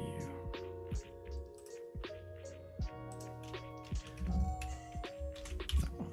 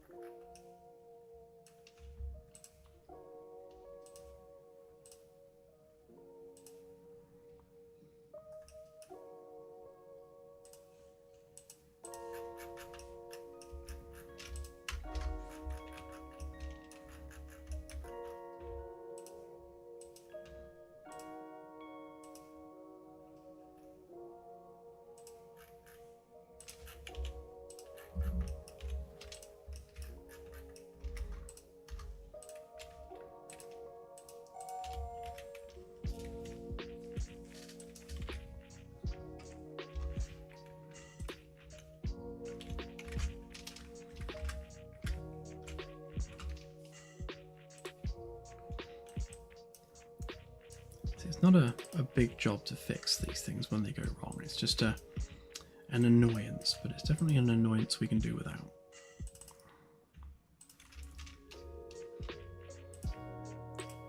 So it already has an anchor, so that's good. Just need some collisions. So hopefully that will now snap in the right place. Assuming that it's got the right flip direction.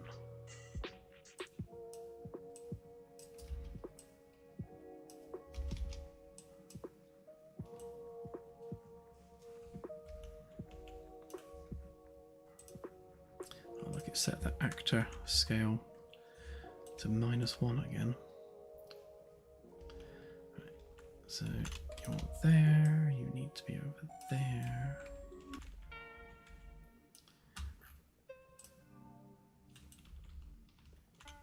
Are you in the right place?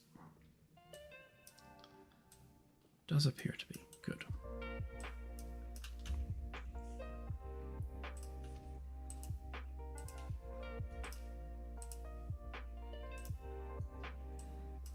Looks like that needs normals applying as well, actually. May as well do that one up here.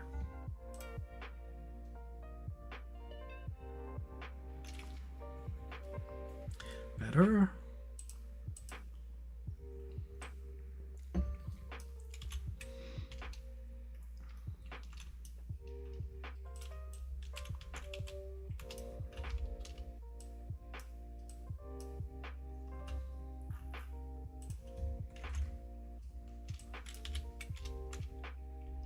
Okay.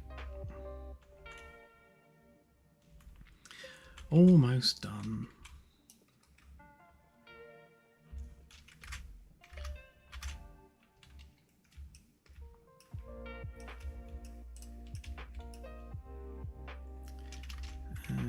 What were you? You were that one.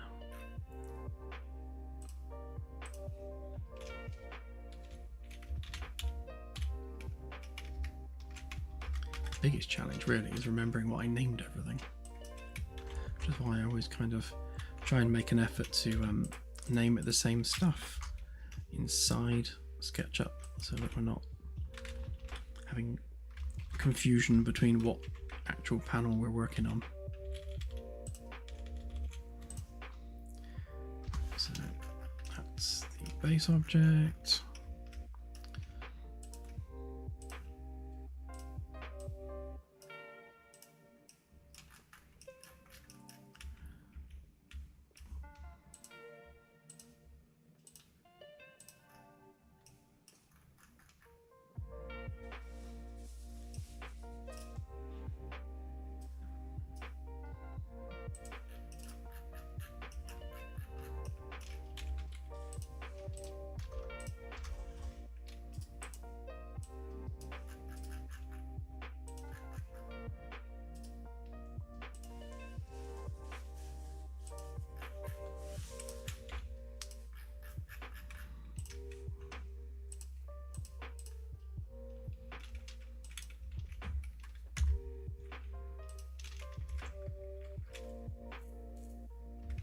Oh, for sure.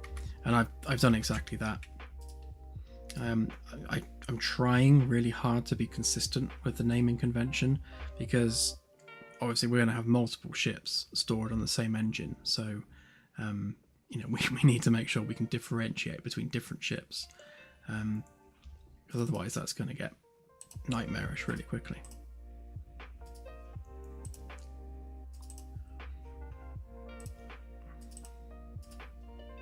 As long as I prefix everything with Magellan, we should be all right.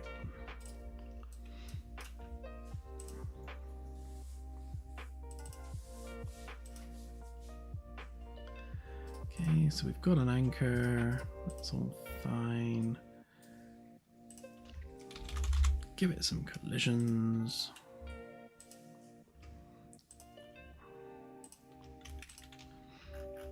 Right then, so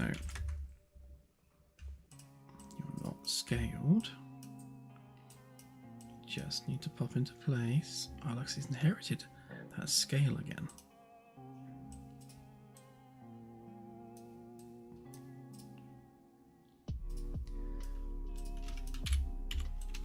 There's definitely some issue with the snapping tool and the scaling, because right now the scale is 111 and it's suddenly set that to -1.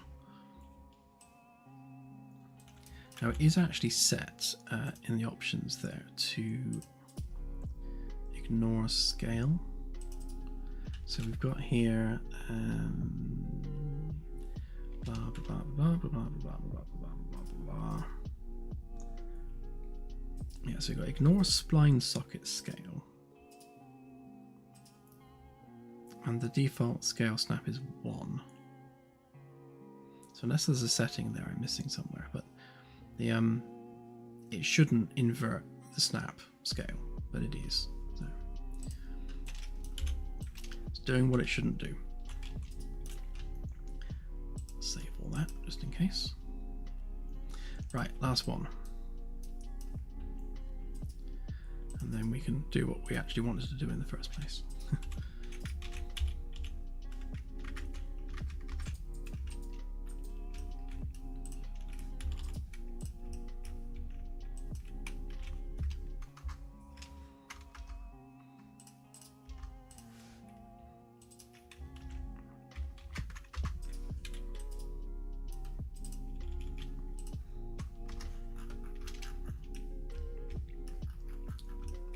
Yeah, it's very true actually. I spent a lot of time fixing things, doing what they shouldn't do.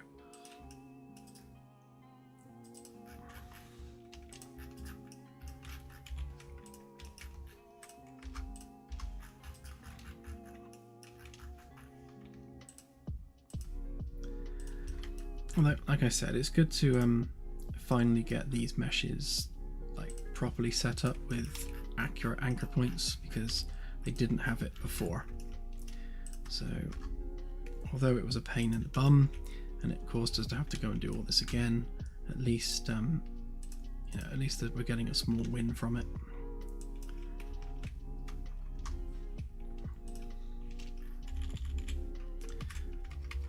Okay, so that was that one. We import that.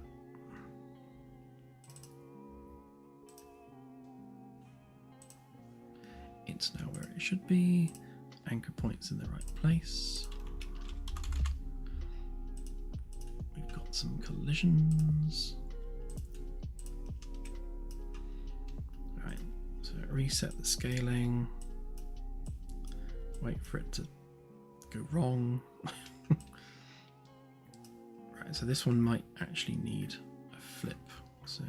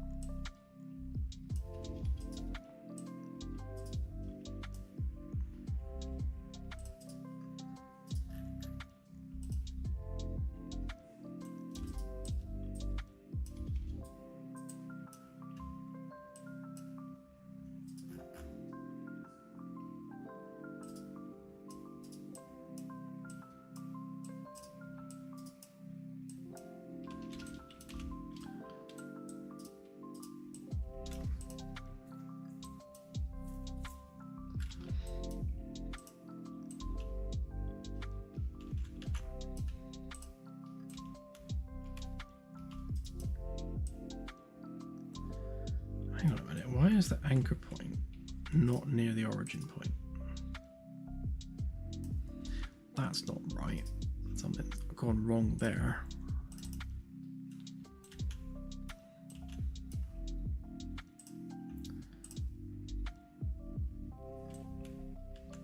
Weird, because it is actually set.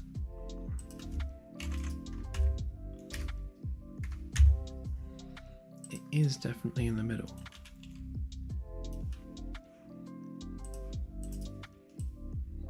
And now it's moved.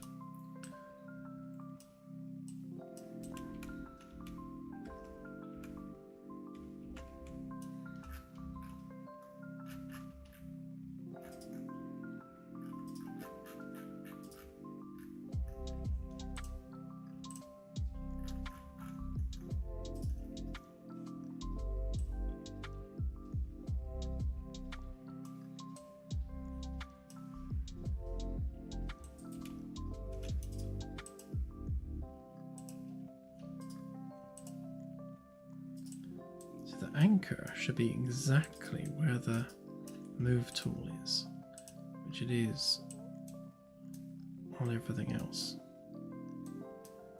So why, oh why, is that one in a completely different spot?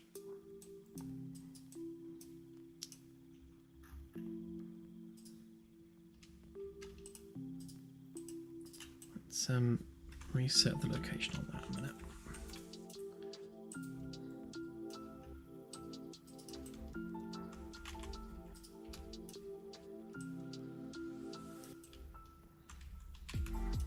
Sometimes Unreal is just hilarious.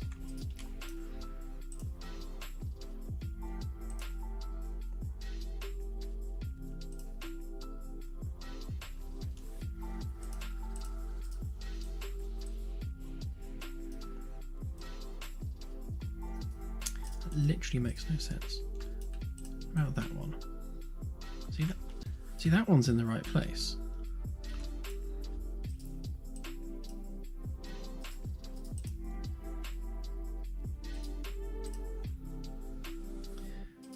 I'm going to hazard a guess that that actor is bugged, so we're just going to delete it.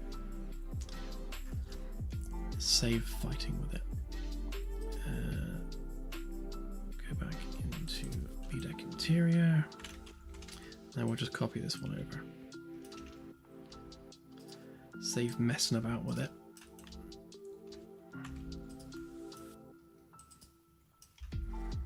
Right, so this one should be mirrored, because it's the opposite side, so it should be mirrored that way. Yeah, so there we go. That's in place now. And our anchor point is where it should be.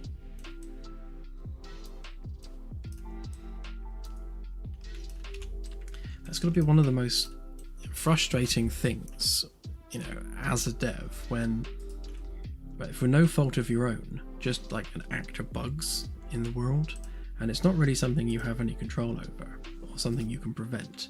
It's just like one of those things that happens, and it just costs you time and grey hairs.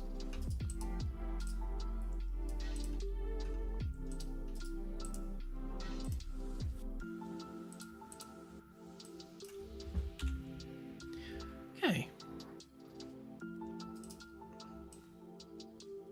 so we're actually back to where we started, which is good.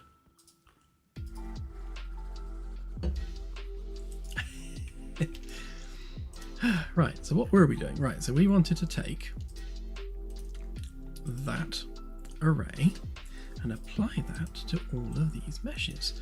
I'm going to save all before I do this. Right, so you,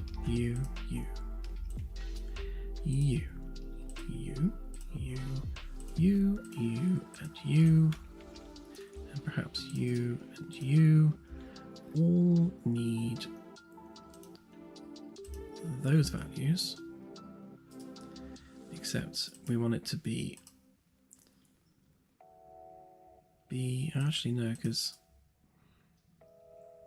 like some of these, as you come down the stairs from A deck, like some of these need to be visible. I guess only the end caps. So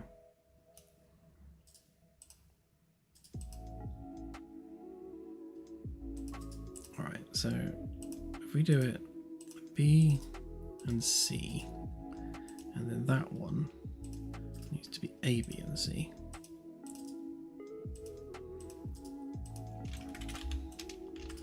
Right, and then the same on this side. So you are A, B, and C, and all the rest of you are just, yeah, so you need to be A deck as well, actually, as do you. So copy that,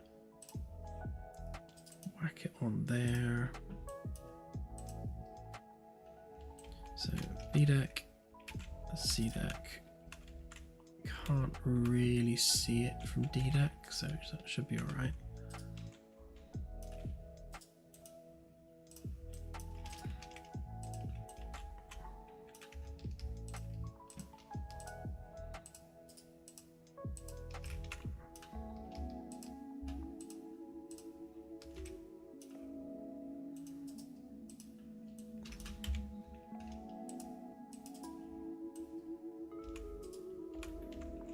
Good night, AJ. Have a good one. Oh, I forgot I made that loading screen. That's pretty.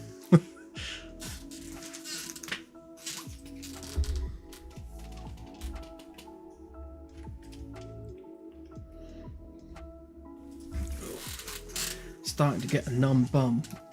I have to call it soon.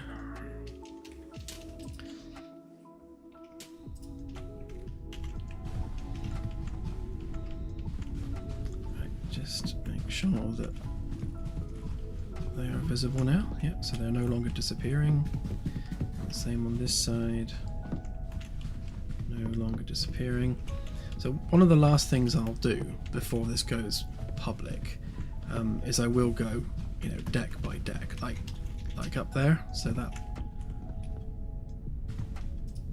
you got a few like the lights and the wall panels. They need C deck adding to them, as does the security desk for that matter. I imagine the same on this side. Yeah, so I just need to go through and make sure that certain things are always visible when you need them to be. Yeah, there's a couple of things there. I should just... This is the kind of thing that Scotty's really good at pointing out.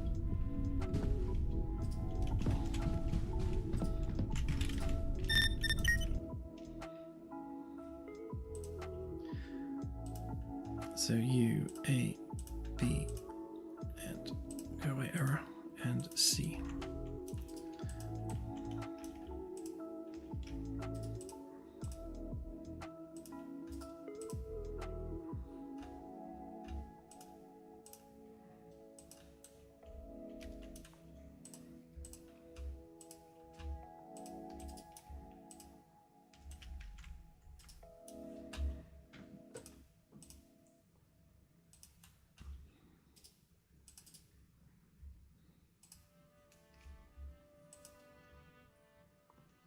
Not sure why they've got A deck on them. They don't need A deck. So yeah, actually this might be a job for Claire. Found a new job for you. Oh, she's not paying attention. I need you to go around deck by deck and click on every panel, like every panel, and just check to see whether its visibility settings are correct. Like this panel here is set to A deck and B deck, so of course being set to A deck is nonsensical. Sure. So yeah, really it just needs to be B deck. Okay. I just needed you to sort out me getting back in engine. Yeah.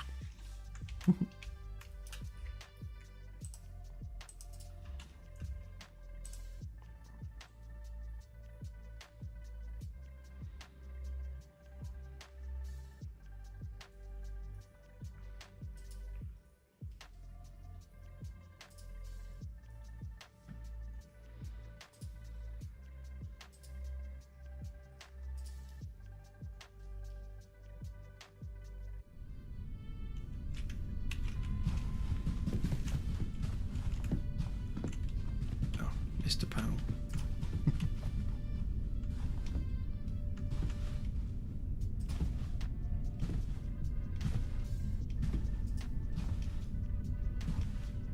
But yeah, so all that will be fixed and it won't look quite so janky then.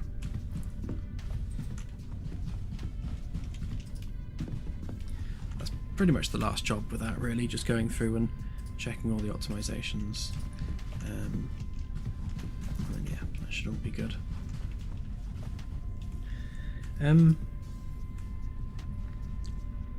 Yeah, hello Rumba. I don't know how useful that is, because I mean, yes it is. Well, I suppose it is useful. So, you know, if you want to highlight a couple that you've noticed, then yeah, go for it. But we will have to go through literally deck by deck, fine tooth comb, and just pick them all out. You know, just to make sure that they are all captured. Okay, well, I reckon at 4.5 hours we'll call it there, and that'll be why my bum hurts so much.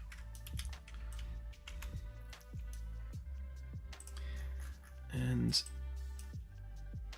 I will start building just to make sure that it does. I was saying to Claire, by the way, that I'm starting to really love how this looks now here. I think with the foliage, the extra bit of lighting, the glass panels, not that you can really see them very well, but you know, I know they're there. Yeah, this area is starting to feel really nice, and once the ceilings are finished, I think this is going to be a really, really nice space on the ship. Gives us a kind of a measure of quality to work from for the whole rest of the ship. Like, the whole rest of the ship needs to look this good.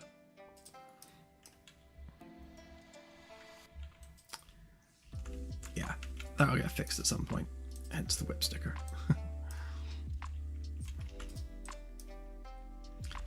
Did I just see a floaty label on there as well?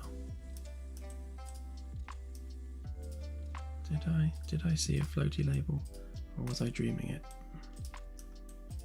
I might have been dreaming it.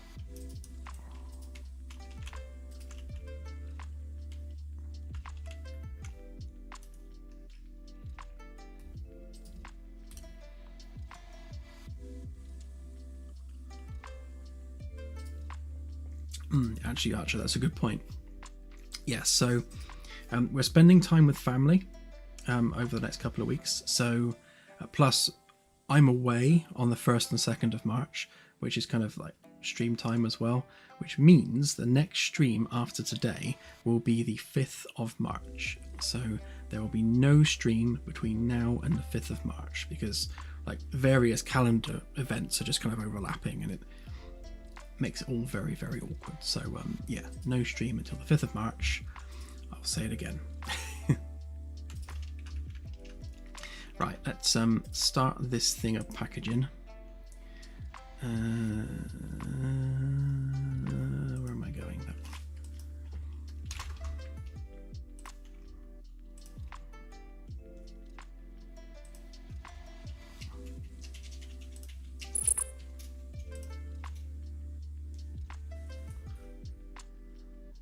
Yeah, we're just taking a break, spending some time with family, and just yeah, just having a bit of a head clear.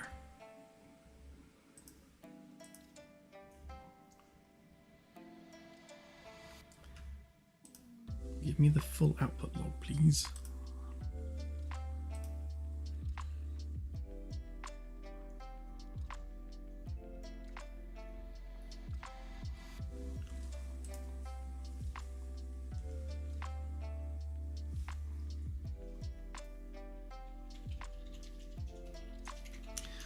I did a lot of work after the last stream to get this thing packaging smoothly, so I'm fully expecting it to go smoothly straight through, no problems, no errors. He says with typical overconfidence.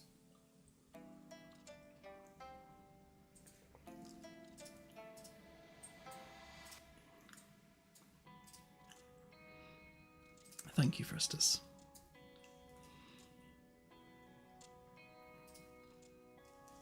Yeah, I really wanted to just keep going away at this and grinding away until the demo was updated. Yeah, but sadly, this is something that we've had planned for like 7-8 months now, so it's unavoidable. It's been longer than that. Has it been longer than that? Yeah. Wow, time is flying so quickly.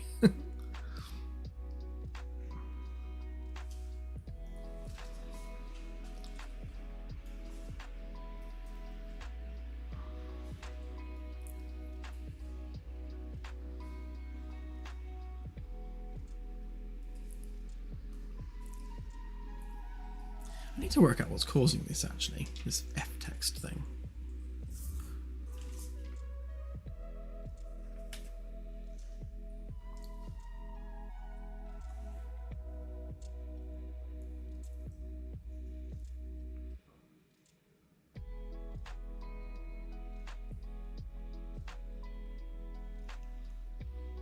I did actually have this packaging with like no warnings whatsoever.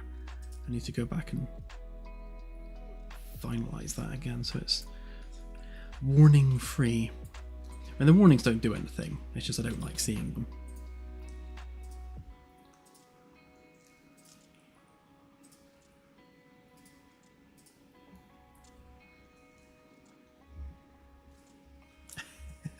Let's hope so, eh?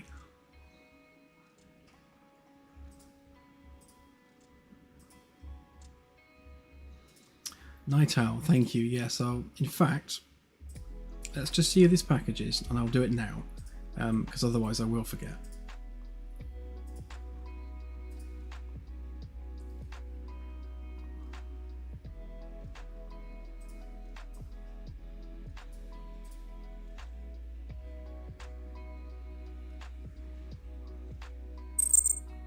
Huzzah! Yeah, it made the happy noise.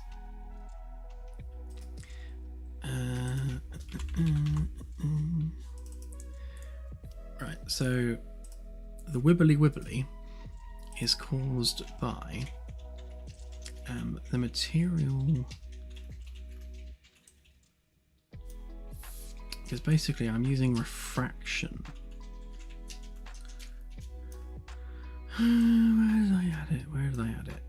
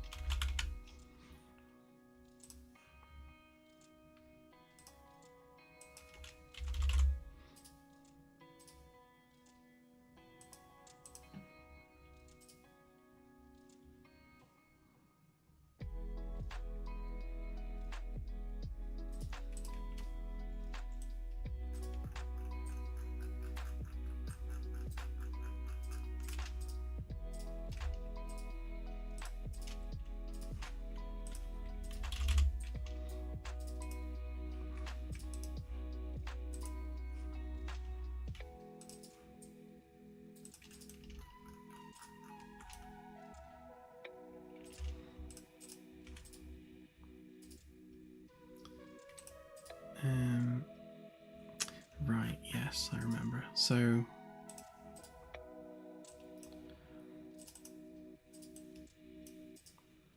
the material parameter collection.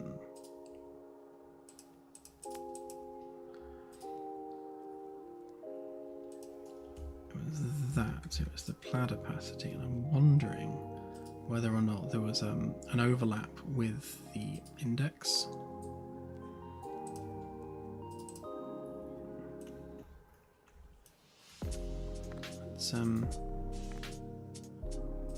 Let's just try it real quick, just to be sure.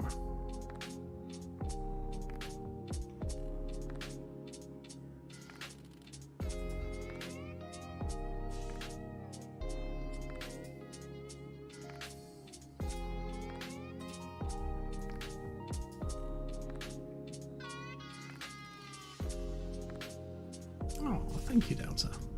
I shall pass that along.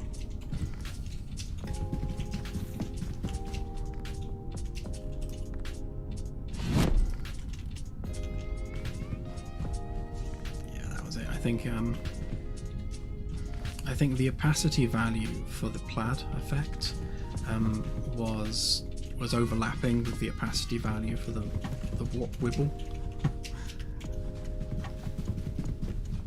but we no longer wibble.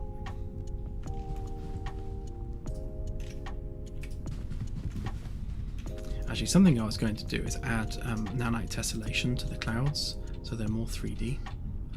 Might look quite cool, but that can wait for now.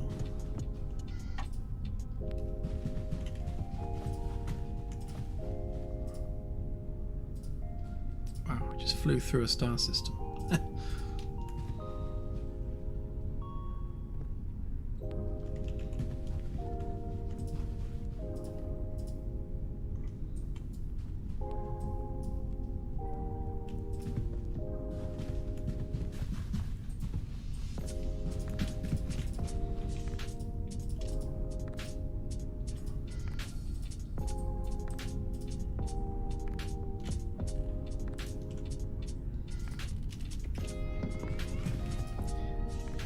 sign of that nebula either, so I'll sort that out. But for now, I shall package and call it a night.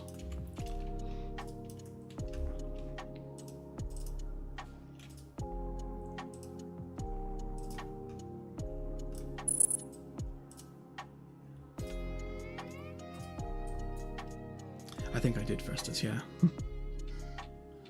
Both of them, both test systems.